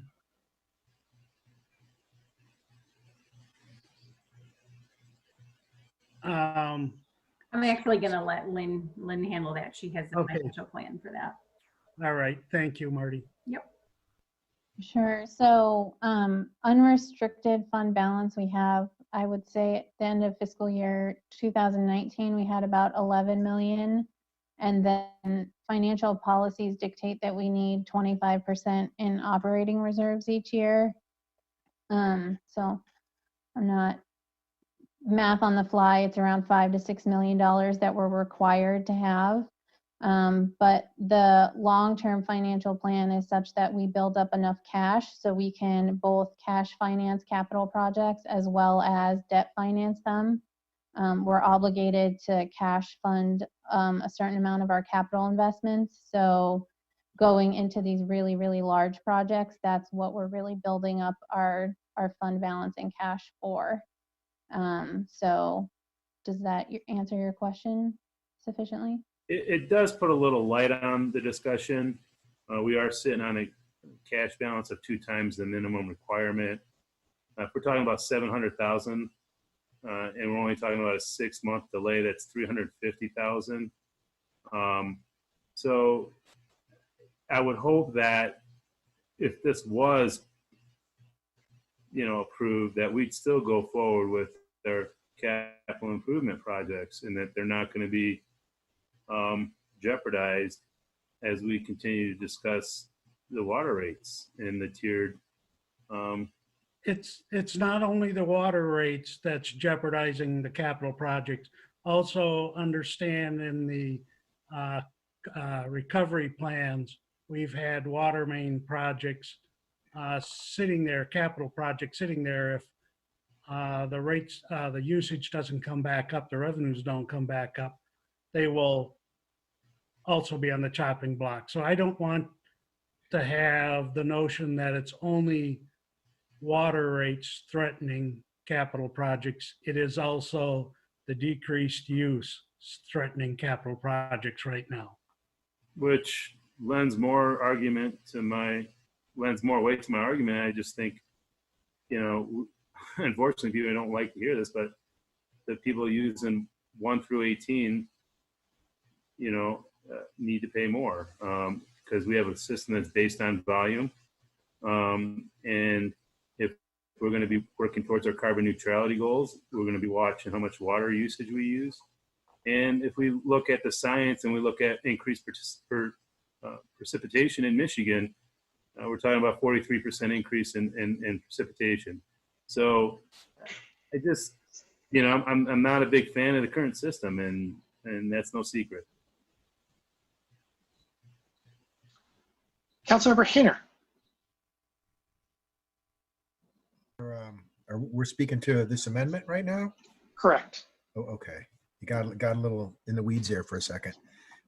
My comment I guess will piggyback on what Councilman Ramwali said, that I hate to see these projects delayed, especially Broadway, because as Mr. Hoopy and others know, the Broadway resurfacing project is I guess could be considered long overdue. It's a wreck. And we also know about all the water issues we've had up there at the top of the hill. And so I would hate to see this this resolution kick the Broadway project to the curb. It's so necessary. I'm sure that you more than anyone know how necessary this replacement is. We got some serious water problems up there. That's all. I just wanted to comment on that. I would hope that this does not delay the Broadway resurfacing and water main replacement project. It's in terrible condition, the street and the pipes. Thank you. Further discussion? I'm sorry. Councilmember Bannister.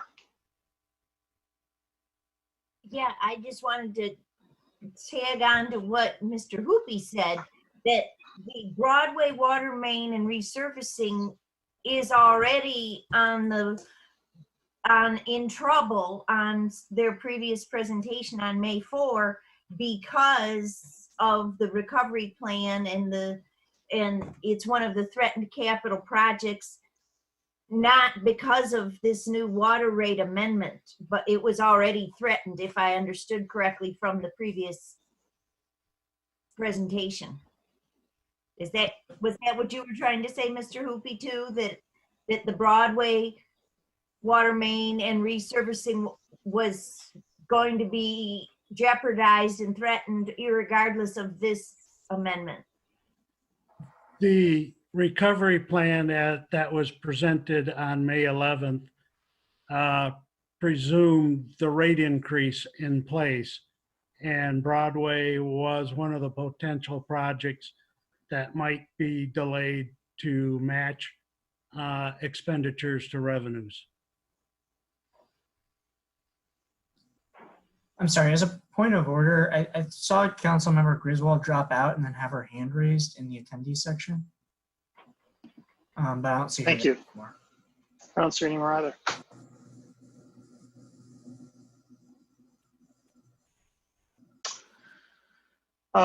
Can staff want to take a break and see if we can get her back on? Does anybody have any objection to that? That seems fair before a vote. She's back, Mayor. Oh, yeah. I don't know what's going on there. She's back. I don't see her on my screen. Councilmember Bannister? No, Griswold. Griswold. Oh, I'm sorry, Councilmember Griswold.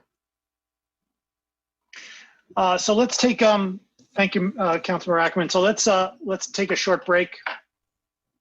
And if staff could reach out to Councilmember Bannister, pardon me, Griswold, and find out what's going on. It's 11:14. Let's reconvene at 11:25.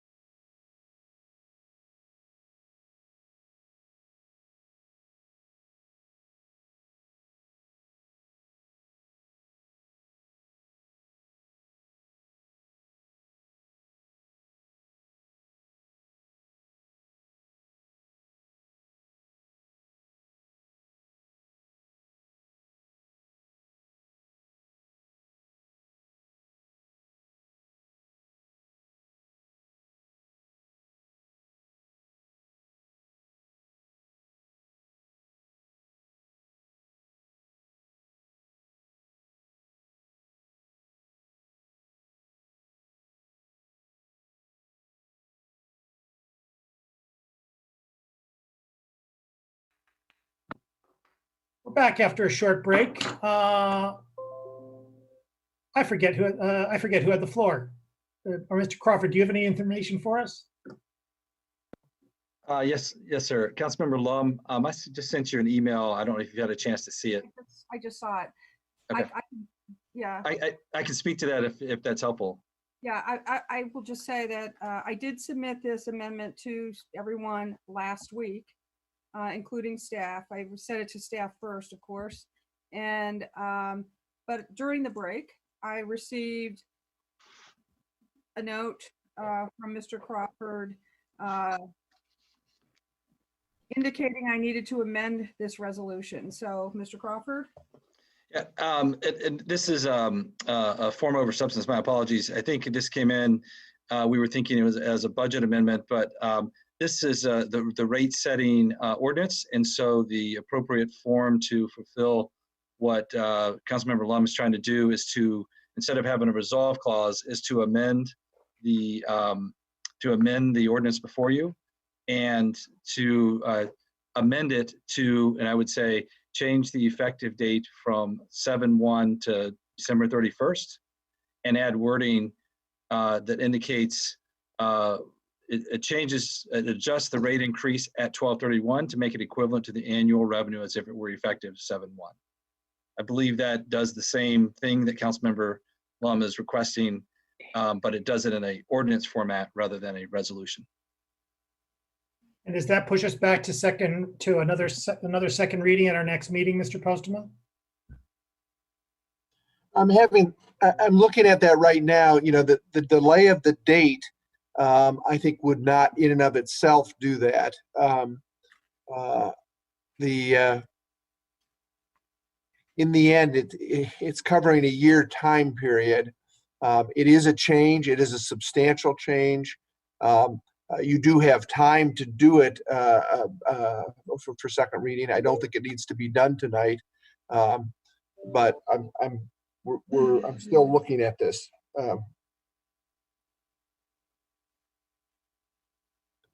Or I should say, I'm having Mr. Wilhelm look at it. So,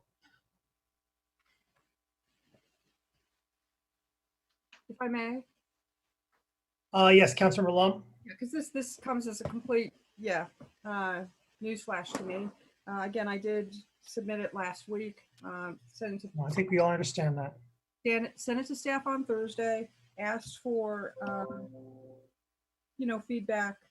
And I did make it clear, as I reiterated to everyone on council when I sent it to all of you on Friday, that this was, that this would be introduced, as I introduced it tonight, as an amendment to this agenda item B3. But it was not distributed with the other amendments. I've heard tonight that it was now interpreted as a budget amendment. If that had been the case, it should have been distributed. It wasn't. But I met all the deadlines. No, I think Councilmember, if I can interrupt briefly, I think we all understand that you got this out in advance of it being suitable for consideration. What was not realized, as I gather, on the part of staff is that this is actually it's not a budget amendment proper, it's an amendment to a ordinance. And it was a staff oversight. And so, I think everybody understands that. And so we are now determining whether or not this is a significant enough alteration so as to warrant or to require a second reading. But in the first instance, I guess, Councilmember, is it all right with the body? And I guess I would require unanimity on this to essentially wash out the resolution style amendment suggested by, or rather previously provided by Councilmember Lum, and instead go with the language recommended by Mr. Crawford to amend the ordinance that we actually have up per the agenda. Is that okay? Does everyone Everyone understand that? Does everyone have it, or do you want me to forward it? I believe Mr. Crawford has distributed it to everyone. Would we do it as one reading? I have not distributed it, Mayor. My apologies. I was trying to reach Councilmember Lum over the break. Yep. And to move this along more efficiently, it would honestly be helpful if I had a few minutes with her on a break. And that would Let's do allow this. Mr. Postma to finish his analysis. I mean, Does anyone have any objection to us walking off of this issue and putting it to the end of the meeting? This would. I think the I don't know when. the appropriate motion would be to table it. When I can discuss this with you, Mr. Crawford. I mean, I got this 5 minutes ago before we resumed, and there was no time to discuss it. You know, I plopped down in my seat, and now I'm looking at the email, and I'm sorry, I wasn't being critical. I know it's just it was a surprise. Understanding that we're not in a situation where we're glad to be. It's 11:30 now.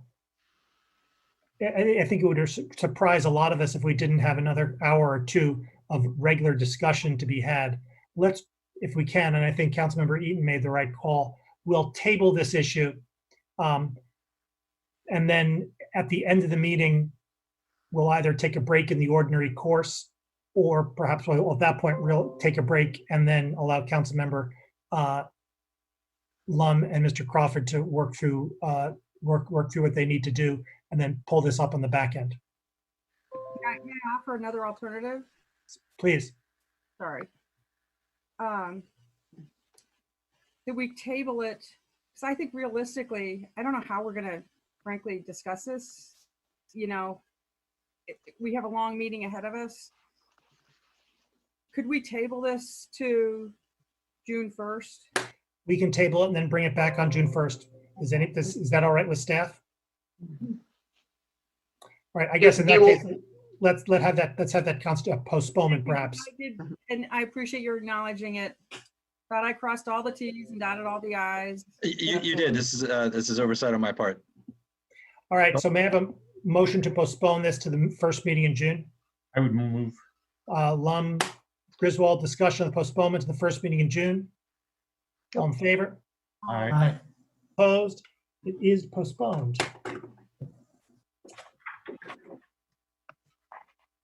B4, an ordinance to amend section 269 of chapter 29, stormwater rates of title 2 of the code of the city of Ann Arbor. Moved by Councilmember Smith, seconded by Councilmember Ackerman. Discussion? All in favor? Aye. Aye. All opposed? It's approved. B5, an ordinance to amend section 942 of chapter 107, animals of the code of the city of Ann Arbor. Moved by Councilmember Nelson, seconded by Councilmember Hayner. Discussion of B5. Councilmember Hayner. Thanks. I'm just happy to see this moving forward. We got one, or I received one email, maybe because as a sponsor, somebody had some concerns over ducks. And so I guess because we're adding ducks to this, and we know that ducks exist in the city already, and maybe some of us know people who own them. I think that the concerns that were put forward by the resident may very well be something that would be addressed through another means, like a violation of a noise ordinance or something like that. I'm not certain of that.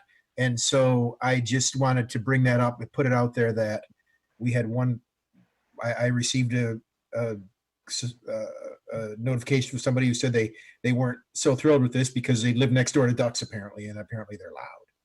And not having had ducks myself, I don't know. I had a carpenter who kept chickens. He had one duck, and it didn't seem extraordinarily loud, but maybe a flock is a different situation. So that's the only complaint I've heard. Everybody else is, I've heard from a lot of people who say they're really happy with this and they're happy moving forward, and they think it moves forward on our, resilience goals also for people to be responsible keepers of a game here in the city. So I'm glad you supported it last time, and I encourage you to support it again. And like I say, I just passing that concern forward. That again, I don't know what we would do if somebody had a flock of ducks and they were a neighborhood nuisance. I would assume that that's something that would go through community standards and not this ordinance. I don't. Well, it could be, it's an enforcement issue. Mr. Delacourt can talk to it, but we have had nuisance issues, and that was the concern when ducks were added. And so they're now lumped together, and as I understand it,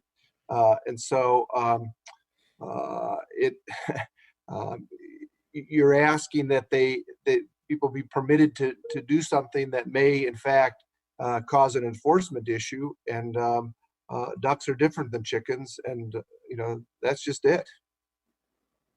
So it's kind of on us where we may be creating a situation where there might be more enforcement necessary than typically, but I'm not certain of that, but that's what was put forward. I'm still perfectly willing to support this. I think it's great. And if for anybody who's into chickens, you should know that the chicken shipping right now is out past July and August already. That's how much interest there is nationally for chickens from the 9 different places I've searched for chickens. Everybody's out through the end of July and August already for shipping.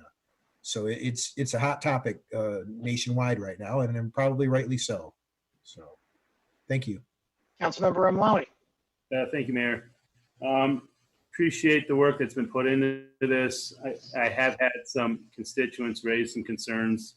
I know my colleague, Councilmember Nelson, has reached out to me to explain and ease some of the concerns that my residents in the 5th Ward have on increasing the number of chickens, especially in a time where we're having a pandemic, and it's just raised their sense of concern, whether it's based in science or not. It's their reality. The issue that I have with this is it does lump the ducks with the chickens, and I don't know if I go as to support this, because it does include 6 ducks, and that's just I don't know if that's really our intent here. Our intent was on chickens, but now we've included ducks as well, which gives me pause for concern, and I'll reserve my time. Councilmember Bannister.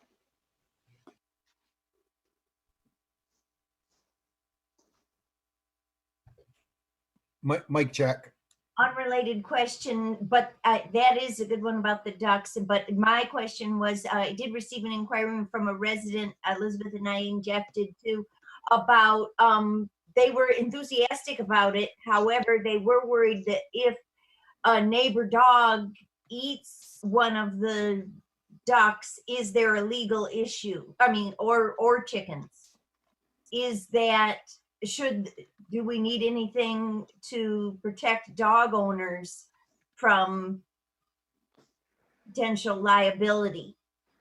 This is an issue, this is primarily an issue of people having to take their, we've had issues where dogs have jumped over a fence and destroyed chickens. That would be primarily on the dog owner.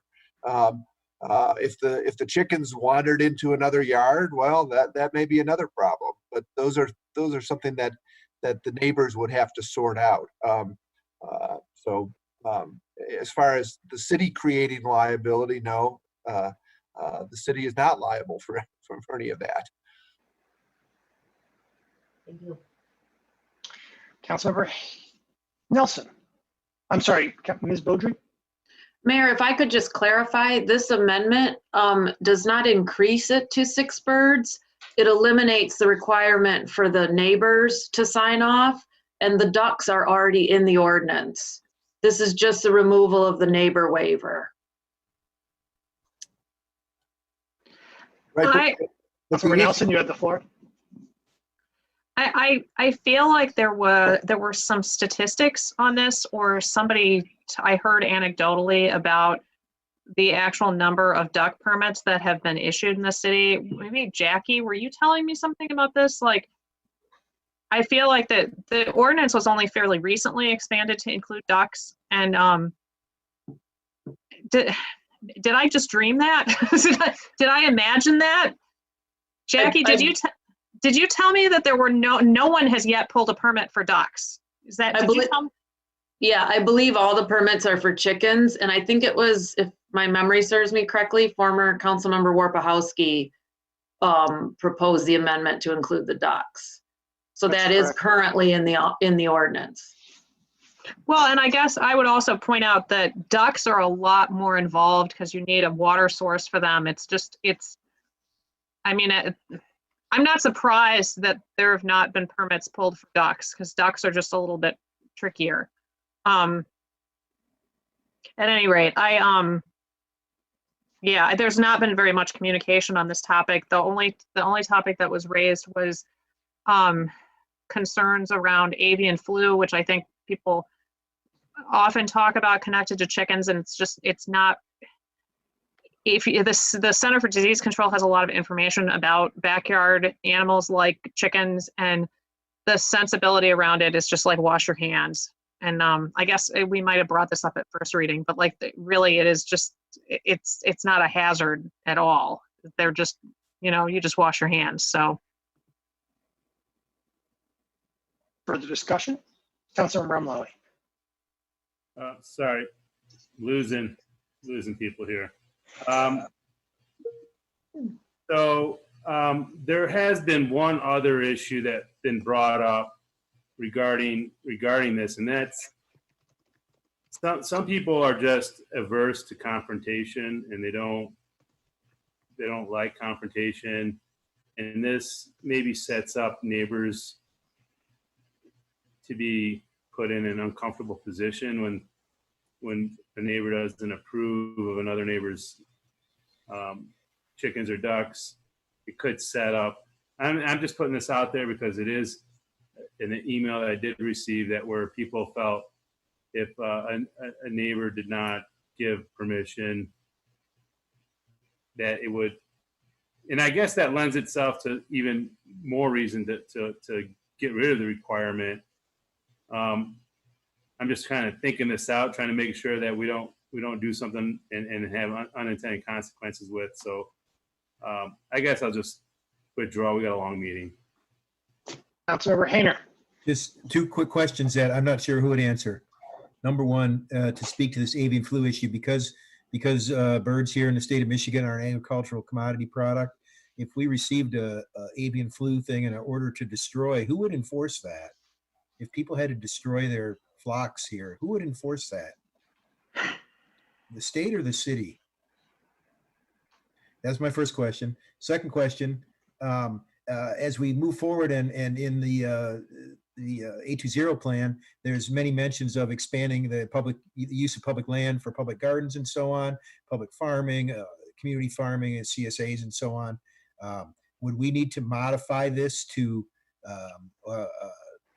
allow these birds to be kept on public land? I know that's a what if, but I guess that's the two questions that are floating out there. I don't think either one prohibits us from passing this tonight. I just wanted to hang those out there for somebody.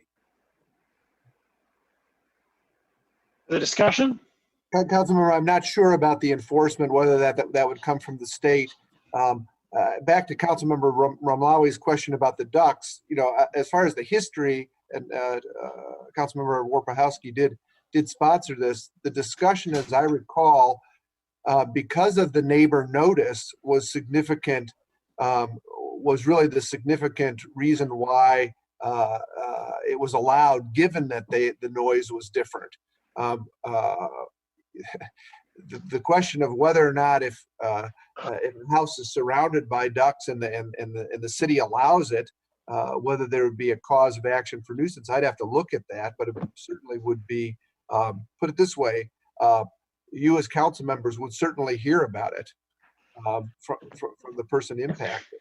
And so my only point being, it may create an issue. I don't know if there's been any ducks, but that was the reason the neighbor consent was one of the reasons for the extension to ducks. Further discussion? Roll call vote, please, starting with Councilmember Rumlawi. Councilmember Rumlawi? No. Councilmember Hayner? Yes. Councilmember Bannister? Yes. Councilmember Griswold, Yes. Councilmember Lum, Yes. Councilmember Grand, Yes.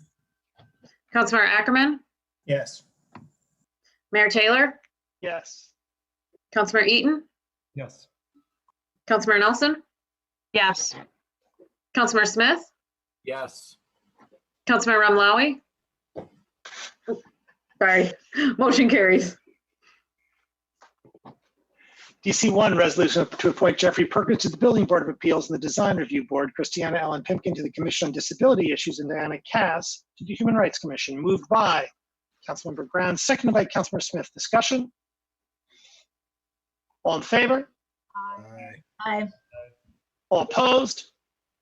With 11 council members present, all voting in the affirmative, the 7-vote requirement is met. DC2, resolution to reappoint Stephanie Stauffer to the that's been withdrawn, my apologies.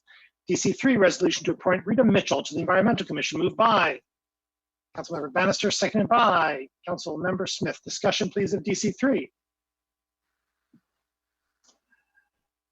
All in favor? Aye. All opposed? It's approved. DC4, resolution to appoint Robert Needham and Carrie Slavic to the Environmental Commission, moved by Councilmember Smith, seconded by Councilmember Bannister. Discussion? All in favor? Aye. Aye. Opposed? It's approved. DC5, resolution to appoint Lisa Jackson and Jude Walton to the Independent Community Police Oversight Commission, moved by Councilmember Lum, seconded by Councilmember Ramlawi. Discussion? All in favor? Aye. Opposed? It's approved. DC6, resolution to appoint Councilmember Ramlawi to the Local Development Finance Authority, moved by Councilmember Ackerman, seconded by Councilmember Lum. Discussion? All in favor? Aye. Opposed? It is approved. DC7, resolution in support of the Medicare for All Act of 2019, moved by Councilmember Eaton, seconded by Councilmember Hayner. Discussion of DC7, Councilmember Eaton. I'm sorry, I got Councilmember Hayner in the queue, who's quick on the trigger tonight. Yeah, sorry, Jack, do you want to go first? It's your, okay. I just think, I know this is one of those things that we may or may not have any good effect on it, like so many things we do, but Medicare for All is an idea whose time has come. And if you saw the Bernie bumper stickers on my car, you'd know why I believe that. And I certainly hope that, you know, we make the right moves as we come out of this pandemic. It has certainly illustrated that more now than ever, the healthcare is if it isn't a direct human right, it's about as close as anything gets to it without being it. And so I just appreciate them bringing this forward, and I hope we can support it. Councilmember Eaton. Thank you. So I was contacted by a local group asking me to sponsor this resolution, and I was happy to do so. I want to note that it both supports the federal legislation as well as the state legislation that was sponsored by our state representative, Yusuf Rabi. And I don't know that we could get a better illustration of the need for universal health care than the impact of the pandemic on employment. And the fact that when people need health insurance most, they're losing their jobs and their health insurance. And so I'm proud to sponsor this, and I hope that you'll all support it. Councilmember Ramlawi. Thank you, and thank you, Councilmember Eaton, for bringing this forth, and Yusuf Rabi for all of the work he does in Lansing. I've asked to be a co-sponsor, and you know, I will make a statement here. You know, it's my strong belief that healthcare is a basic universal human right, in which the United States is the only industrialized nation in the world not to adopt a single-payer system, which has now resulted in gross inequities in our healthcare system, increased higher infant mortality rate. Lately, our life expectancy rates in the U.S. have been on the decline. We've had millions of Americans file bankruptcy over healthcare costs. It's obvious we have a broken system. We spend twice as much on our GDP on healthcare than our neighbors to the north. And right now, as we see with COVID-19, it really sets a motion, a cluster mess of competing interests and policies as we try to go reopen the economy now. And the way that benefits are tied with employment, people losing their jobs, losing healthcare. I mean, it's just a mishmash of interests that are not serving the American people. They're only serving the healthcare industry and pharmaceutical industry. So I can go on and on about this, but I think other people can say it better than me. But this, like our public speaker said earlier, this is a no-brainer. So I'm glad to be a co-sponsor. Thank you. Councilmember Lum. On that note, thank you. Thanks, Mr. Mayor. Whenever I vote against something another council member brings forward, I think it is appropriate to say why. So briefly, here it is. Like many Americans and politicians on both sides of the aisle, including the presumptive Democratic nominee for president, I have concerns about the massive cost of the program and how it would be paid for. I also have real problems with forcing individuals to give up the private and employer plans that they now have, plans that many of the folks, those folks really do like and don't want to have to abandon.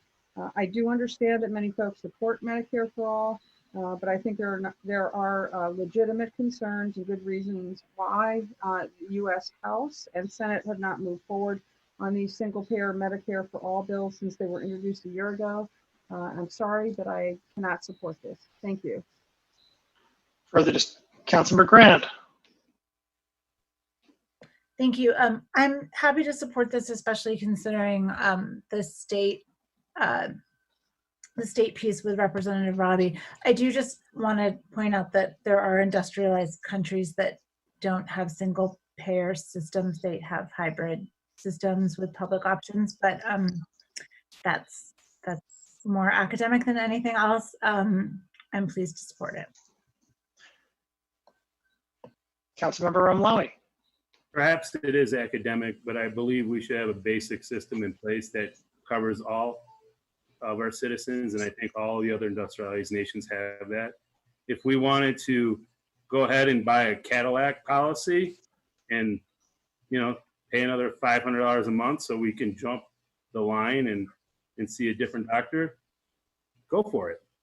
But there needs to be a baseline that we're all covered, and that's what we're looking for. Further discussion?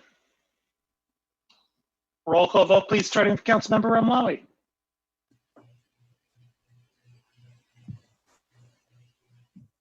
Councilmember Romlawi, Yes. Councilmember Hayner, Yes. Councilmember Bannister, Yes, and I had my hand up. I would like to be added to as a co-sponsor. got it. Thank you. Councilmember Griswold, Yes. Councilmember Lum, No. Councilmember Grand, Yes. Councilmember Ackerman, Yes. Mayor Taylor, Yes. Councilmember Eaton, Yes. Councilmember Nelson, Yes. Councilmember Smith, Yes. motion carries.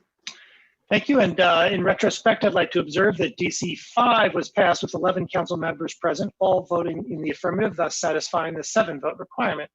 DC 8, resolution regarding fiscal year 21 budget and financial recovery plan, moved by Council Member Lum, second by Councilmember Griswold. Discussion, please, at DC 8. Councilmember Lum.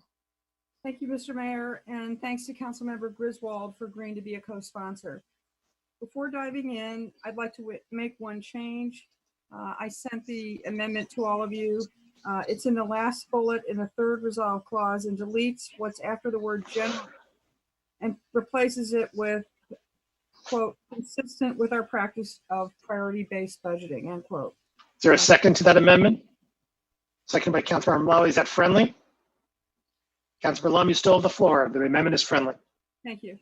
This was a good suggestion from Councilmember Nelson that I certainly consider friendly, and I appreciate that the body does as well. There's not time for me to go through each line in this, but I would like to speak to why I'm proposing it and what it accomplishes.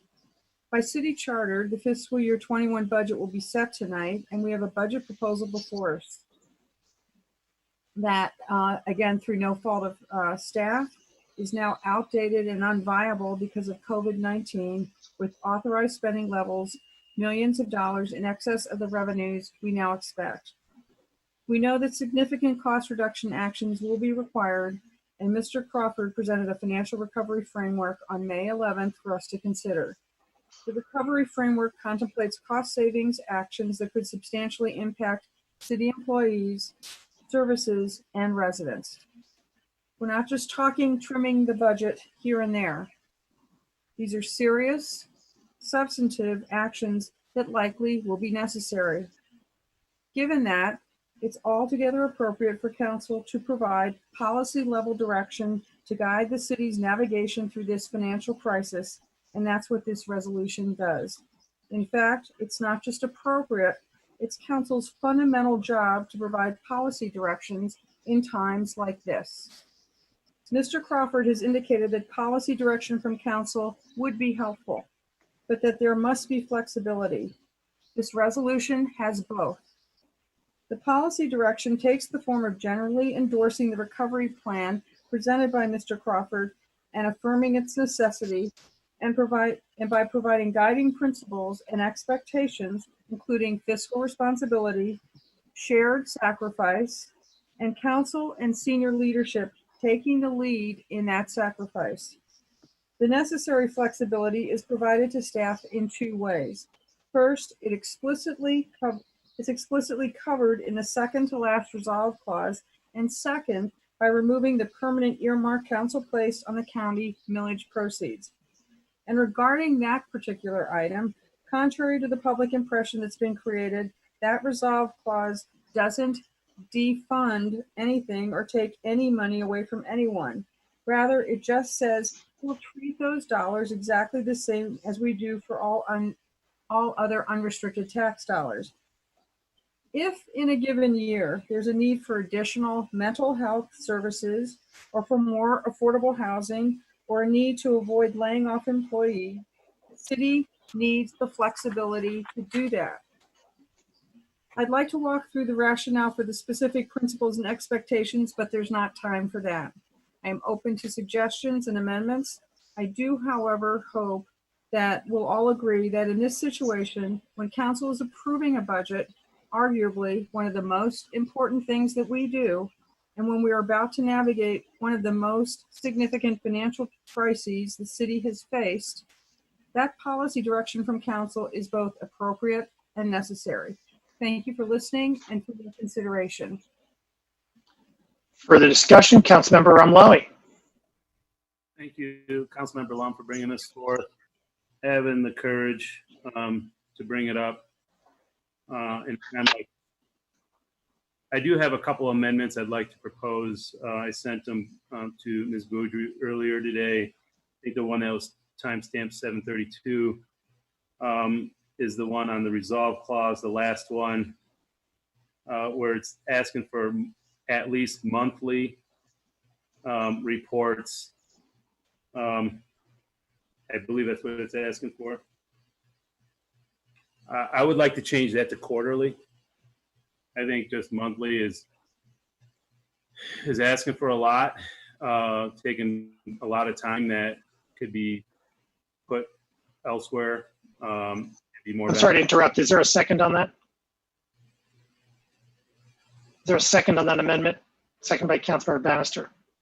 Councilmember Ramlawi, my apologies. Thank you. Sorry to run on there. So anyhow, I just feel like if we have the confidence that I think we have in our city administrator and our staff, that we can give them the guidance and then maybe ask for quarterly reports rather than monthly. I just feel like that's a little too cumbersome. Is that friendly to the body? If I may. Councilor Lum? Sorry. I just want you all to know that I did discuss this particular issue and request with Mr. Crawford. He can certainly speak to this now. I'm flexible to go any which way on this. Mr. Crawford did indicate that he was comfortable with providing monthly updates. Yeah, I don't want it to be cumbersome, but he indicated that that was not a problem. Mr. Crawford? Yes, I can accommodate either. If you do amend it to quarterly, then if I had something to bring to you before then, I would just go ahead and bring it. So I'm okay with quarterly, and you can understand that I won't wait if there's something I need to tell you. Quarterly friendly to the body? I'm deeming quarterly to be friendly. Councilor Ramlawi, you still have the floor. And then I have another additional resolve clause would make it the 7th. And this speaks to more of the shared sacrifices that Councilmember Lum talked about earlier.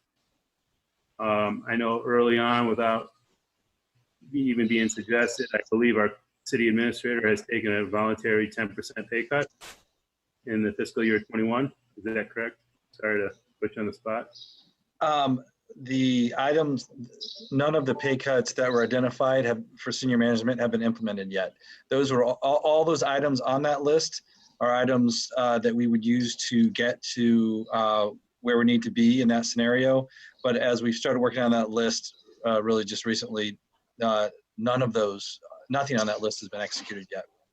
Okay. Well, I would like to take the lead on that. I heard you discussing it in one of our work sessions, and I apologize for putting you on the spot. But I believe council is due for a substantial, I think, 38% pay increase in the next year, the next fiscal year. And I think this would be a good time to take on the shared sacrifice that we're asking others to take, and that is a 10% reduction in compensation for all council members effective fiscal year 21. That effectively, pays for one of our positions. If I may, Mr. Postman.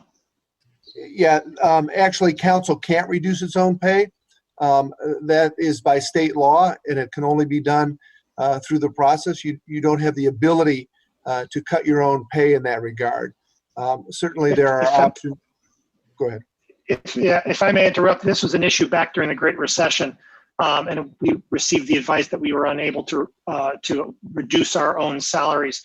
However, there was a voluntary return of salary to the city in accordance with whatever percentage the individual council members thought appropriate. That's correct. All right. Well, based on that information, I'll just withdraw that amendment. All right. I've got Councilor Eaton and Lum on the queue. Thank you. I've sent an amendment to the city clerk. I'm wondering whether it got through this time. If you could. So I would like to offer a simple amendment. In the third resolve clause, in the third bullet point, I would like to strike the second sentence regarding seeking pay concessions from represented employees. Ann Arbor's an expensive city. I don't think that we should be asking rank and file employees to reduce their pay. I think that first, it won't amount to as much as we need. But secondly, I think that people covered by a collective bargaining agreement should be protected from this wave of cuts. If there is at some point in time another need to cut back, I would take another look at it, but I don't think that we should try to invade those existing collective bargaining agreements to seek concessions. Is there a second? Second by Councilmember Ackerman. Discussion of the amendment. We got Councilmember Lum. Then again, I'm going to clear the queue. Hold on for a second.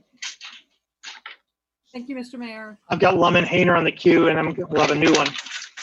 Okay. I accept this as friendly, and I just want to clarify, though, that as worded. It states represented employees are asked to share in the sacrifice consistent with non-represented employees. There was no requirement, just that they would be asked. But I respect Councilmember Eaton's desire to remove that, and I accept it as friendly. Well, that's the bodies at this point. Councilmember Hayner? Thank you. I appreciate where this is coming from, and I agree with what Councilwoman Lum said, that it's sort of an ask. Do we even have, we don't really have the authority to intervene in already agreed upon contracts, do we? I mean, we couldn't ask them. We couldn't ask union employees for a pay cut, could we? Yes. During the last downturn, we did go out to employees and ask, particularly the fire union. Actually, was very helpful in that regard, if I remember correctly. You can ask, but you're asking for something. It's voluntary, right? I mean, they have to be willing to do it. And can we ask for other things and they have to be willing to do it? Well, sure, but it's a mutual conversation. There might be other things that they want. I mean, it's collective bargaining. Okay.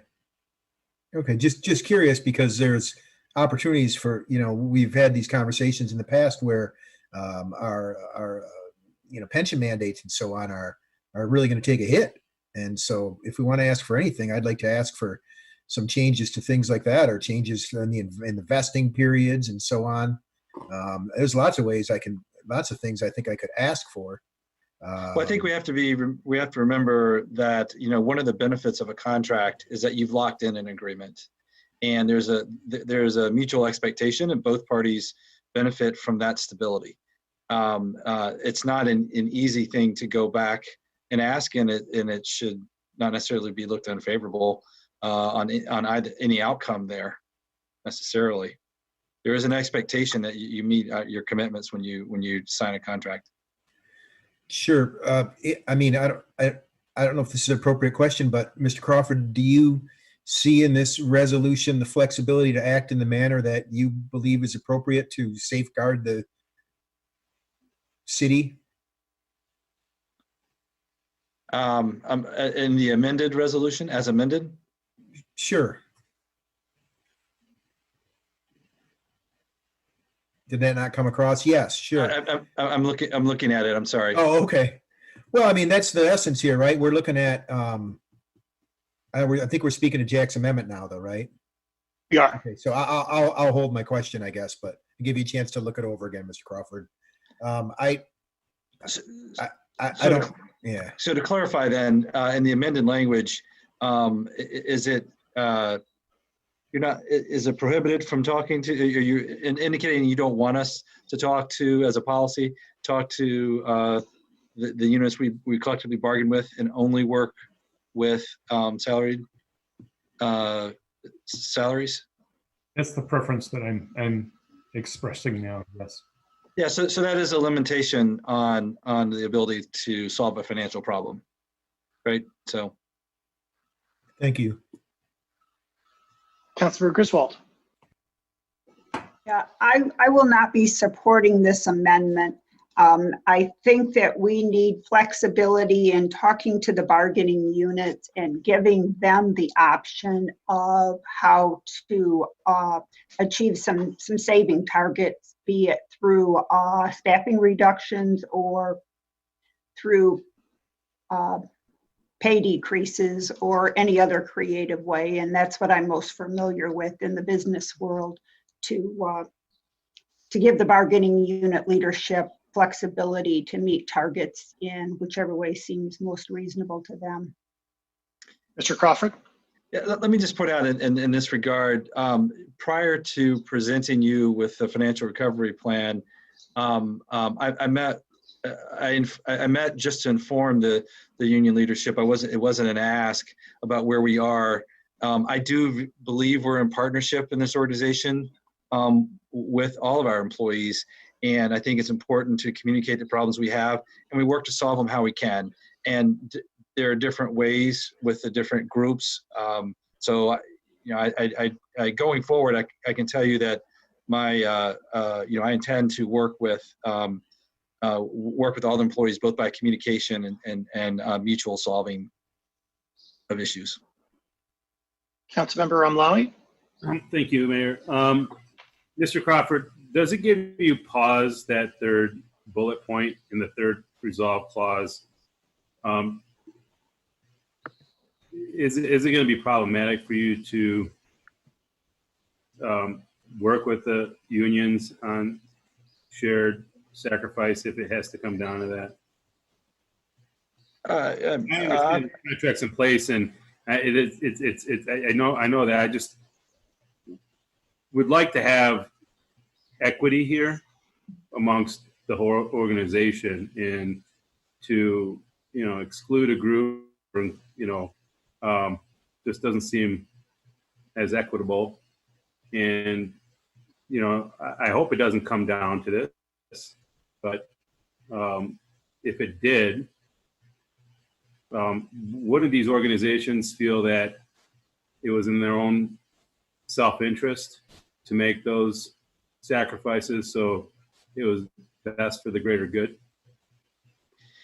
It would be a dialogue, and we have great employees. We can talk to each other, and that's what we would do. So I don't really have much I can offer other than to your comment, other than, yes, it's going to require a lot more work that we had not planned on. We don't typically talk to all of the employee groups at the same time, but in times like this, we could engage in that conversation and see what comes out of it.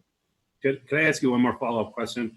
What happened in the last Great Recession when we were under contracts, and how did we shed 300 full-time positions in such a short period of time?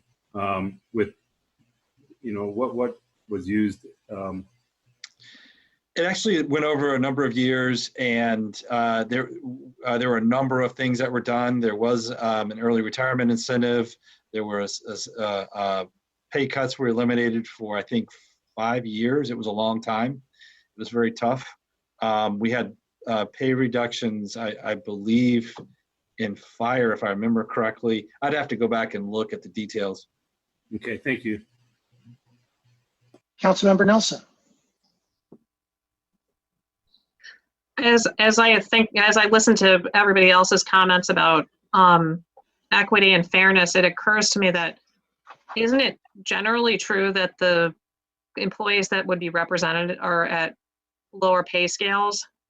I guess I'm inclined to support Councilmember Eaton's amendment only because it strikes me as potentially regressive if we're demanding that everybody sacrifice across the board, regardless of what pay scale you're at. And to the extent that being represented by a union is, I'm guessing that those employees would be at a lower pay scale than salaried employees. Am I right about that? I mean, is that generally true? It is.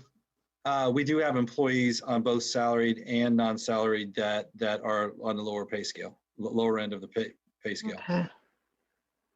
Well, at any rate, I have a philosophical problem with the idea of putting employees with representation on a level playing field with others. That's kind of the point of why these representative agreements exist.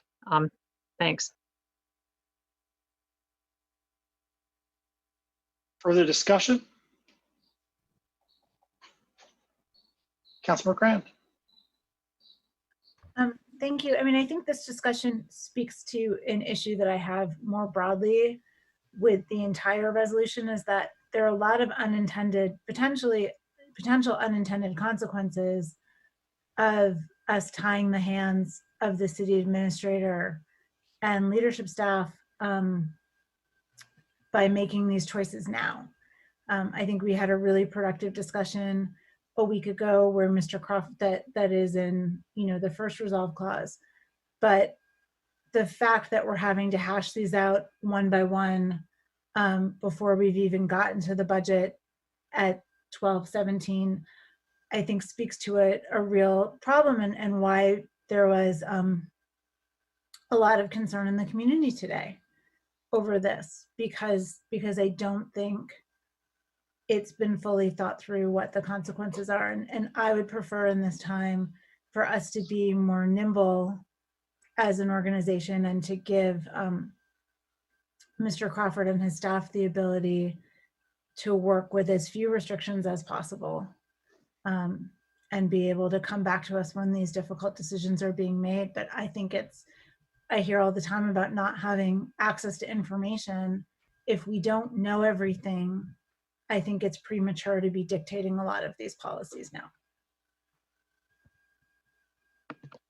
Councilmember Lum, We are speaking to the amendment, right? the amendment. I'll hold off then. Further discussion of the amendment? For my part, I'm going to vote against the amendment. I think it is unwise to set up these barriers between and among city employees.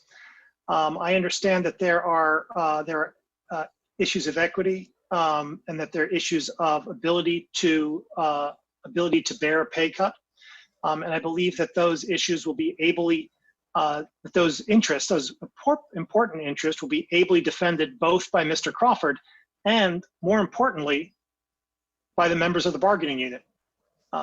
No bargaining unit is going to accept a pay cut that it does not wish to accept. They're not going to accept an amendment to the contract that they do not vote on, that they do, in which they do not approve. It seems to me what we're doing is we're even stopping the administrator from asking the question, from exploring with the bargaining unit whether there are work conditions that could perhaps be given in exchange for putting pay raises to the side, or other financial benefits. I think the question of flexibility is incredibly important. We need to give the administrator tools to do what he can. And I have confidence that he's not going to balance the books on the backs of our lower paid employees. And I have confidence in the bargaining units that they will ably defend the interests of their members. Further discussion of the amendment? Roll call vote, please, on the amendment, starting with Councilmember Ramlawi. Councilmember Ramlawi, No. Councilmember Hayner, No. Councilmember Bannister, Yes. Councilmember Griswold, No. Councilmember Lum, No. Councilmember Grand, No. Councilmember Ackerman, No. Mayor Taylor, No. Councilmember Eaton, Yes. Councilmember Nelson, Yes. Councilmember Smith, No. motion fails. Further discussion of the main motion? I had Councilmember Lum and Hayner on the queue. I'll wait and I'll pass. Councilmember Hayner. Thanks, Mr. Mayor. I'm looking sideways because I have it on a bigger screen over here, so I can refer to it. I like most of what's in here. I know that it created some problems in the interpretation of it.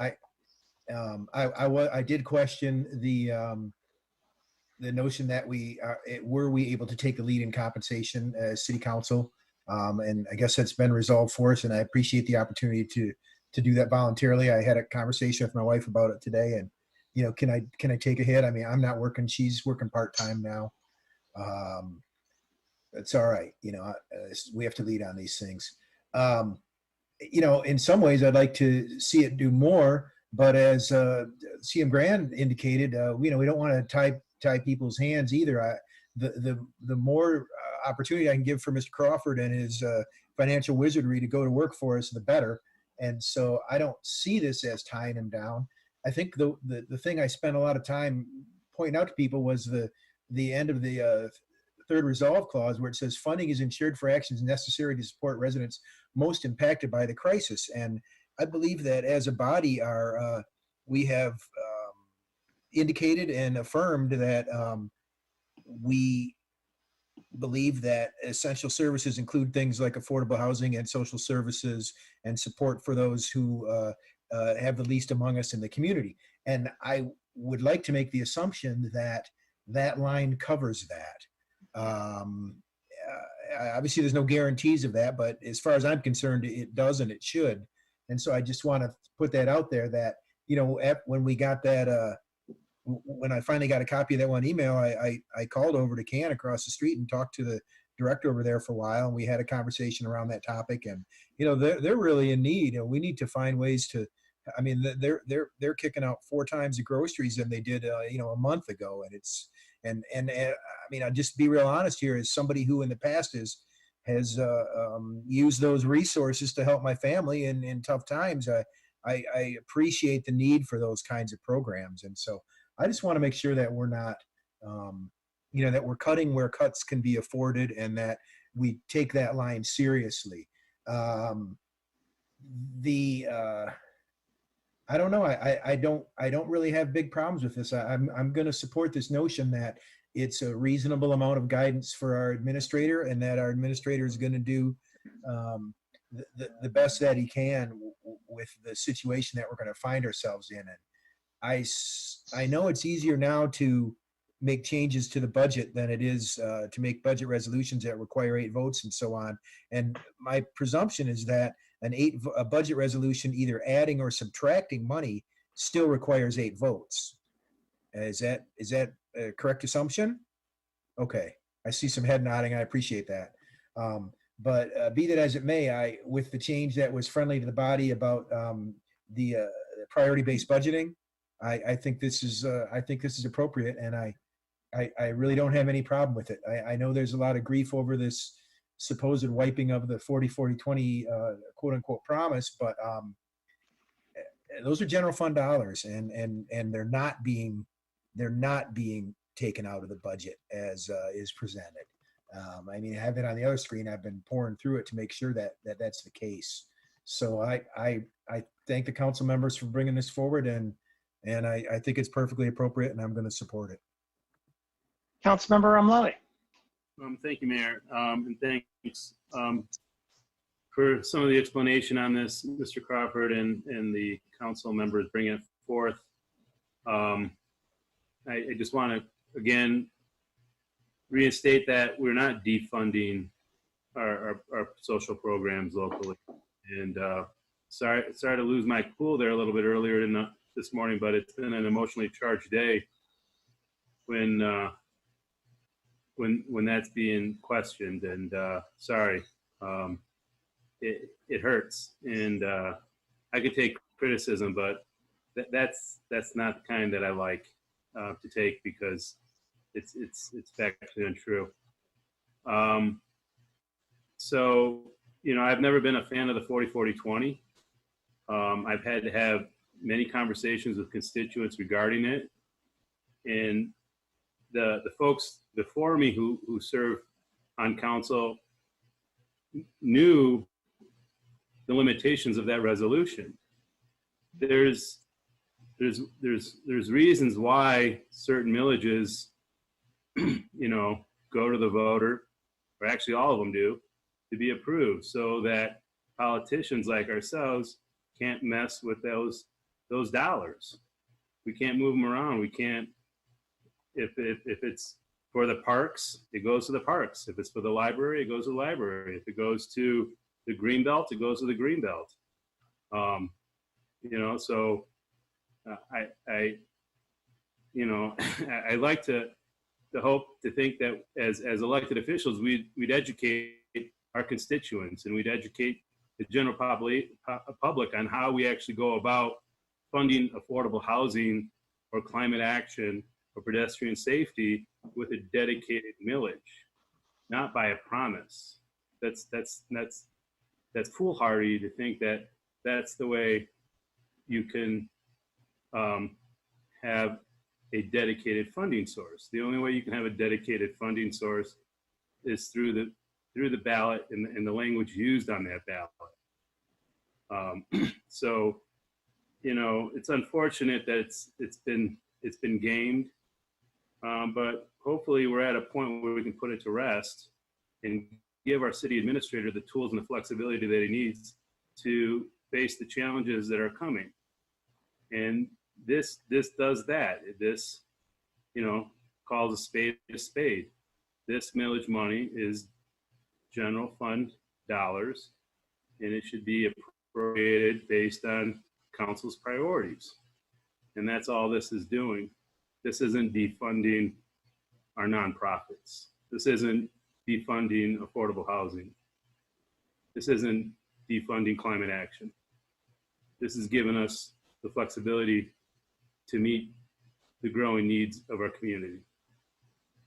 So, you know, in the future, perhaps we can come back and talk about how we can find a dedicated millage to fund affordable housing once and for all. And I, for one, would propose us to look at the Greenbelt, because I think that right there, with 12 years left or 10 years left, perhaps could unlock some millage dollars for affordable housing. We're sitting on an $8-9 million fund balance, and we have bigger fish. And I think we should be looking at that Greenbelt millage and perhaps taking it to the voters and find out if they want to reuse that money for affordable housing 20 years later. So I'll leave it at that for now. Thanks. Councilmember Nelson.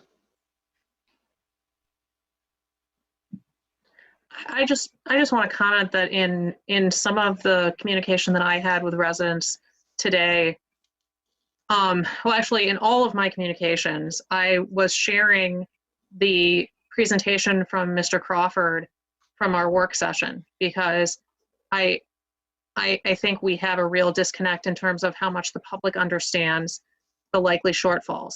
And so to the extent that that is not understood, I think we have to show some leadership and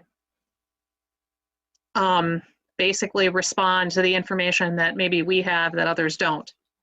The other thing that I wanted to say was, speaking to a point that Councilmember Grand made about perhaps this was moving too quickly before we know what is on the horizon. I'm curious, Mr. Crawford, if things were dire in the budget, and it occurred to you that it would be helpful to tweak something, and, like, you know, for instance, you know, we're looking at 20% of this rebate is going to pedestrian safety. And we can have a lot of conversations about how the landscape for pedestrian safety has changed dramatically right now. And I would argue that investing in a bike lane is a lot less important to me right now than feeding somebody who's hungry or making sure that somebody gets to stay in their house because they're about to be evicted. If you were in a position, Mr. Crawford, where this 40-40-20, this pot of money would offer a really good option to cover something important, is this something that you could bring to us and ask us to remove that 40-40-20? I'm curious, like, we're doing our budget tonight, and it's an opportunity for us to take away these restrictions and give you more room to fiddle with things. I'm curious, is there an opportunity later for us to revisit this and say, like, it's time to fiddle with it? Well, it is a council policy, so you can do that anytime. I take seriously the responsibility to work within balanced resources. So you know, depending on how bad things get, and I really, it's just purely speculative at this point. But depending on how things get, everything comes on the table from my perspective to bring to you as options to consider. Okay, I appreciate that. And I guess I just want to reiterate again, I had conversations with Councilmember Lum this weekend, expressing my concerns that this was not clear enough in articulating our values and priorities. And I mentioned this to Councilmember Lum, and maybe this is just something worth clarifying in our conversation right now. I mean, to me, I very much appreciate the bullet point, funding is ensured for the actions necessary to support residents most impacted by the crisis.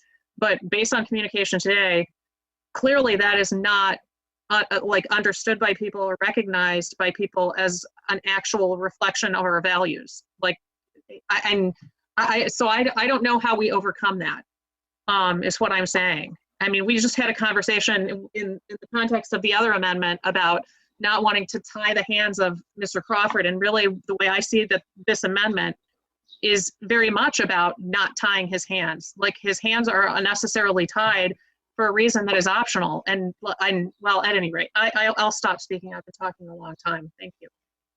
Councilmember Grant. Thank you.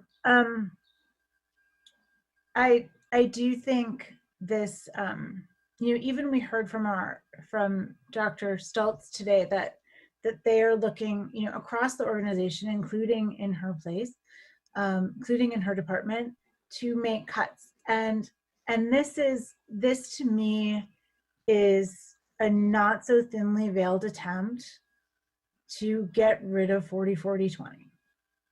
And it's not, it's clear.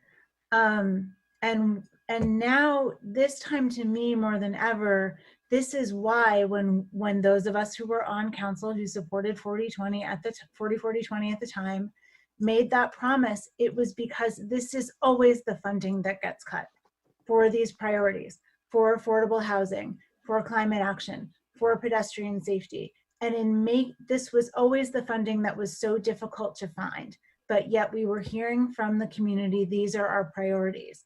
And I think we also heard it loud and clear today from the messages that we've received. And so to me, it is time to actually to say, this is exactly why that policy was there. Because I've already heard from you, Councilmember Nelson, well, maybe pedestrian safety gets cut. You know, who's to say when I hear both, these are priorities, it's in the budget, but everything is on the table, that's not what we come after first.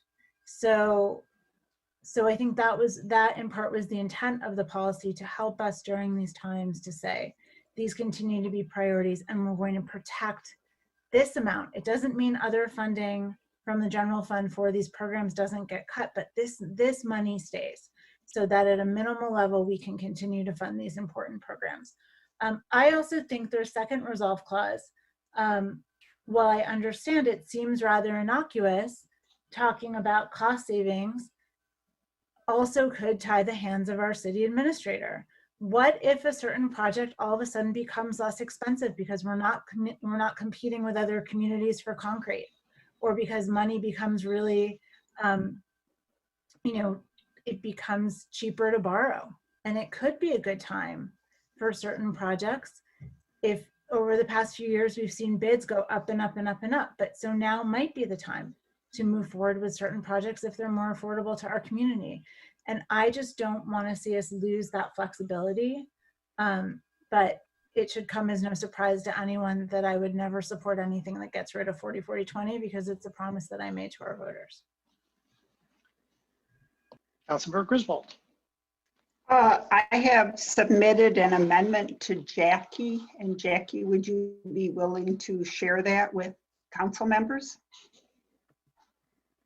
And while you're doing that, may I suggest that, given the late hour, that we enforce the speaking time limit of 3 minutes for council members?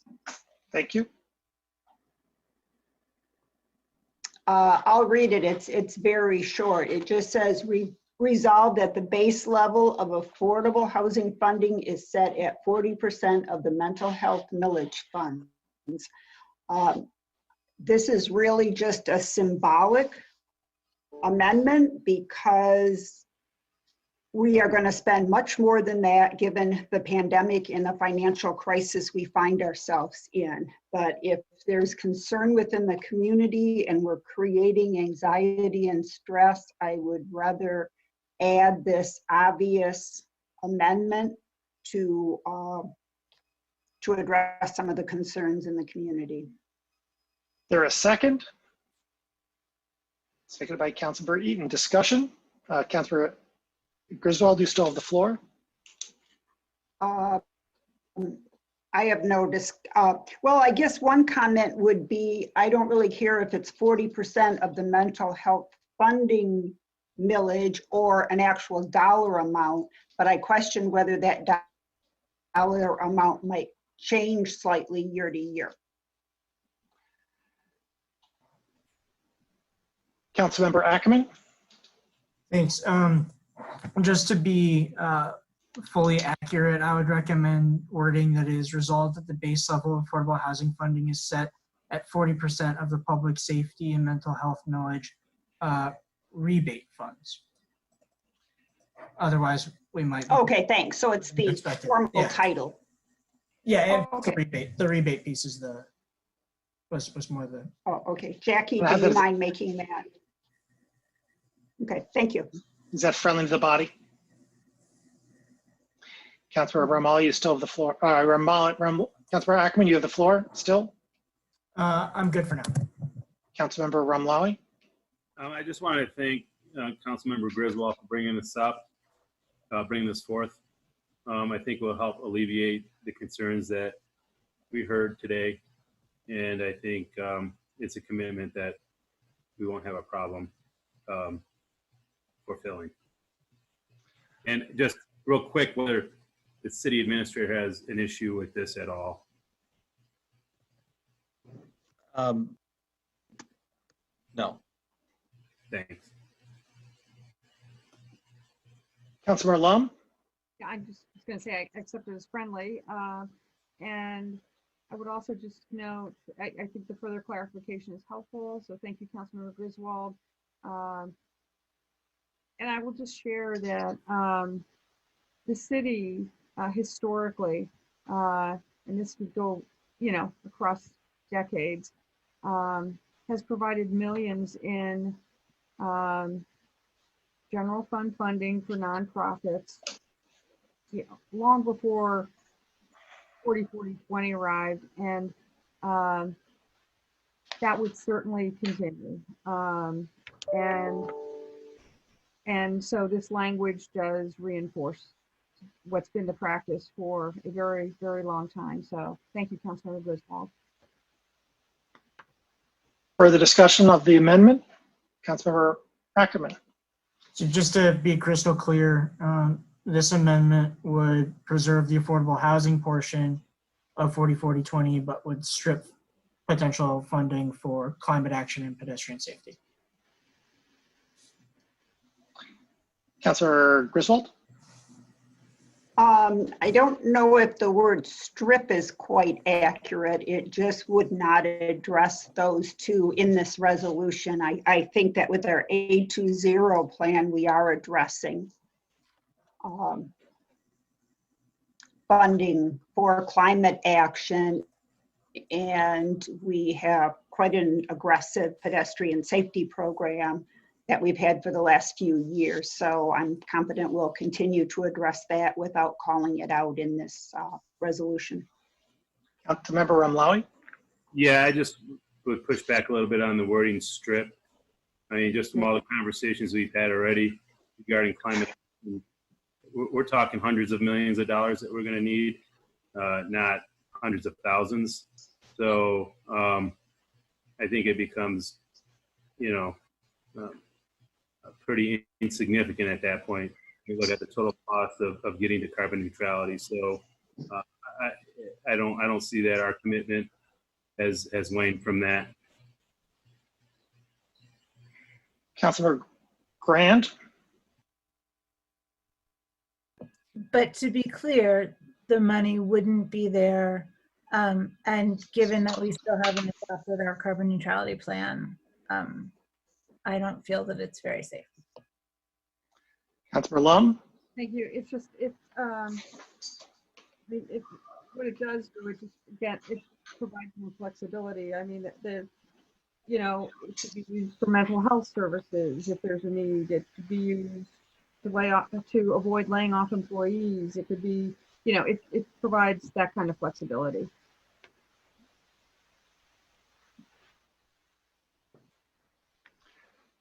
Further discussion? I think it was friendly. You're talking about the main motion? This is on Councilmember Griswold's motion. For my part, I find this particular provision is innocuous. It does not, for me, alter it does not, solve the problems that I have with the resolved clause that would, in my view, break the 40-40-20 promise that council made to the voters in advance of their voting on the county mental health and public safety millage.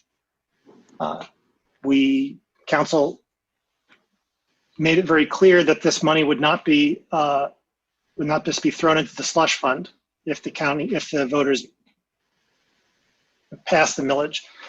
They made it clear that it would be used to support previously underfunded municipal priorities. That is to say, pedestrian safety, the advancement of affordable housing, and the grievously underfunded climate action plan, as was now the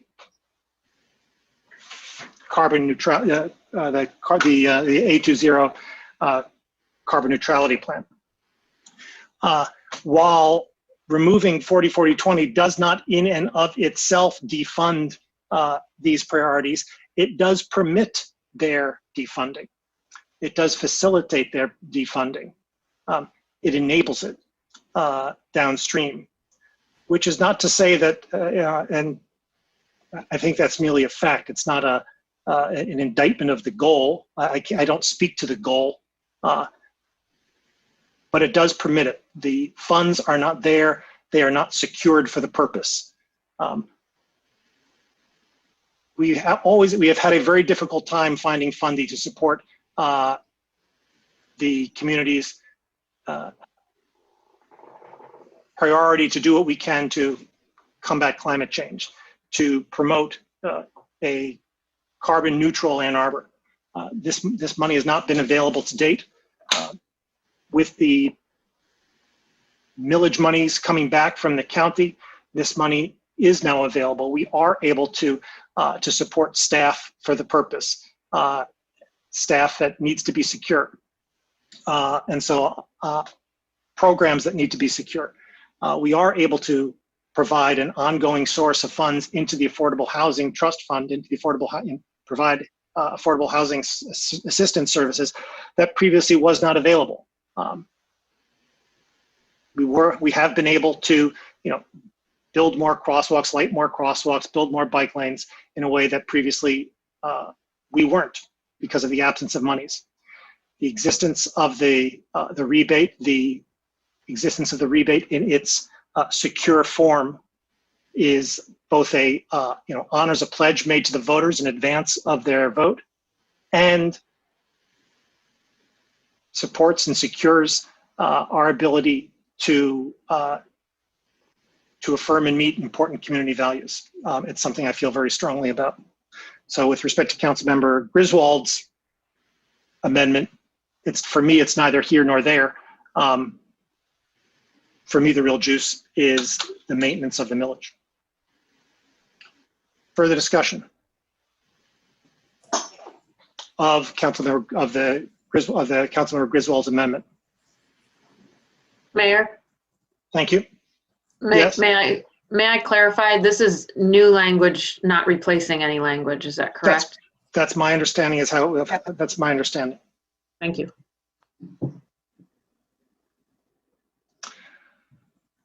Councilmember Griswold? If it's a friendly amendment, do we have to vote on it? No, I don't think so. Is this amendment friendly? Yes. Mm-hmm. Amendment's friendly. Further discussion of the main motion? Councilmember, I'm sorry, I've got I've got Lum, Ackerman, and Bromlawi. Per Councilmember Griswold's request, I'm going to be keeping better track of time. My apologies for not doing so previously. Councilor Lum. And Ramlawi first. Councilor Ackerman. Thank you. I have a question about one of the bullet points in the third resolve. The statement, starting major new programs is discouraged until such time as the financial impacts are better understood and the city's plan to address them are better defined. Can you clarify the intent of that and give an example of a major new program? So That's to the sponsors. This question is for me. And as you know, I've revised this since the version in the letter I sent you on May 11th,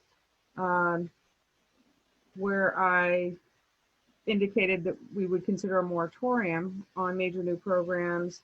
So this was adjusted after conversations with, and I don't want to imply that the city administrator is, supportive or not. He was helpful. So this, I changed it to address concerns or suggested his recommendation to not suggest that we would prefer a moratorium, but that we would, kind of using more, not his words, I would say weasel words, it softens it, that major new programs are discouraged until we do understand the financial impacts. I was hoping it was self-explanatory. Seems like the fiscally responsible thing to do, frankly. Can you give an example of a major new program? Do you have one in mind? No. Would the 820 plan count as a major new program? General policy guidance that until we understand the financial impacts and how we can address them, I mean, I, for one, I don't think it's, I personally don't think it's, philosophically don't think it's responsible to embark on a major program when we don't know how we're going to address the financial impacts and the plan is not defined. And that's just saying that that's what we're going to do. And then we will discourage embarking on a new program until we have that sort of information, that data. Just to put a really fine point on it, would you consider the 820 plan a new program?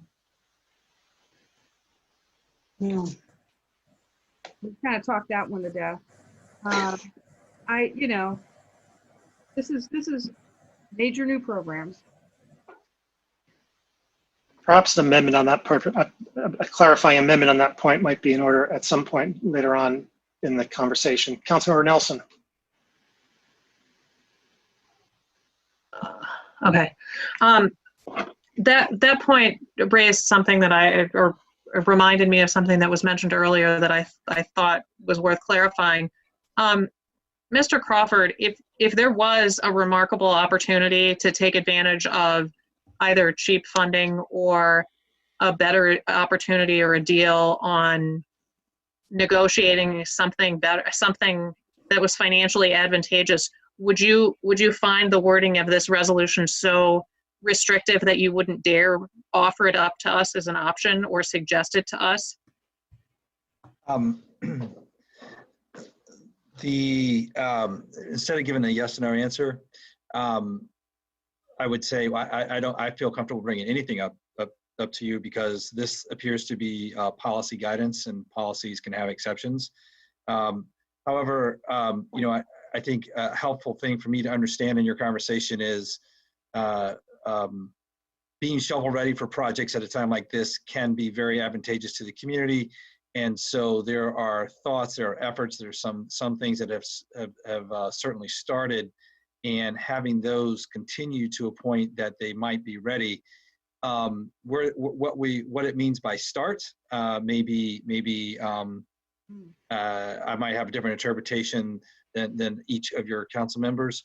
I do think, unless advised otherwise, I would tend to lean toward moving things along to a point that serious funding, when that part of the project came, we might stop there to see if there were funds available. But that would not mean we would not make progress on some projects. I appreciate that, because all of my experience working with you, you're pretty upfront about explaining things to us, and it strikes me that if suddenly it was very inexpensive to borrow money, or suddenly it became clear that construction projects were a much better deal than they have previous, of course we would be aware of that and have conversations about that. Thank you. Councilmember Ramlawi. Thank you, Mayor. And just to put Tom back on the hot seat, he seems to do pretty well there. To address Councilmember Ackerman's concerns and the concerns of many in the community that believe this is an attempt to get away from our pledge of carbon neutrality, would you consider A20 a new program or one that's already underway? I consider A20 7 strategies, and those strategies have different projects within them. Some of the projects have started and moved. The most relevant thing are the strategies. Some of the things you can move with staff efforts right now. Those seem like some low-hanging fruit if we have staff on board. Other items like the solar down at the property on the south side of town, that has had significant work done on it. That's an example of a project that we're having it progress to a point where it's funding ready might be advantageous to the community. This is from my perspective. I would be, before any serious commitment of funds on A20 or any other project, I would probably update you guys on what I'm planning to do and make sure that you guys had provided direction on that if it wasn't consistent with what you wanted. I appreciate your forthrightness in answering those questions. Not easy navigating this topic. And just beating a dead horse, again, if we wanted to have dedicated funds for these programs in a way where no council can mess with them, then it should be taken to the ballot and have the voters decide with that proper ballot language. I'm not for defunding anything. I'm for good government. That's what I'm for. I'm for consistent, good, legal government. And if that millage was intended for those three issues, then it should have been put in the ballot language or put another one to the voters. So I'm sorry to beat a dead horse, but I'm going to keep pushing back as long as it keeps being brought up. At the risk of interjecting on this controversial topic, I just to point out something, since I was around at the time, the millage was actually a county millage and not one that your council had the ability to put language on. And that's why I think the genesis of the resolutions. Yeah, I get it. Thank you. Councilmember Smith. Yeah, I'm not going to support this. I think Councilmember Lum's answer to Councilmember Ackerman's question cemented how I'm going to vote. I think that this is flawed. I think that we should just vote and move on. Thanks. Councilmember Hayner. In keeping with the very brief comments and move on, yeah, I want to say I share Mr. or Councilmember Ackerman's concerns.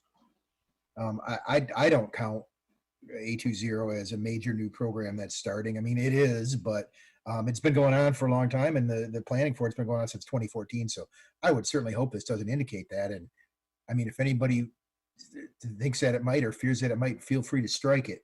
I don't. I mean, I don't know what would count as a major new program. I'm trying to I'm racking my brain. I mean, I wanted to bring a pilot program forward for us, but that's not going to cost a lot of money. That's some time. That's a public communication issue. I'm hard pressed to think of what a major new program is. Would it be the center of the city project? Would it be the affordable housing project? I don't know what fits that description. So I appreciate your asking. Maybe that's something that should be struck because we can't seem to find anything that it applies to. So why is it there? I guess that's what I have to say about that. I just kind of passed over it because I couldn't think of what it would possibly apply to. I'd hate to see it cramp up bringing a pilot program forward or something. I mean, that would be new to us, right? We've never done that before. And it's something I think we need to do.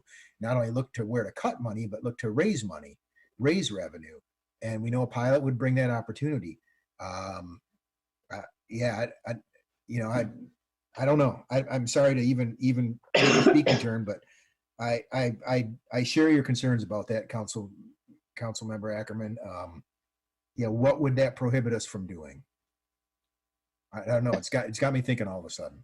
That's all. Thank you. Councilmember Lum. Thanks. I will just say that if this bullet point causes major heartburn, I will remove it. I'll just read it again. Bullet point reads, starting major new programs is discouraged until such time as the financial impacts are better understood and the city's plans to address them are better defined. For me, it's just, kind of a fiscal, stewardship responsible thing to do. But if it gives people heartburn, I will remove it. Is that a motion to remove it, Councilmember? If someone else wants to make the motion. Councilmember Hayner, seconded by Councilmember Amlawi. Is that friendly to the body? The starting new major programs bullet point is deleted, and that's friendly to the body. Further discussion of the main motion as amended?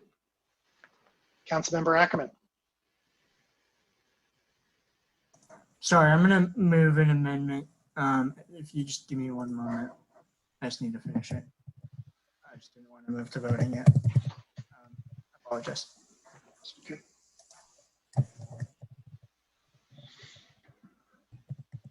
Is it raining where everyone else is? You guys getting some heavy rain over there? I don't know. It's not raining here on the west side. Okay, just curious. Not here yet. It's been on and off all day over here, and we had a couple pretty big ones not long ago.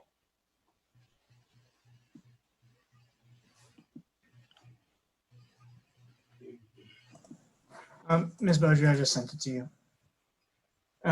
It would be an amendment to Councilmember Griswold's added resolve clause.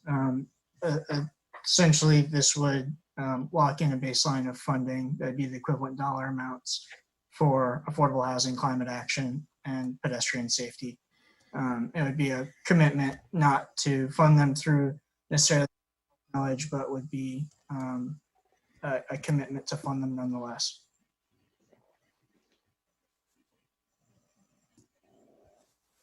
Guess I'll observe that amendment is consistent with a pre-existing budget amendment, a pre-existing resolution passed by this council back in April 1st, 2019, which was an effort to put this entire issue at rest.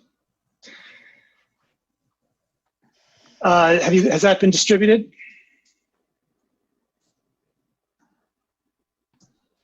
I sent it, Mayor. Thank you. Yeah. Is there no multiplier on that, Councilmember Ackerman? If you have recommended language, happy to amend the amendment.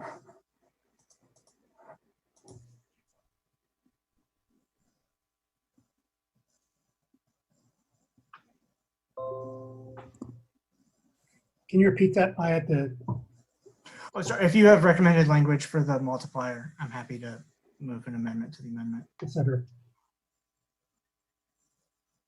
Well, let's keep this procedure. Is there a second on this? Yeah, Councilmember Smith already did. Thank you. Seconded by Councilmember Smith.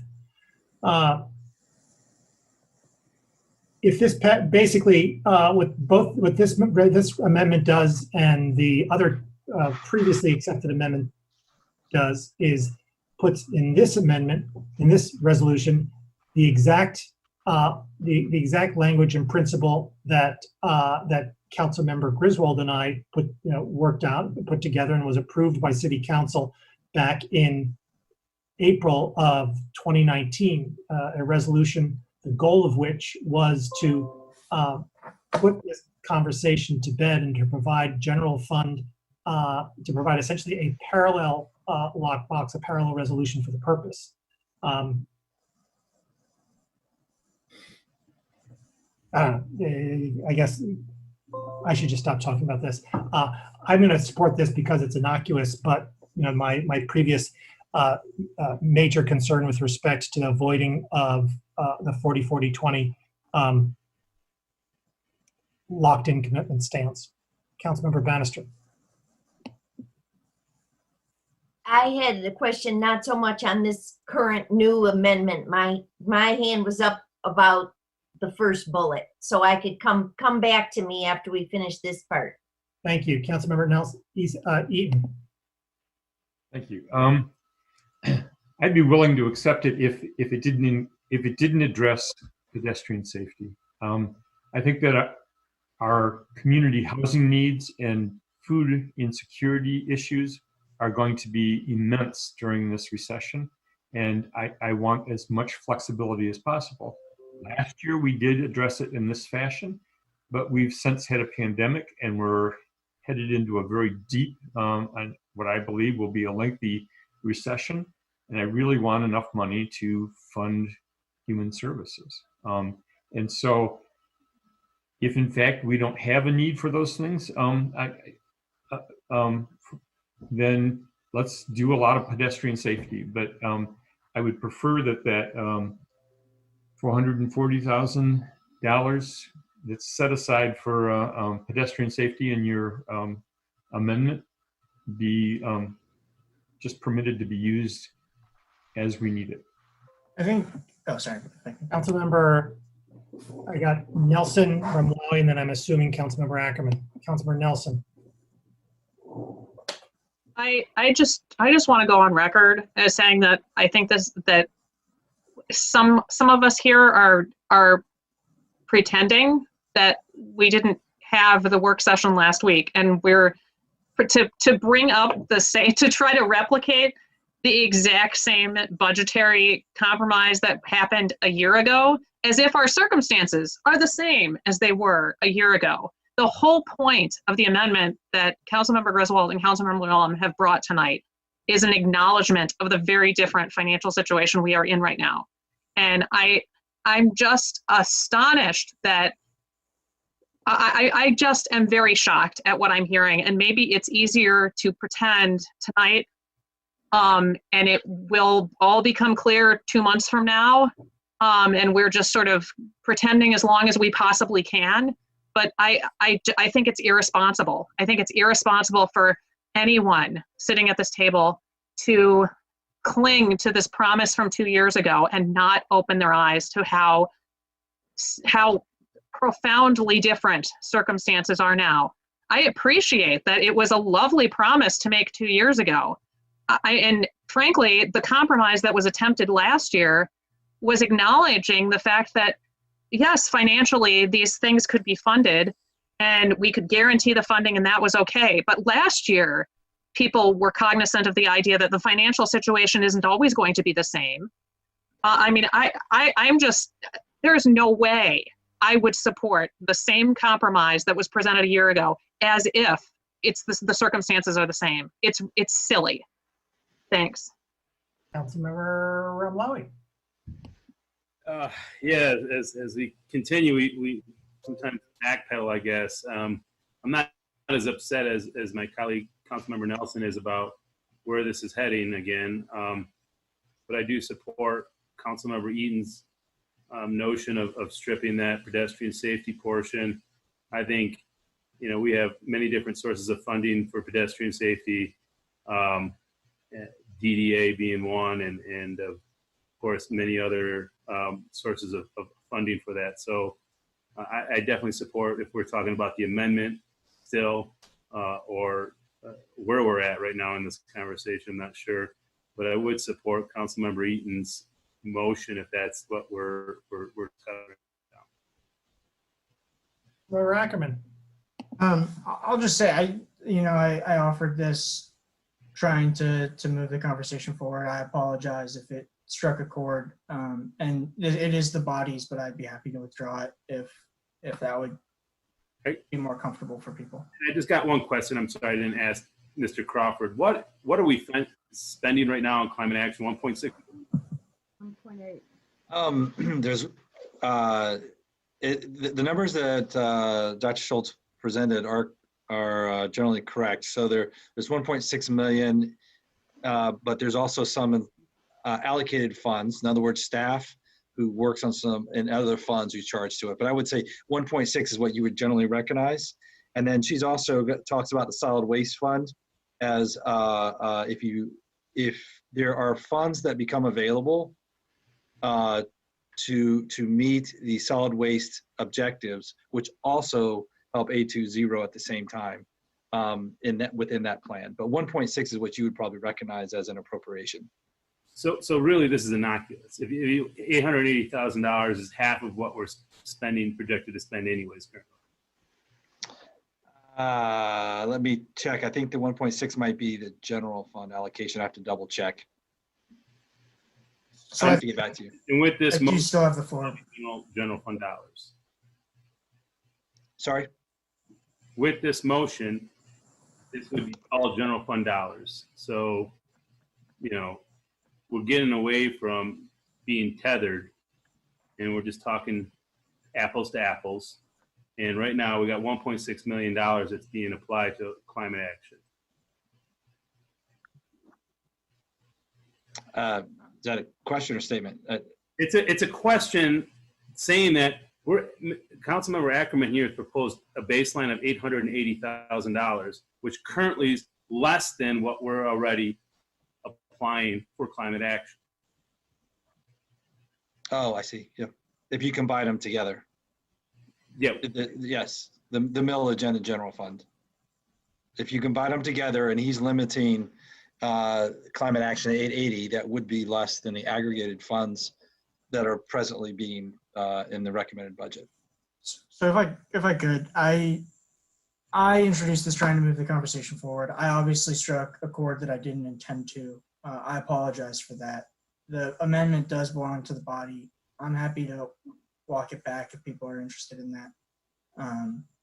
But up to you. I didn't mean to incite the reactions that I did. Does anybody have any objection to its being withdrawn? I would prefer that we maintain the amendment, but just strike the language regarding pedestrian safety money. And so I would so move. Is that a friendly amendment with respect to the amendment? And accept that as, does anybody have any objection to that as a amendment, as a friendly amendment to the amendment? Seeing none, I'm going to declare that to be a friendly amendment to the amendment. The amendment, therefore, now reads, resolved that the base level of affordable housing funding is set at 880. Climate action funding is also set at 880. That is the amendment. And it is the bodies, and so it is live. Councilmember Eaton, you have the floor. I moved that, and it's been accepted, so I'm done. Councilmember Bannister. Yeah, I just had a question on that 440 for the pedestrian safety, because if we're talking about savings money for human services, and yet we might, certain silos in City Hall might be coming through putting in sidewalks, expensive sidewalks, could this 440 be considered human services if that was maybe some of the money that we were going to use to help defray the burden on the homeowner as part of the millions of dollars. I would, be willing to hold off on some of the sidewalks going forward. But if we aren't going to hold off, then maybe the 440 the pedestrian safety money would help pay for the involuntary sidewalks.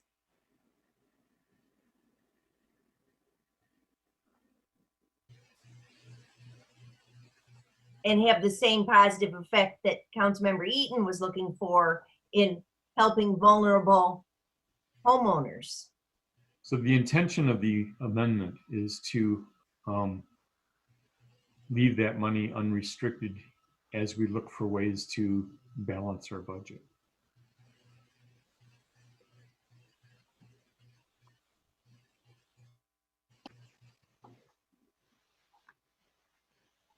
Further discussion of the amendment? All in favor? Aye. Am I getting a no? I'm not. Roll call vote, please, starting with Councilmember Ramlawi. This is the main amendment, the original, It is the amendment provided by Councilmember Ackerman, setting affordable housing at 880 and climate action at 880. okay. I thought that was a friendly amendment. I guess I missed that. Councilmember Eaton's amendment stripping the pedestrian safety funding reference was friendly. Everybody clear? Roll call vote on the amendment, the amended amendment, starting with Councilmember Ramlawi. Councilmember Ramlawi, Yes. Councilmember Hayner, No. Councilmember Bannister, Yes. Councilmember Griswold, Yes. Councilmember Lum, Councilmember Lum, Yes. Councilmember Grand, No. Councilmember Ackerman, No. Mayor Taylor, Yes. Councilmember Eaton, Yes. Councilmember Nelson, Yes. Councilmember Smith, No. motion carries. Further discussion of the main motion as amended. Councilmember Bannister. Yes. Well, on that first bullet about involuntary employee layoffs will be utilized very selectively or as a last resort. That sounds great, but I sort of wanted to follow up on Councilmember Ramlawi's question to Mr. Crawford that I remember back on May 11 on slide 16, we had a line item for involuntary furloughs, 2.5 million. So I was just trying to close the loop there that are we or aren't we going to, or what does Mr. Crawford think we will need with So- regards to? Yeah, thank you. That list from the presentation is something we would look as we get greater and greater confidence of a revenue shortfall. And I would interpret this resolution to say involuntary should be toward the bottom of the things to implement. It doesn't remove it as a possibility, but it does move it to the bottom. And that's sort of how it currently reads. Yeah. Thank you. Councilmember Hayner. I just want to say that I don't understand why we go down these routes with these amendments. If this started out to be some kind of guidance for our city administrator to give him the wherewithal and the general guidance to do what he does best, and now we're putting money into it. I don't even get it. Like, I don't understand where we think we're coming from with this. This is one case where I happily defer to his expertise, and I'm sorry to see that spelling out the dollars got added to this, and it makes me even less likely to support it on the whole. I think I think we're not thinking clearly. Thank you. Councilmember Lum. Thank you. So I'm going to, first on the first bullet, I will just say that I talked through this with Mr. Crawford when I wrote it, and this language reflects his recommendation. This bullet, as with many of them, are intended to provide staff direction, but at the same time, provide council policy level direction, principles, expectations on implementing a recovery plan that will involve, as we all know, tough decisions and hard choices that will be impacting employees, services, and all of our residents. And I have to say, if it's not, so I do hope you support this, Councilmember Hayner, if it's not appropriate for council to weigh in on this up front with policy direction, honestly, I'm not sure when it would ever be appropriate and not sure what our job is, if not that. We have the responsibility to approve the budget. That is a core fundamental responsibility. And it seems to me that when we have a situation like this, when we have a budget before us that is unviable and clearly needs to be revised substantially, and tough actions need to be taken to cut costs. And we obviously can't do that as we traditionally would, line by line. We're approving the budget tonight. Again, through no fault of staff. Council can either provide some direction up front on principles and expectations on those actions, or we could just be reactive and delegate the responsibility to staff. I just think that the former is more consistent with what council as the policy-making body should do and has nothing to do with staff's capability. And I rewrote a number of the bullets to make it clear that that we are providing the administrator the necessary discretion, and Mr. Crawford was comfortable with the language. I will just say that I've also heard from people who feel like we're giving the staff too much discretion. So there are many compromises here.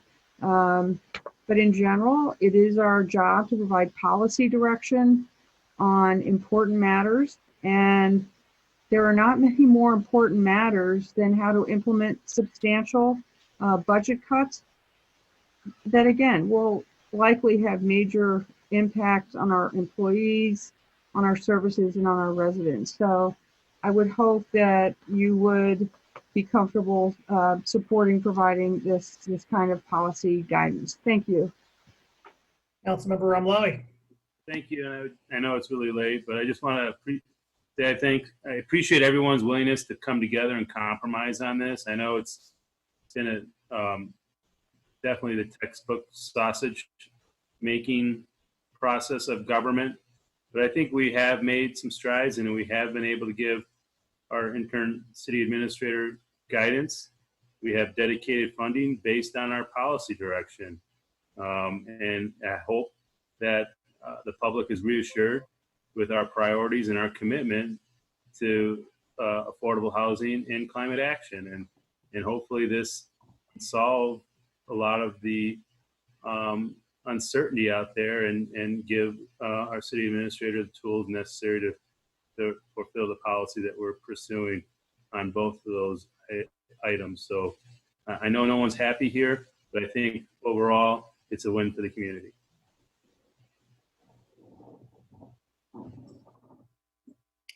For the discussion of the main motion as amended.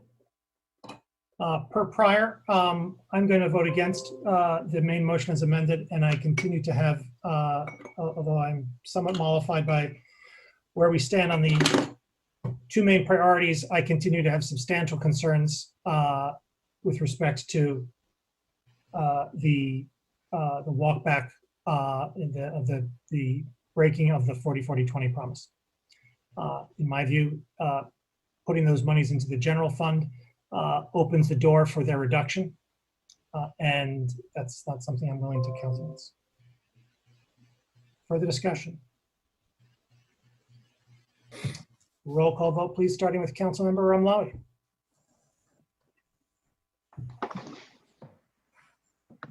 Councilmember Umlawi, Yes. Councilmember Hayner, Yes. Councilmember Bannister,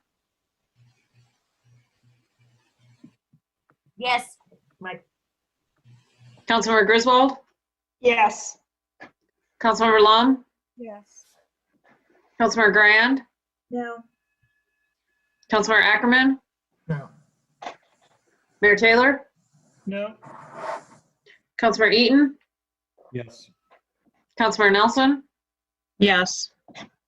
Councilmember Smith, No. motion carries. Folks want to take a break or want to just drive through?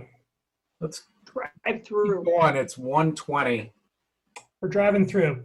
DS2, resolution to adopt the Ann Arbor City budget and related property tax millage rates for fiscal year 2021. Moved by Councilmember Smith, seconded by Councilmember Umlawi. Discussion, please, of DS2.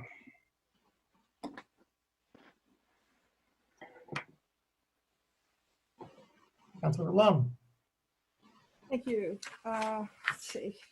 I actually thought we might take a break. I'll introduce the amendment to maintain funding for street repair. Seconded by Councilmember Ackerman. Discussion. Councilmember Lum, you have the floor. Thank you. This amendment is pretty straightforward. What it does is to provide council authorization to temporarily dip into local street fund reserves as necessary to complete the local road repair projects originally contemplated in the administrator's April 16th proposal. You may recall that in the financial recovery plan we received May 11, it was estimated that the local street funding from the state would be down $600,000, and there was a $495,000 recovery plan line item for reduction in reduced road maintenance. At that meeting, Mr. Crawford indicated one possibility would be to temporarily dip into reserves. I certainly recognize now is not the time to add expenses to the budget, and this amendment does not add anything. What it does is to provide staff the flexibility to complete road projects during this time when traffic is way down and the disruption caused by construction projects is much lower by authorizing temporary use of fund balance. The fund balance will need to be restored in future years, but this provides staff flexibility now to do what was originally planned for fiscal year 21. And we all certainly know that the condition of our roads is a very high priority for our residents. You may recall that road repair items ranked 1, 2, and 4 when we conducted the resident survey of spending priorities a couple of years ago. Anyway, I hope you will support this tonight, and thank you for your consideration. For the discussion, Councilmember Nelson. I think this question is for Mr. Crawford. I'm not totally sure I understood your explanation of this, Jane. You're asking that funds be used for these projects, and they're funds that would only ever be used for street repair. Is that right? These are not, you said these are not funds that could be used for something else. Correct. Why would we not, Mr. Crawford, why would we not already be doing this? Why is this an amendment? Why is it an amendment? Yeah. I'm not understanding your question. We did not have, we didn't, I have to look at her amendment for a second, just a second. Maybe Jane knows the answer. Yeah. Well, there is a, we have a, sorry, let me find the, we have a fund balance policy. Am I helping you? Okay, so you're saying that there's a, Let me clarify.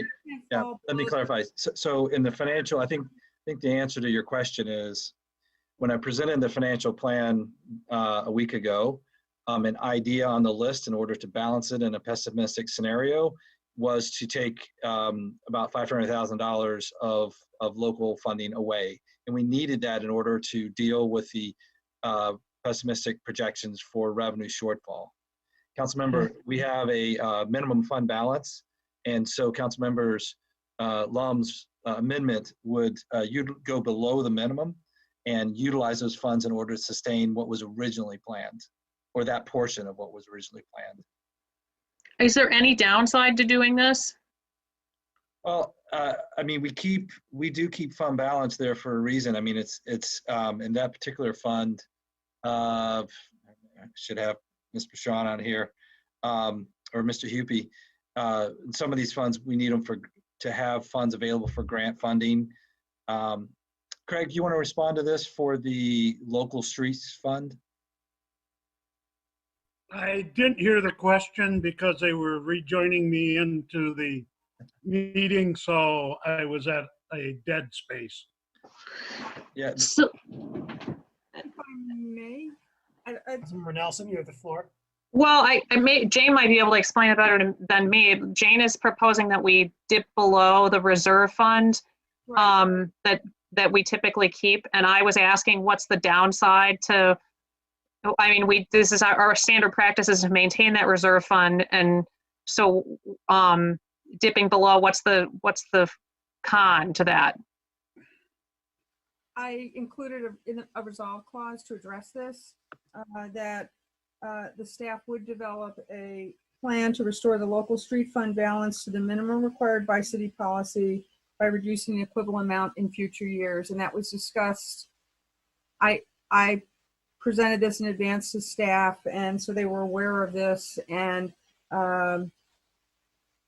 okay, so tell me if I understand this correctly. I'm sorry to cause this meeting to go much later. You're just proposing that we front load work because right now cars aren't out and it's less disruptive for us to do it now. And then perhaps a year from now, there will be projects that don't happen because we're building up that balance. Is that what you're saying? right, Okay, all right, I get it. Sorry it takes so long, thanks. an option at that meeting on the 11th. Councilmember Lum, I'm done. further discussion? Mr. Crawford. Yeah, I mean, part of the reasons I was looking at my notes here, sorry for the hour here.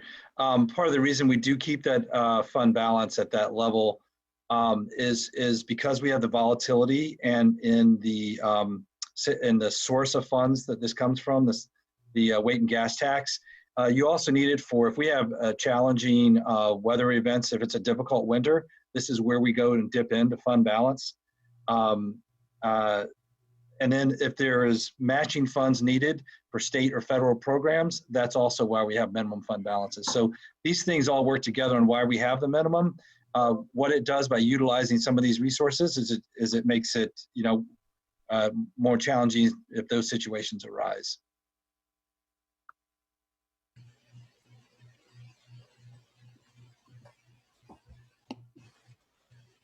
Further discussion, the amendment?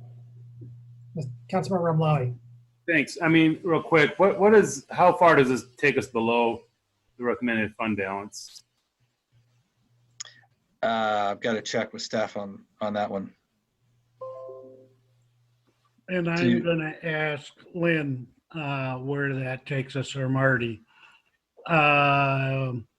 If we're at roughly 5 million and we're going down 500,000, that's 10% below in very round numbers.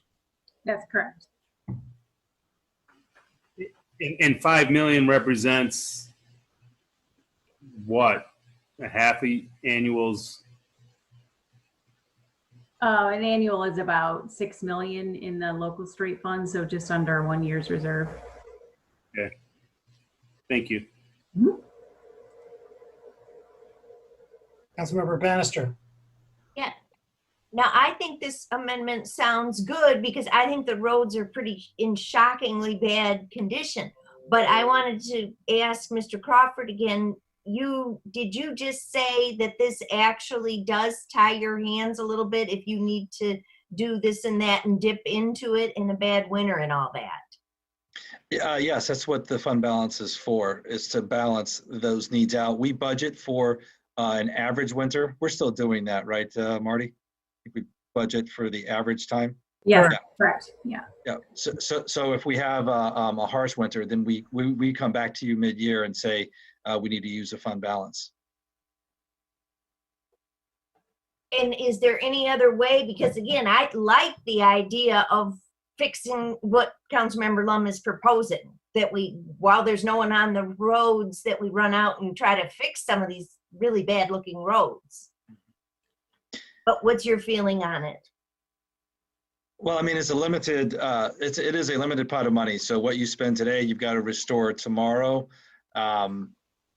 UP, do you have comments on the ability to utilize it? I mean, we're going to have the opening of we believe we're going to have the opening of the economy here fairly soon. So there'll be some level of activity.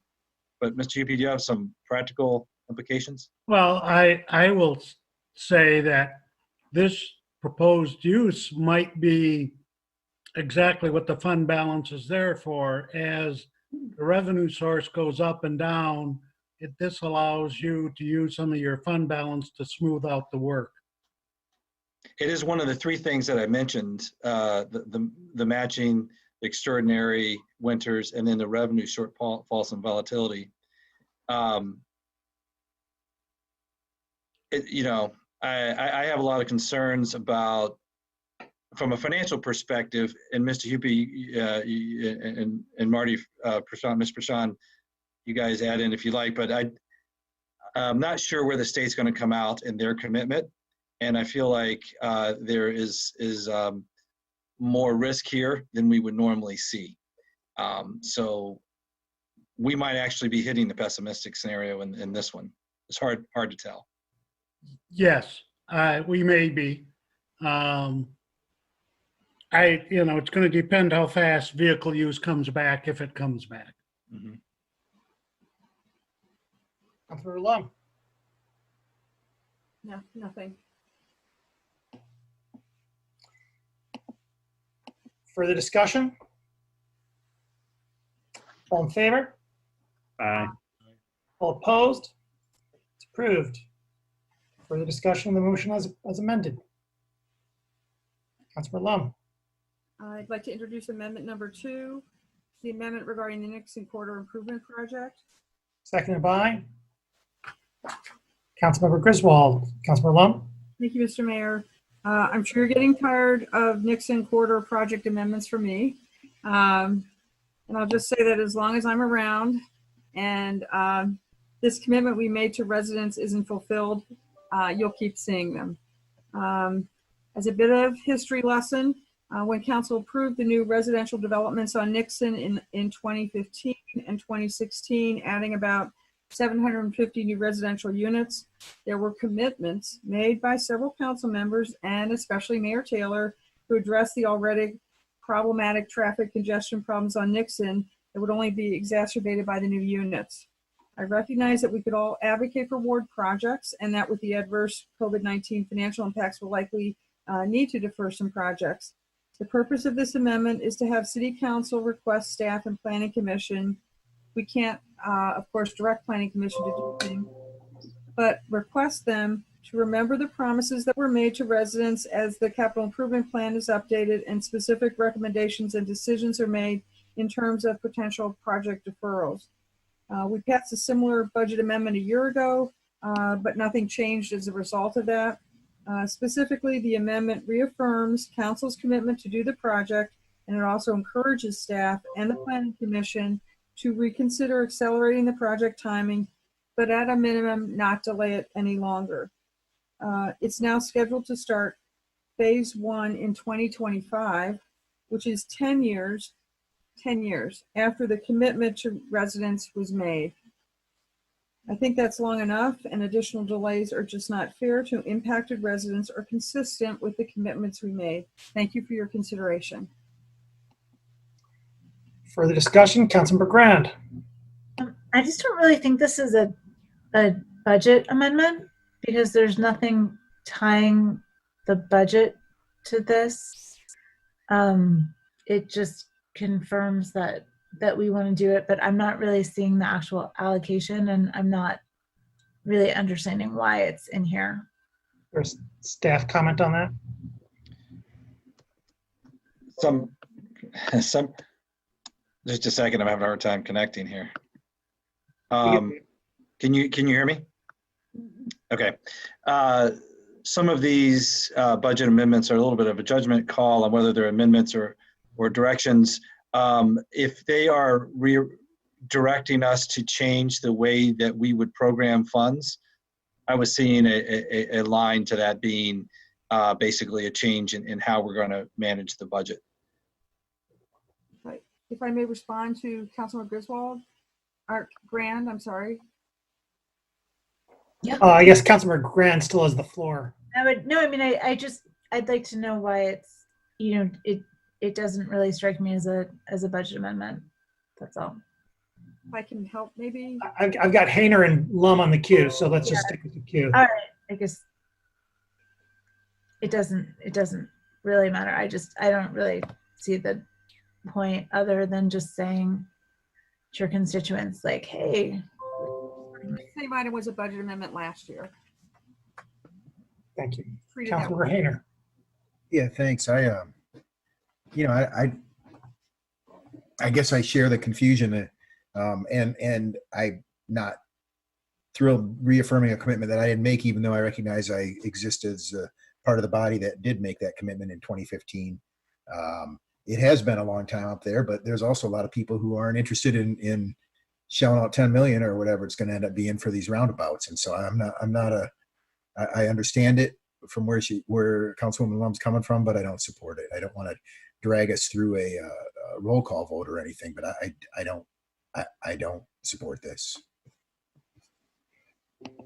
Further discussion?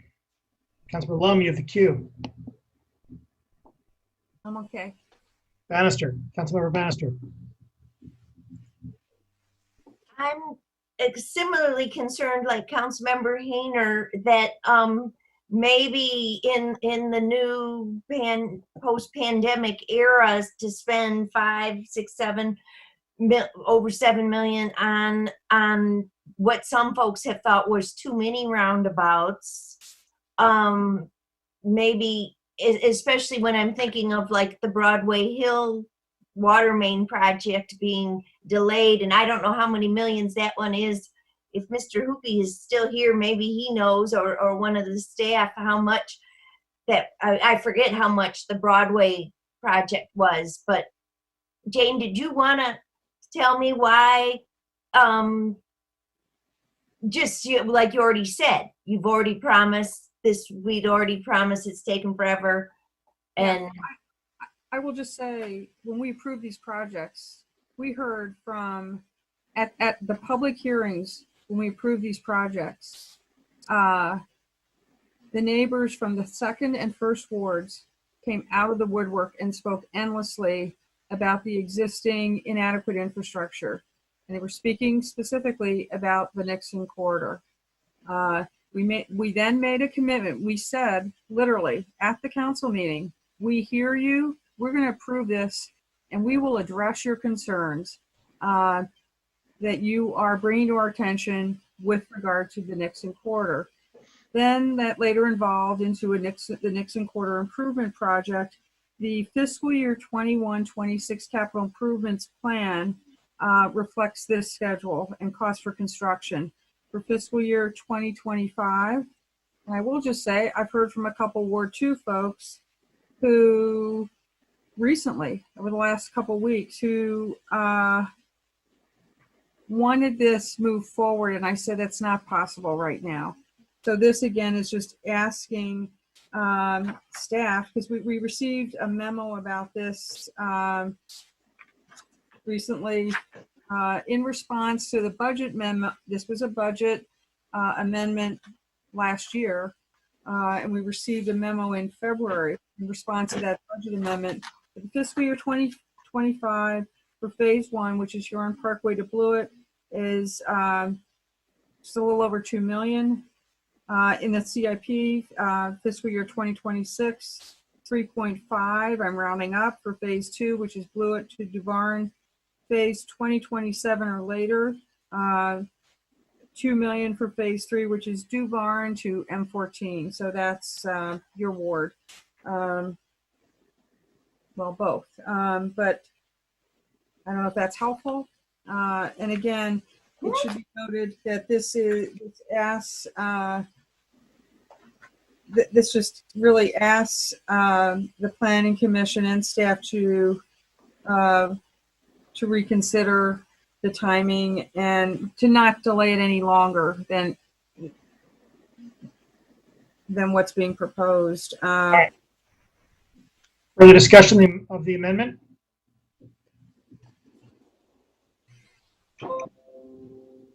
All in favor? I'm sorry, there was. No, it's fine. Yeah, my mistake. Roll call vote, please start with Councilmember No, Rumlow. that's fine. I want a roll call vote. There might be others. Okay. Councilmember Umlawi, No. Councilmember Hayner, No. Councilmember Bannister, Yes. Councilmember Griswold, Yes. Councilmember Lum, Yes. Councilmember Grand, No. Councilmember Ackerman, Yes. Mayor Taylor, Yes. Councilmember Eaton, Yes. Councilmember Nelson, No. Councilmember Smith, No. motion carries. Further discussion? Councilmember Lum. Thank you. This is Amendment 3, which is the amendment I'd like to introduce regarding LDFA, Spark, and local business support, and Councilmember Lowry is a co-sponsor. Seconded by Councilmember Rumlowy. And thank you, Councilmember Ramlawi. I'm really pleased that you're co-sponsoring this. Councilmember Ramlawi is our small business guy on council, and I think his voice is critical always, but he is a leader in and a great spokesperson for our local business community. And I will say that while the rest of us can talk about COVID-19 impacts on small business, he's living it.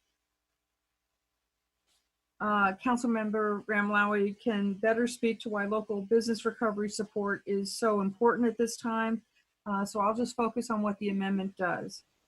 I do know, though, that local businesses are major contributors to Ann Arbor's character and quality of life, and know they are struggling based on many folks I've talked with.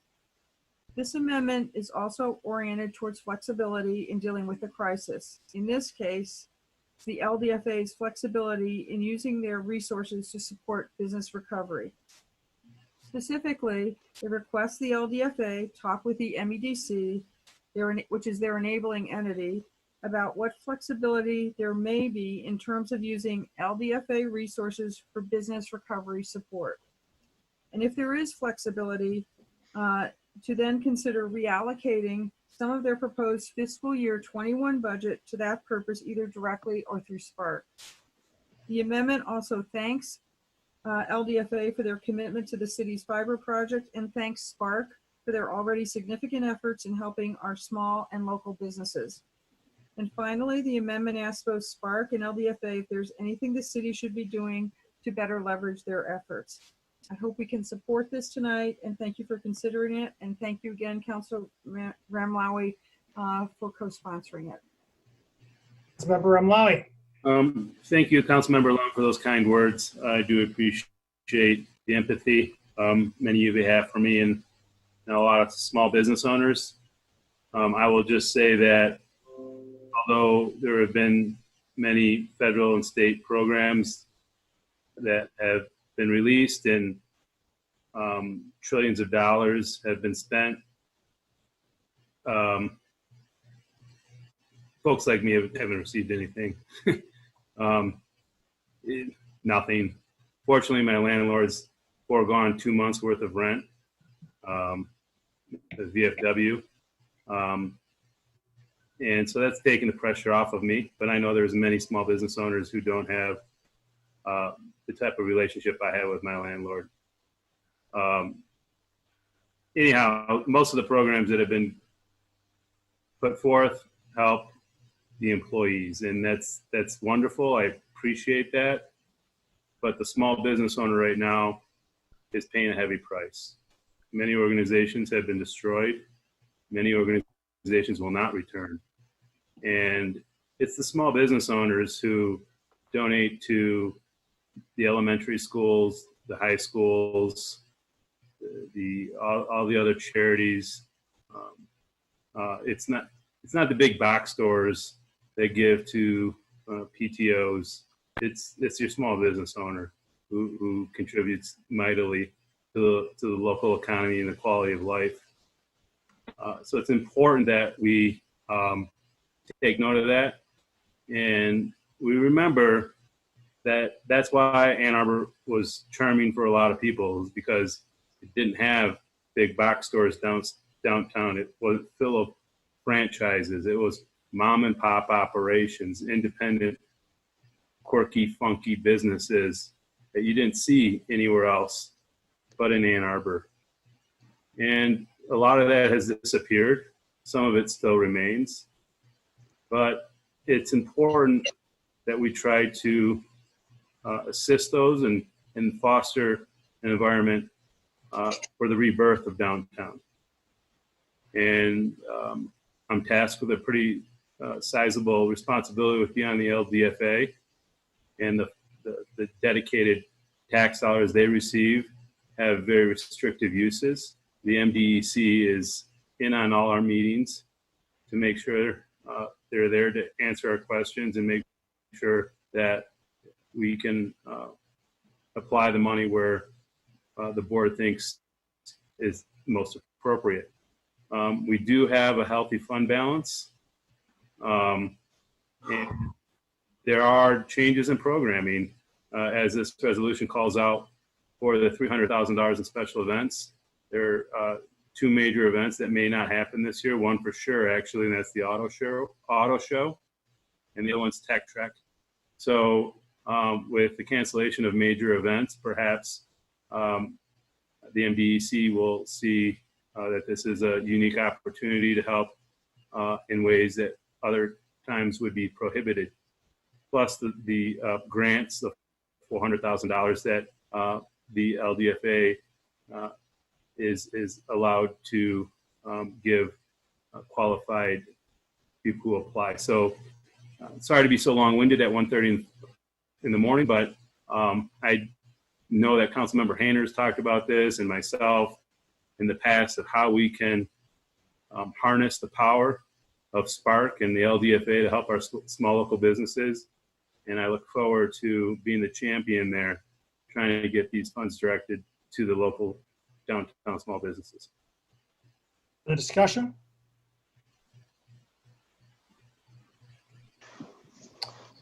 All in favor?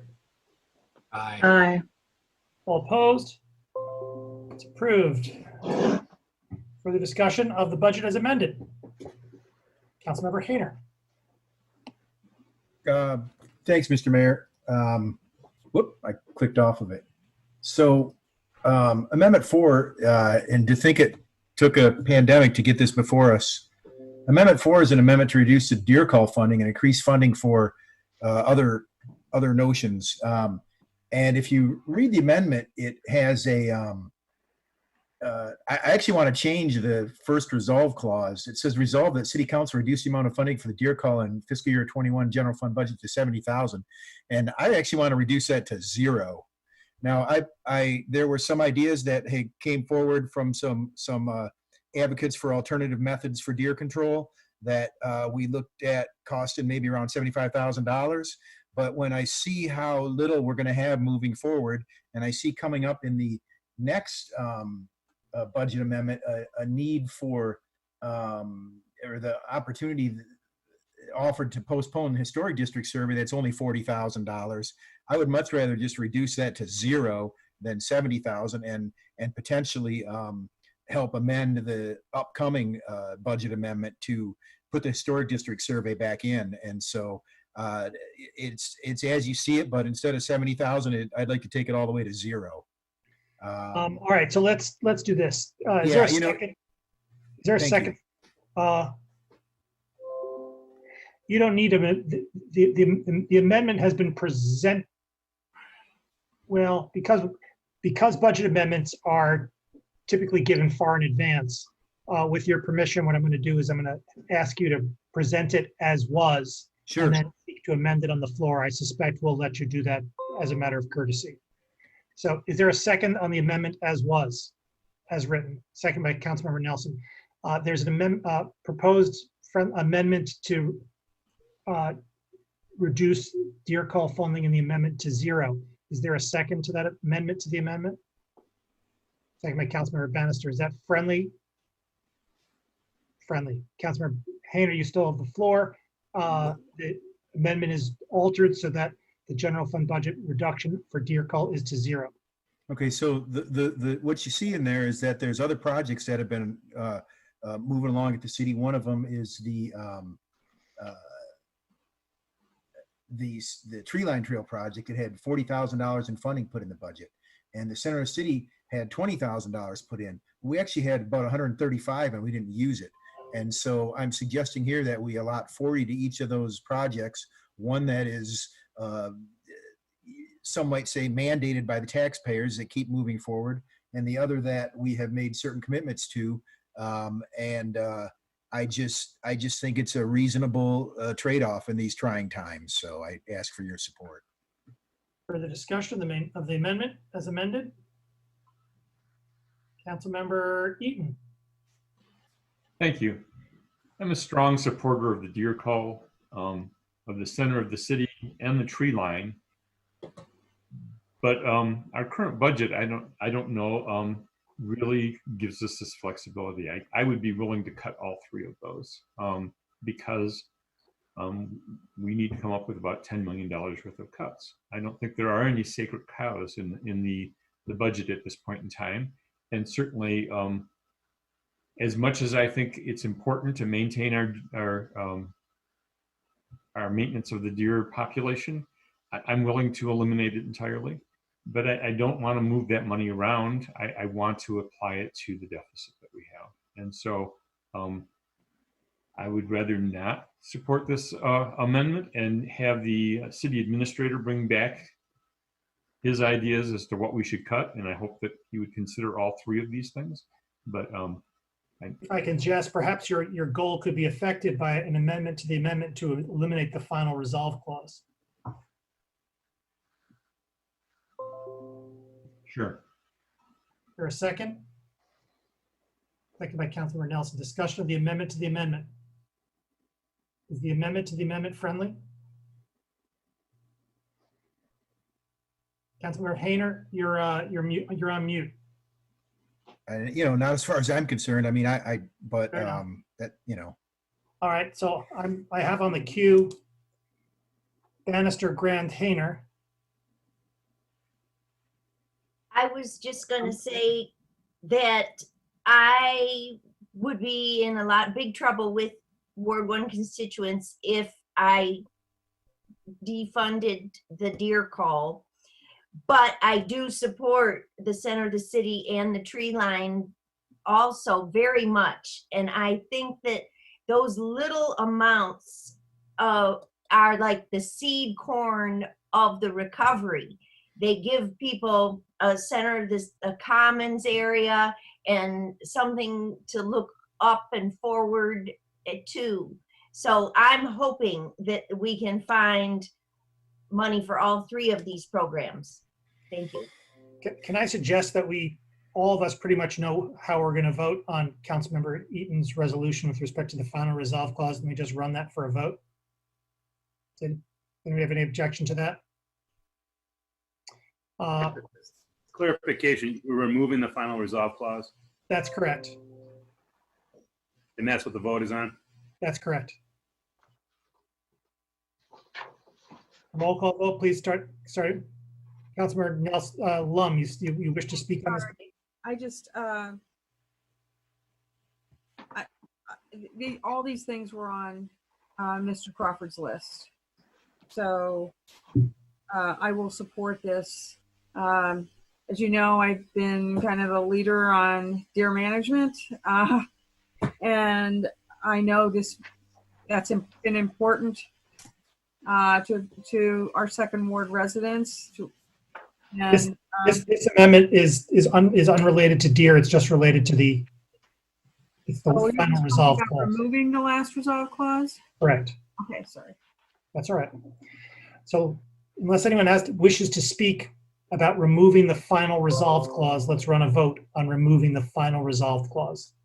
The effect of that would be, in the event that there's a reduction of the deer call funding, that there would be no reallocation of those funds, and that they would go straight into the general fund. Is everybody clear? Thank you. Roll call vote, please, starting with Councilmember Ramlawi. Councilmember Omalawi, Yes. Councilmember Hayner, No. Councilmember Bannister, Yes. Councilmember Griswold, Yes. Councilmember Lum, Yes. Councilmember Grand, Yes. Councilmember Ackerman, Yes. Mayor Taylor, Yes. Councilmember Eaton, Yes. Councilmember Nelson, Yes. Councilmember Smith, Yes. motion carries. Further discussion of the amendment as amended. I'm sorry, I have a queue. It was with Bannister, Grand, Hayner, Lum. Councilmember Bannister. I'm all set, thanks. Councilmember Grand. Councilmember Hayner. Well, so where do we stand here? So you have successfully defunded all three of these? If we vote yes on this, or the center of the city still gets 20 and the tree line gets 40? Is that what I'm seeing here? Yes, in the recommended, Mayor, if may I? Please. Please. With this amendment, you would have defunded the 140,000 that was in for the deer call. There is still 40,000 in for the tree line, and there's still 20,000 in for center of the city. You are not adding the 20.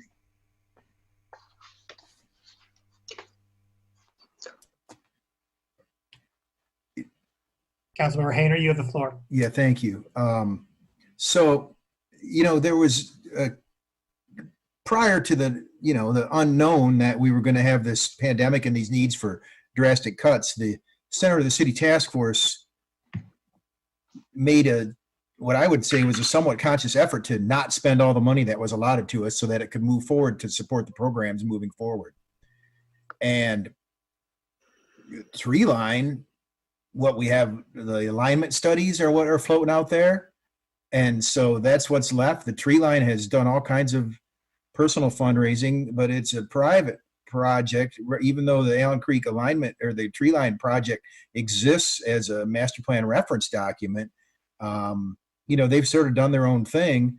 And furthermore, it doesn't have the doesn't have the voter mandate behind it like the center of the city did. And it wasn't a charter change requiring us to move forward with this project.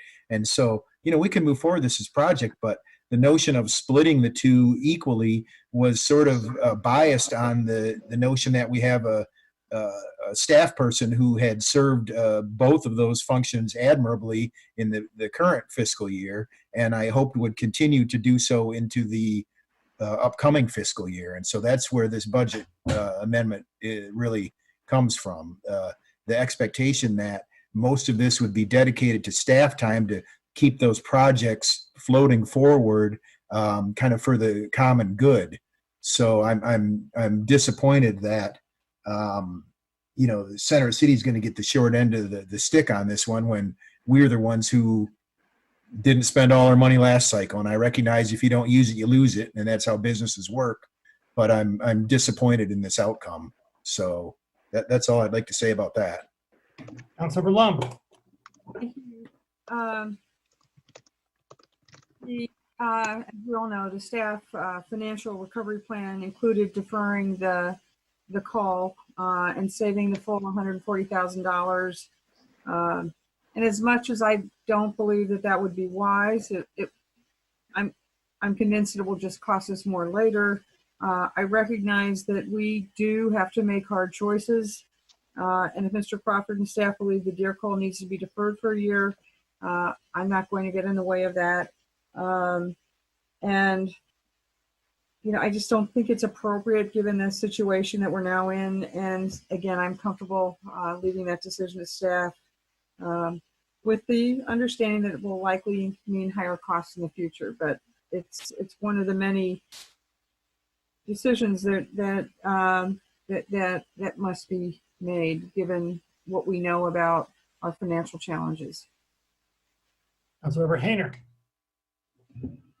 I just have a question for Mr. Crawford, which might seem awkward, but we had a conversation about this, as everyone does with their budget amendments. And do you anticipate that the crushing of this budget amendment is going to have an effect on staffing levels at the city? Defunding the DEER program, will that? No, defund, underfunding the center of the city. Oh, the center of the city. Yeah. No, not for this dollar amount. Okay, so I mean, this is the nickels that we get to argue over when we're talking about millions and millions of dollars, and I really believe that the benefits to the community to move this project forward. I mean, so if this moves forward, this 20,000 that's in there, is that going to be allowed to participate in as be taken out of staff time, Mr. Crawford, or what do you think we'll get to spend that money on? Well, Mr. Delacorte is here. He might be able to articulate what other activities that this employee is involved in. But if she's not needed or not utilized for this, there's generally enough work to go around. Okay. This isn't an effort to point it at maintaining a single employee. There's no kind of employee bias or anything going on here. That was my understanding, that by sharing these tasks, that it might allow them both to move forward in a more efficient manner. I guess that was my intention behind this resolution, not only to cut the funding that was recommended from the Deer Call, but to preserve these community projects that we've been charged by the voters to carry forward. And obviously commitments have been made for both the tree line and the center of the city. I just hope to see them even partially put forward. Further discussion?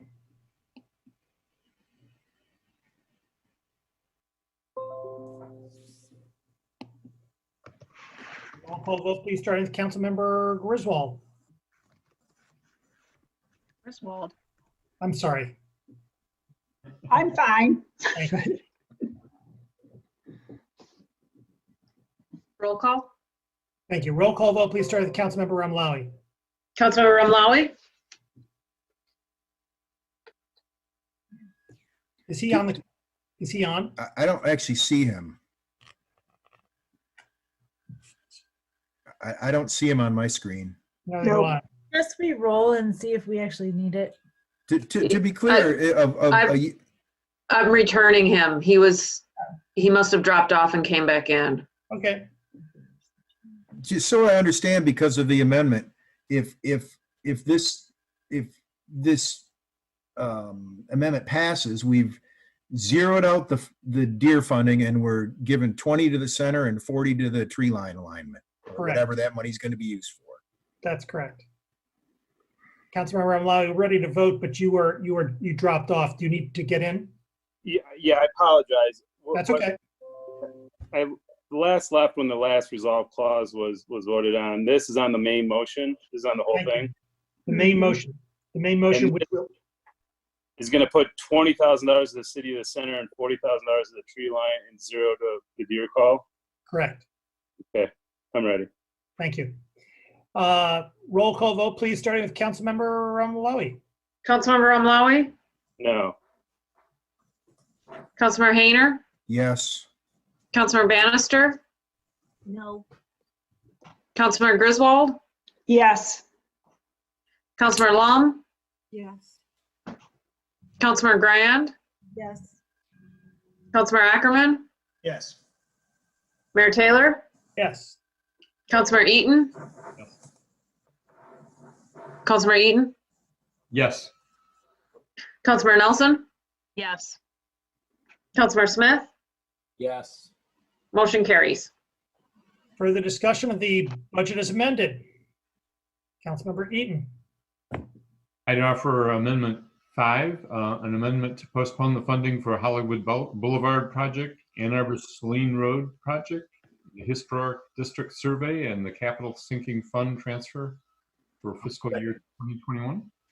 Seconded by Councilmember Ackerman. Councilmember Eaton, you still have the floor. Actually, I don't have anything to say about this other than it's just other things that we can cut in our attempt to balance our budget. Councilmember Smith. So I had a brief conversation with one of the residents on Hollywood Drive following the project initiation design meeting the other night. Considering the situation, while this was a citizen-initiated project, there is real concern about their ability to cover the assessed cost of paving the road. They have asked to, or at least several of them have asked us to go ahead and defer this project for the time being.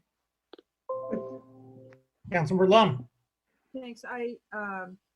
Yeah, these were items again from Mr. Crawford's recovery plan list. Sort of amends the budget for it. I support it. These seem like more non-controversial actions with no real adverse consequences, which is why Mr. Crawford had them, I believe, on the recovery plan list and walked us through them on May 11th. I appreciate what Councilmember Smith just shared in terms of the input you received from folks regarding the Hollywood Boulevard project. Councilmember Amlawi. Thank you. I just want to share a little bit more on that as well. I have received some emails from residents who initiated this project who are concerned about the assessments and their ability to oppose. And so as a board rep, I have no problem in supporting this and postponing this capital improvement project. Councilmember Bannister. I'm fine with all of these except for the historic district survey. Isn't that the really important survey where we identify some historic properties and get them protected? And they currently aren't protected? I'm going to ask Mr. Delacourt to speak on this, if I could. Morning. Morning. To best answer your question, it is not to necessarily survey new properties. This is, the city's considered by the State Historic Preservation Office to be what's called a certified local government. That it's a designation the city gives, or the state gives, to specific municipalities who ordinance and process mirrors their requirements. To do that every so often, you do have to do surveys of your existing historic districts to make sure all your information and data is up to date on all your existing properties, to make sure that the districts and those properties qualify for designation. So to maintain that designation, you do have to do this survey work every so often, every few years, primarily like once a decade. The city is due to do this work. So at some point over the next several years, we need to do this work to maintain that certification. It does make us eligible for grant funding through the State Historic Preservation Office. So it is important, but that was a very long way of answering your question. It is not necessarily to establish new historic study committees and designate new properties. That is not the intent of the funds. That was helpful, thank you. And I do think that that does sound important because part of our carbon neutrality is to weatherize and secure and save our existing buildings. And there's a lot of great historic buildings that are aesthetically pleasing too. So I hope we will. So would anyone like to second if I strike that resolved clause, that fourth resolved clause about the striking the historic district survey? Okay, give it a shot. And seconded by Councilmember Hayner, I gather? Sure. Councilmember Hayner. Councilmember Bannister, you still have the floor. Yes, well, we are learning a newer word this year for many of us is embodied carbon. And that's all of the costs that go into making new buildings from start to finish. And so I think historic buildings are, there's a lot to be looked more closely at about saving them and weatherizing them, and for all kinds of reasons that they fit nicely in the built environment. They've already been here. They're established, and they have natural features surrounding them. So I would ask that 40,000 is not a lot of money. We get a big bang for our buck to protect and support historic preservation all over the state of Michigan. Councilmember Hayner. Mr. Delacourt, well, we got you on the screen here. So I don't know if I missed it, but what is our deadline for renewing this survey? Is it imminent? No, it's not imminent. We are due to get the work done. There is not a drop deadline on this. Deferring it won't eliminate our ability to stay designated, I think is the best way to put it. But at some point, our designation, it must expire, right? I mean, there is a Correct. deadline. Well, it doesn't expire. We run the risk of being not in compliance with that designation, which at what point they may consider elimination of it. It doesn't expire. There's no date or expiration on it.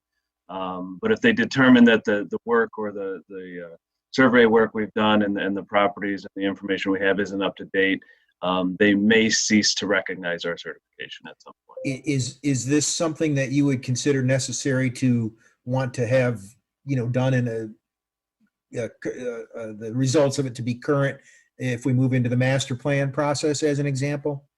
It doesn't hurt, but it's not necessary to have it up to date for the master plan process. This is more to make sure that it more impacts the Historic District Commission and the property owners to make sure that the work that's been done on those properties hasn't changed their designation or lessened the value of the district, which would cause them to fall out of compliance and potentially hurt the ability for those property owners to be part of that program going forward. But it would not impact our ability to do the master plan. Okay, and it wouldn't jeopardize, matching grant funding or anything like that, as far as you're aware? If we were to no longer to be a certified local government, it could potentially hurt grant opportunities for this through the state historic preservation office. That is possible. Okay, I'm just trying to get a handle on the urgency of it. That's all. It is important, but it is not something that absolutely necessarily has to be done in fiscal 21 either. And if you saw that there was something that we were going to drop out of it, it would be brought forward, perhaps out of budget as an amendment or so on. Yes, absolutely. If this did become an instance where we were at risk of losing our certification, we would be back asking for the funds as part of an amendment. Oh, okay. Just trying to get a grip on the urgency. Thank you. Yep. No, that's accurate.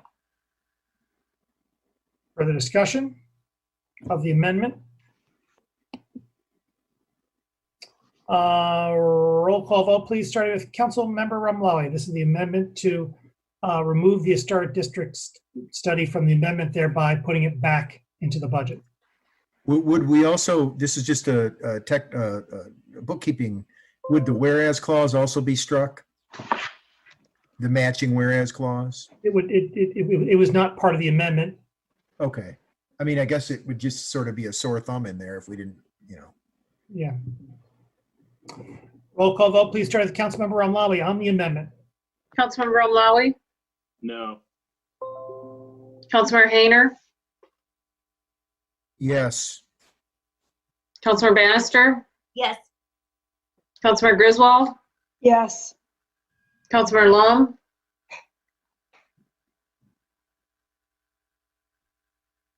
No. Councilmember Grand, No. Councilmember Ackerman, No. Mayor Taylor, No. Councilmember Eaton, No. Councilmember Nelson, No. Councilmember Smith? No. Motion fails. Further discussion of the amendment?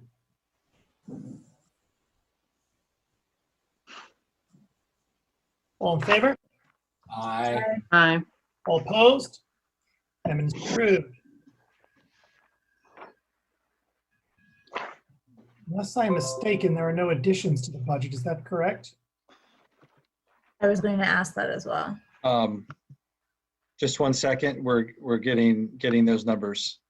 Well, I guess my point is if there's no additions. There are, the base budget had additions that I think would have resulted in about 200,000 or so. So we still need to calculate the numbers. All right. Okay. Jackie, this should be to you momentarily. Okay.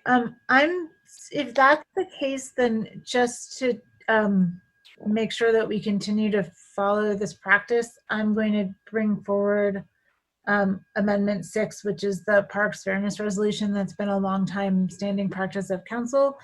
That said, I have had conversations with our parks manager. Let's get it on the floor. Let's get it on the floor first. Sorry. Second, moved by Grand, seconded by, Nelson. Councilmember Grand, you still have the floor. Thank you. Sorry, as I was saying, I have had conversations with our parks manager, recognizing that even if we do go forward with this, that what gets put back in may get taken out. Although Parks is just with the cancellation of their summer camp programs, I know, for example, that's going to be about a $400,000 plus hit to the Parks budget with the decision to do that. And there'll be some other impacts from for example, closing pools. So so I think it could be left up for discussion, but I hope that we'll maintain this practice. So it's because it has been a long-standing practice of council. The discussion. Councilmember Eaton. Do we have an amount yet? Not yet. Okay. Mayor, may I get a clarification while the amounts are coming? Yes. So this resolution as written was modified from the standard resolution to say that the Parks Fairness Resolution would not be done this year, but it would be done, be assumed to be reinitiated next year. I just want to understand Councilmember Grand's comments. Oh, that's different than what I saw originally, but okay. That's what I guess I discussed with, yeah. It was at least the version I'm looking at, and I thought the one that we had mailed. Yeah, different discussion than I had, but so long as we bring it back, I'm okay with that. Okay, so Ms. Busselmeyer just sent this to Ms. Beaudry. There's $114,000 use of fund balance that would be provided to parks in a normal year when this resolution would come up for consideration if you passed it. So this resolution's been written or amendment's been written, and we can change it to your intent if we need to, but it's been written to say you would get 114,000, but this year we're not going to do it. Okay. I think that matches the initial intent, I guess, just with the closure of the, camps and such this summer. I think there's it'll be a future discussion, I guess, what kind of support they'll need. Further discussion? I guess we don't have a number yet, do we? Yeah, it just went to Ms. Beaudry. I forwarded it. It's $114,144. We have a motion, please, to move that in. Moved by Councilmember Ackerman, second by Councilmember Malawi. That's friendly, I assume. Very good. Further discussion of the amendment as amended. All in favor? Aye. Aye. All opposed? It is approved. Mayor, Thank you. could I get clarification on not this last amendment, but the one prior with the, in your discussion around the Historic Preservation District, was that included or not included? It was an effort to remove that from the amendment. That is to say, the amendment provided for the removal of the survey. There was an effort to remove the removal, thereby reinserting the survey. The effort was denied, thereby retaining the amendment as originally drafted, resulting in the removal of the survey. Thanks. Further discussion of the budget as amended.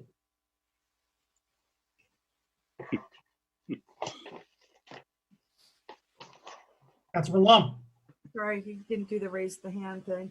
I would just say, as we go forward, what's important now is not what's included in this budget proposal for obvious reasons. We all know we can't afford that, but how we implement the necessary cost savings to align with the lower revenues. And I appreciate the very thoughtful discussion we had around that. And whether we vote yes or no doesn't really change anything. But the administrator's budget from April essentially becomes the starting point budget that we will have to begin in the recovery plan work from. And I will be supporting this because, frankly, we provided the guidance through DC 8. Had we not done that, I would not be supporting this. So thank you all for the very thoughtful and collegial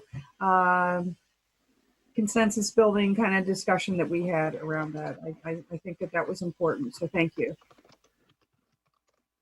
Further, Councilmember Hayner. Thank you, Mr. Mayor. So I just have a question for Mr. Crawford around the resolve clauses that speak to the full-time equivalent employee positions. So it's been my understanding that we had set a cap on the number of employees and that this number 771 is in excess of that cap. That's what you're asking for here, is that we allow us to exceed not only, well, 2 resolve clauses in a row, that the 771 was actually, I lost my number on the page here. I had it in my notes, but that's like 9 more than we have in our supposed limit, and that we're actually asking for 10 temporary FTEs on top of that 771, which is in excess of 9 more than the standard cap. So I'm sorry I'm not explaining myself properly. Okay.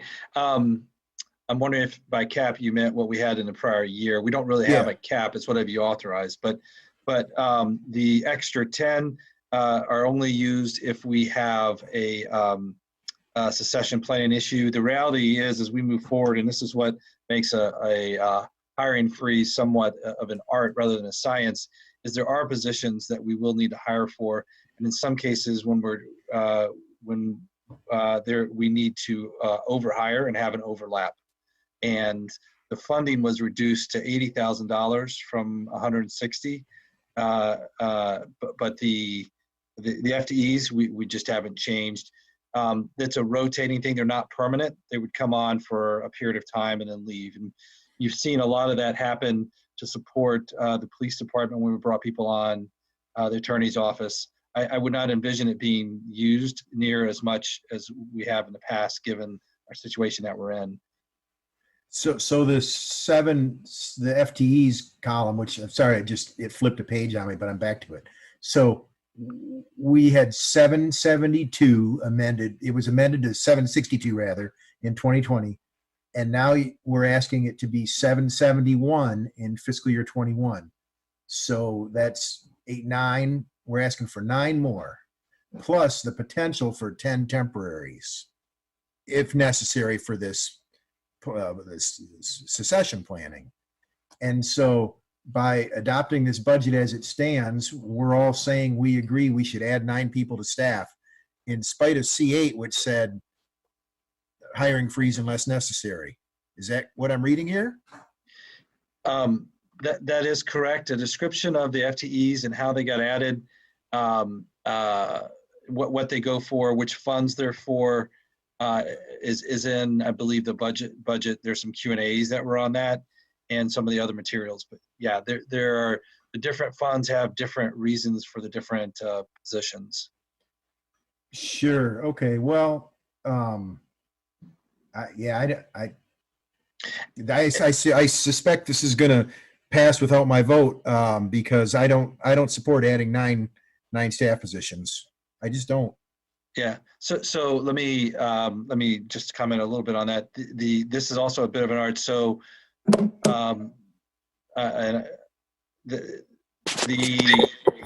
there are times when there are skill sets that we sometimes need that we don't have, in which case this authorization would allow me to get those skills. There are other times when there are reductions that we have to make that we would go down. So this does not in any way change the I would say the overall restriction that I would see the organization working under from a practical standpoint, but I understand your point.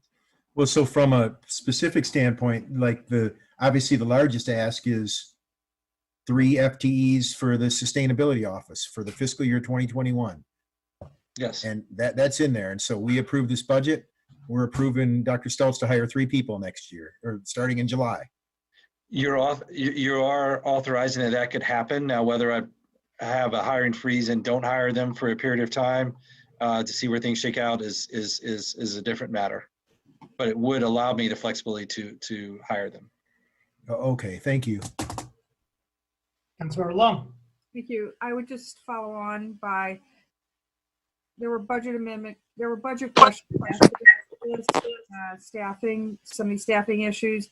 Mr. Crawford indicated that the financial recovery plan applies across all funds.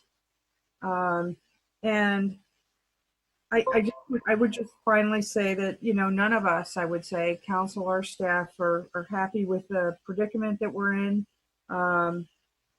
To have to vote on an unbalanced, unviable budget, but it is no one's fault, and we are where we are, which again is why what's most important is how we implement the cost savings that we're going to have to implement, and we've been provided again the framework for the financial recovery plan.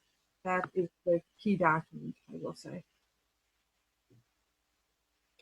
Further discussion of the budget as amended.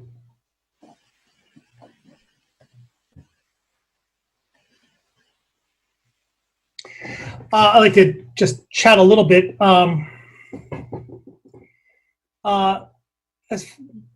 As has been stated here on a number of occasions and numerous times beforehand, and will probably be stated afterwards, this is a pre-COVID endeavor. It takes many months to put together a budget of a $468 million budget, a $114 million general fund budget, and as a consequence, the budget that we passed today, in large part, reflects a different reality than we face tomorrow. As a consequence, I'm incredibly confident that that staff is going to come together and provide council with their recommendations as to how we can continue to provide the basic services that residents demand, that residents deserve, that community members deserve, while in a manner that is fiscally prudent and that meets our aspirations or quality of life aspirations. Staff has proven time and time again their ability to do that.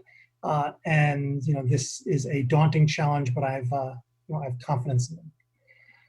I'd like to talk a little bit about the budget as a whole. First, I want to touch upon, I understand that we are all in a very hard place. We have we're looking at a $10 million shortfall in the general fund, and if the pessimistic case holds. $10 million is also the amount of money in the general fund today that we have as a result of new construction over the past 10 years. Although I know that growth is contested ground in many respects, and that it has pluses and minuses from people's experience within the community, it is undeniably the bedrock of our ability to provide the services that we provide every day in a manner that is fiscally sustainable. $10 million of our general fund budget today is a result of construction over the past 10 years. That's a sobering fact, and one that we all should bear to remember as we consider how we, our decisions going forward, considering how vital that $10 million, those $10 million are to our ability to provide the services that the community demands and deserves today. The budget, I think, reflects our priorities. It fundamentally does the basics. We're fixing millions of dollars of roads. We're making infrastructure investments in our wastewater, in our drinking water, our stormwater. We're providing outstanding police services and fire services up and down the line. We're going to be investing in a MRF. We're working to make sure that our solid waste collection services, our solid waste treatment services, our solid waste recycling and composting, it's all affected in a manner that is fiscally sustainable and makes Ann Arbor proud. I'd like to, we also, of course, have a budget that reflects our aspirations. We are putting money towards affordable housing. We are putting money towards a carbon neutrality plan. We are, we are lighting sidewalks, lighting crosswalks. We are doing the things that our residents demand of us, our community members demand of us, and I think it's a budget that will need to be changed, but it's still a budget about with respect to which I think we can be very proud. I would like to extend my thanks, and I don't feel particularly like I'm going on a limb here when I say that I think it's thanks on behalf of us all to staff up and down the line, from Mr. Crawford to yesterday's hire, for the work that is reflected in this budget. Under the best of times, a budget is a Herculean effort, and the best of times are a distant memory to us. The past couple of months has been an incredible experience, seeing dedicated, enthusiastic, highly qualified experts come together to find a new way of doing business, while at the same time providing the services and doing the things that the community demands and that we as a council require. And so I guess I want to extend the groups, if I may, thanks to staff for the work that this budget reflects, and thanks to an anticipation for the work that you all will continue to do going forward, because we rely upon it and we're grateful for it. So thank you. Further discussion of the budget as amended? All in favor? Aye. Well, I'm sorry, I realized that there was a negative vote going to roll in there. Let's have a roll call vote, please. Roll call vote, please, starting with Councilmember Ramlawi. Councilmember Ramlawi? Yes. Councilmember Hayner? No. Councilmember Bannister? Yes. Councilmember Griswold? Yes. Councilmember Lum? Yes. Councilmember Grand? Yes. Councilmember Ackerman? Yes. Mayor Taylor? Yes. Councilmember Eaton? Yes. Councilmember Nelson? Yes. Councilmember Smith? Yes. Motion carries. Mayor, Please. I just comment that your amendments in total resulted in an improvement in the budget's position by $1.2 million. Thank you. That's a good fact. Do we have communications today for our city attorney? Mr. Eaton, Councilmember Eaton. We laid B3 on the table, didn't we? Or did we postpone it to the next meeting? We postponed it to the next meeting. My bad. No Thanks. worries. Unless Thank you you wanna for hang around and checking. Take a break, come back, half an hour or so. Mr. Postma, do you have communications today? Good morning. No. We have before us the clerk's report of communications, petitions, and referrals. May I have a motion, please, to approve the clerk's report? Moved by Councilmember Ackerman, second by Councilmember Grand. Discussion of the clerk's report. All in favor? Aye. All opposed? Clerk's report is approved. We now come to public comment general time. Public comment general time is an opportunity for members of the public to speak to council and the community about matters of municipal interest. To speak at public comment reserve time, please dial the number on your screen. That is to say 877-853-5247 and enter meeting ID number 991-6815-0141. Speakers have 3 minutes in which to speak. So please listen to the clerk, who will provide you a 30-second warning and provide you notice at the end of your 3-minute time period. Speakers do not need to have signed up in advance to speak at public comment general time. Callers will be called upon one by the city clerk using the last 3 digits of your phone number. You will hear an automated announcement that the host is allowing you to speak. While you are speaking, please move to a quiet area and mute any television or background sound so that we may hear you clearly. Is there anyone who would like to speak at public comment? Caller 931. Good morning. This is Erica Briggs. I wanted to generally thank all of you for your hard work on behalf of the community this evening, but I felt compelled to voice my concerns on a few items. First, I was disappointed to see that the climate neutrality plan was not adopted tonight. We simply can't afford to keep kicking the can down the road. I'm also frustrated to see additional funding stripped from pedestrian safety. We saw from prioritization ranking provided by Dr. Stoltz that implementing the non-motorized plan ranked as the 11th most effective strategy in achieving our climate action goals. Non-motorized funding has already been substantially reduced in the proposed recovery plan. Further cutting these funds has real implications for our community's future and safety today. Road fatalities are increasing despite traffic volumes being down. And finally, on a separate note, I am alarmed by the discussion we saw at the beginning of the meeting tonight. Many members of this council sought to punish Ms. Carlisle for expressing views counter to their own. Ms. Carlisle's willingness to serve our community as a volunteer member of a city board shouldn't be jeopardized because she sent out an advocacy email for her professional job. It should be noted that the advocacy email was effective because you felt compelled to amend the resolution to protect funding for affordable housing. Perhaps the non-motorized community should have been more vocal as well. But thank you and have a good night. Thank you. Is there anyone else who would like to speak at public comment? Caller 597. Yes, hello. Can you hear me? You bet.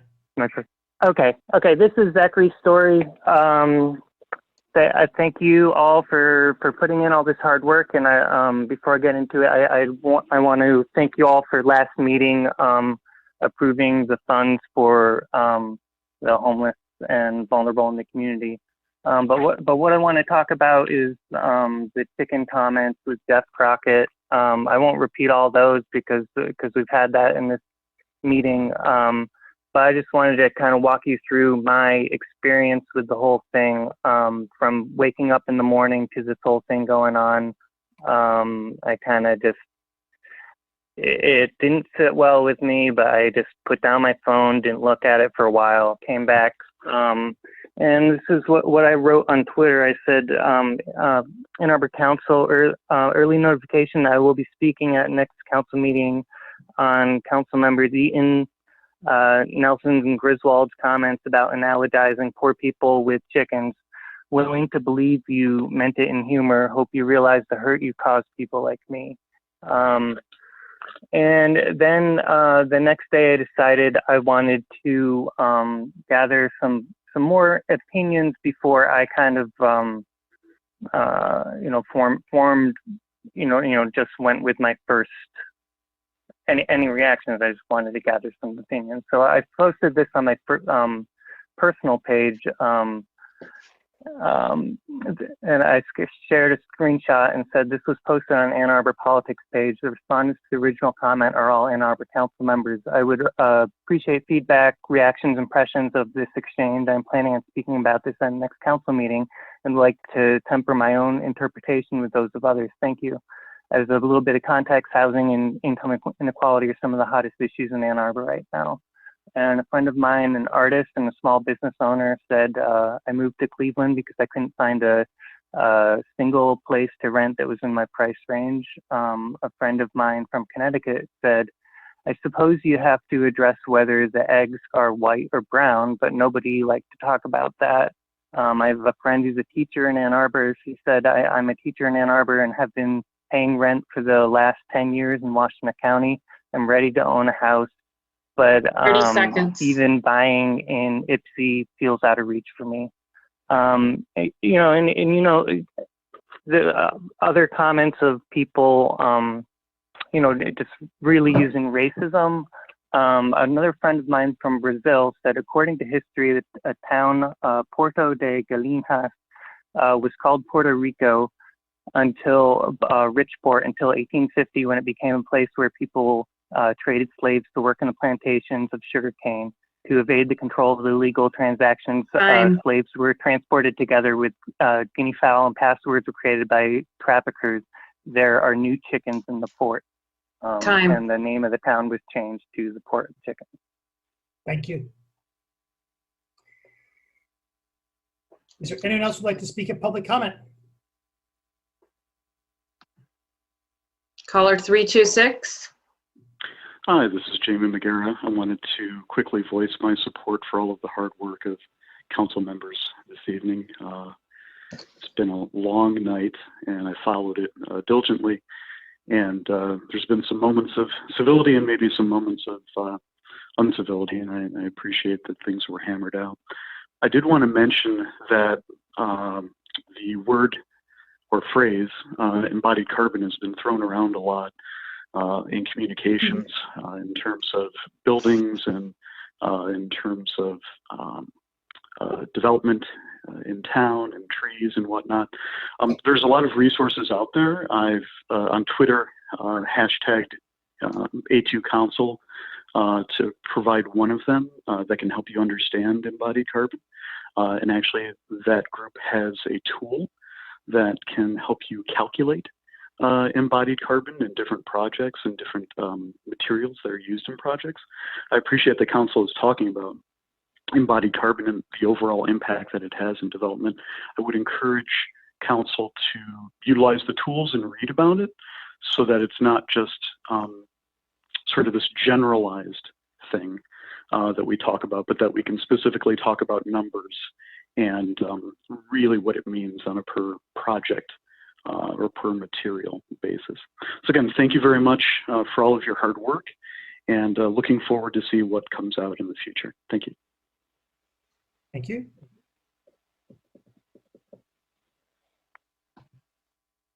Is there anyone else who'd like to speak at public comment? Caller 891. Hi, this is Ed Vilmetti.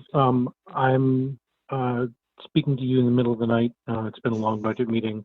I was not up for all of it, as not as diligent as some of the others.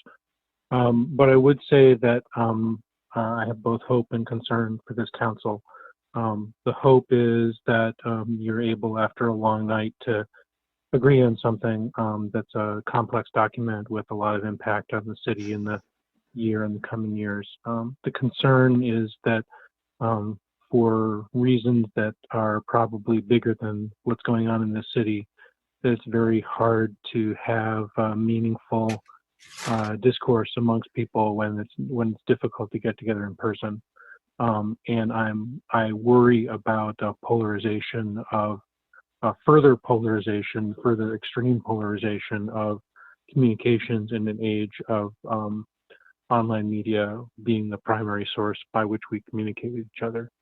So I'd encourage every member of council on every side to be mindful that what they say online can be read by others in ways that are not being expected by them, that the private safe spaces that they have set aside for themselves for communications might be exclusionary for the broader view of interests, and that hopefully this too will pass. We can see each other again, and looking forward to that date.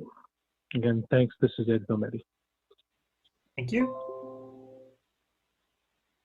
Is there anyone else who'd like to speak at public comment?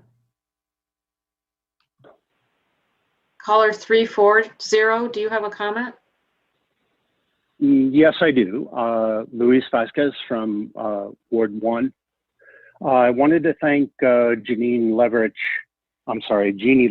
for reading into the council record the public Facebook postings of the three council members who felt compelled to add to what amounted to an ill-advised joke about housing chickens, while also at the same time referring jokingly to density in our city. Those public comments, those speak for themselves. So I don't need to add anything to that except to say that some of the public perception of those public Facebook comments is one of shock in and of our community. I found in particular Elizabeth Nelson's apology on one of the local Facebook politics pages to be rather feckless. And I'll quote her, "I am very sorry this came across so terribly," unquote. I noticed how Nelson isn't apologizing for her words that could be considered hurtful towards those with less means, but to me, this comment from Nelson makes it seem like there's more concern for optics rather than the substance of how your policies affect real people. Now, Councilmember Nelson, you have my contact info also, just in case you want to talk about my complaint that I had filed with the city attorney. And if you guys don't want public input, this goes for all of you, you may disagree that any public input that you may disagree with, listen, just say so that we can elect people who will listen to us. Thank you. Thank you. Is there anyone else who'd like to speak at public comment? Mayor, there are no more callers. Being no one, public comment is closed. Are there communications today from council? Councilmember Smith, Hayner, Ramlawi. Yeah, I just have what I would call a suggestion for next year. This is the last time I'm going to go through this exercise. Perhaps thankfully, I would suggest that next year, as you set the calendar for council, that you look at making the second Monday in May a regular meeting and dedicate the third Wednesday or third Monday in May, the budget adoption meeting, to a discussion of nothing other than the budget. I think it was a great disservice that we did to the community that we began the budget discussion at 1:20 a.m. this morning.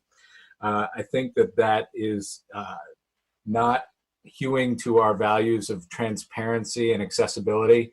I think it's amazingly difficult for people to participate in the process when it doesn't begin until long after most of our community is in bed. So just a suggestion for next year. Thank you.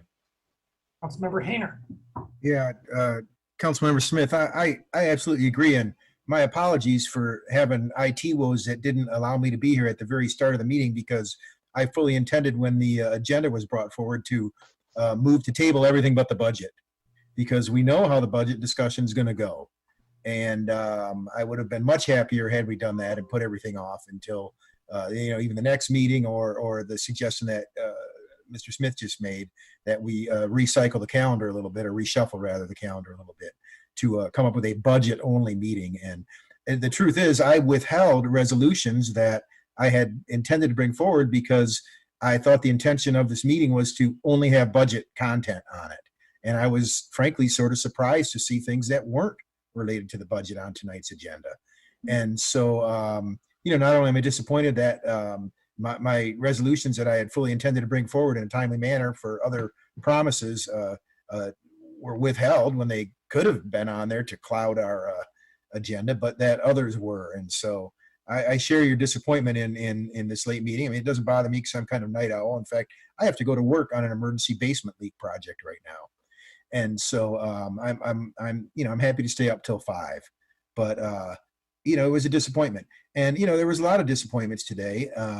And this notion that I saw some things flying around about this notion that Councilwoman Nelson is somehow violating campaign finance law by trying to inform voters about what happens at the city and talk with staff and provide this kind of valuable service when we're all stuck at home is preposterous when we all experience today, hundreds, dozens or hundreds, I don't know how many you guys got, emails from a clear lobbying group that is clearly lobbying politically that the city appears to be doing with the tacit approval of the city and the Office of Sustainability. And I'm talking about, of course, a2cp.org with their voter signs and their emails coming from members of this organization telling us how they're going to watch us and this is how they vote. And if you don't vote this way or that way, we're going to vote you out and so on. And that is a political lobbying organization that is doing it with the city seal on the bottom of the website. And more to the point, the city seal exists on the bottom of a page. It is a fundraising form for the Ecology Center. And so you want to talk about campaign finance potential violations, take a look at the A2 Climate Partnership. And for those of you who aren't familiar with it, I encourage you to do it.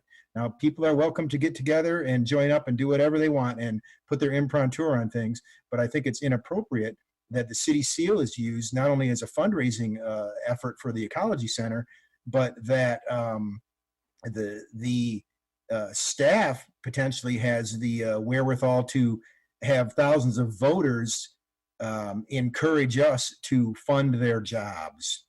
And that's what's happening there with A2 Climate Partnership. And I was surprised to see it and kind of not surprised too, because we know that this stuff's been going on a long time.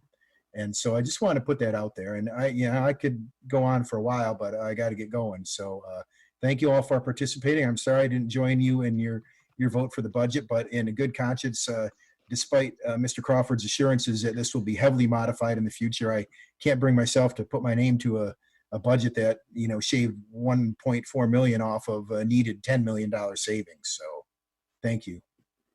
Councilmember Lum.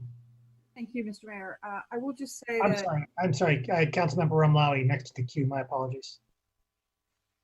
Go ahead, Councilmember Lum. I can wait. Thanks. I will just note that the second meeting in May is for decades and upon decades always been the meeting when it's designated to approve the budget, the city budget. It's always a traditional council meeting and where we have the traditional agenda filled with non-budget items and a budget meeting. The charter allows us to, I've served on councils when we have not been able to conclude the meeting after budget meetings are always long, very long. Actually, this is shorter than most I've experienced.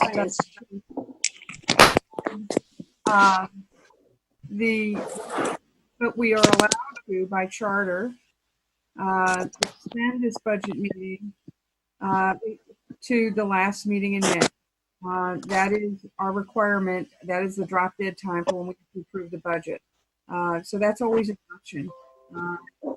In the last week or so, it hasn't done that. They've always approved the budget.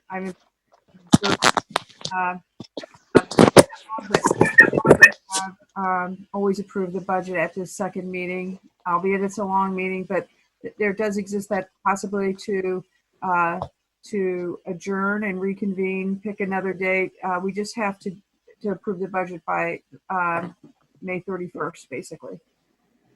Councilmember Rumlawi. Thank you.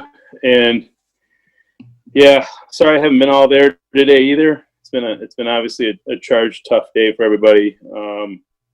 But we finished. We finished what we set out to do. Appreciate Councilmember Smith's suggestion. Perhaps the admin committee could have placed the climate action on a different day. I just think when we have big policy decisions and discussions to have, perhaps those aren't the best days to put on top of the budget discussions.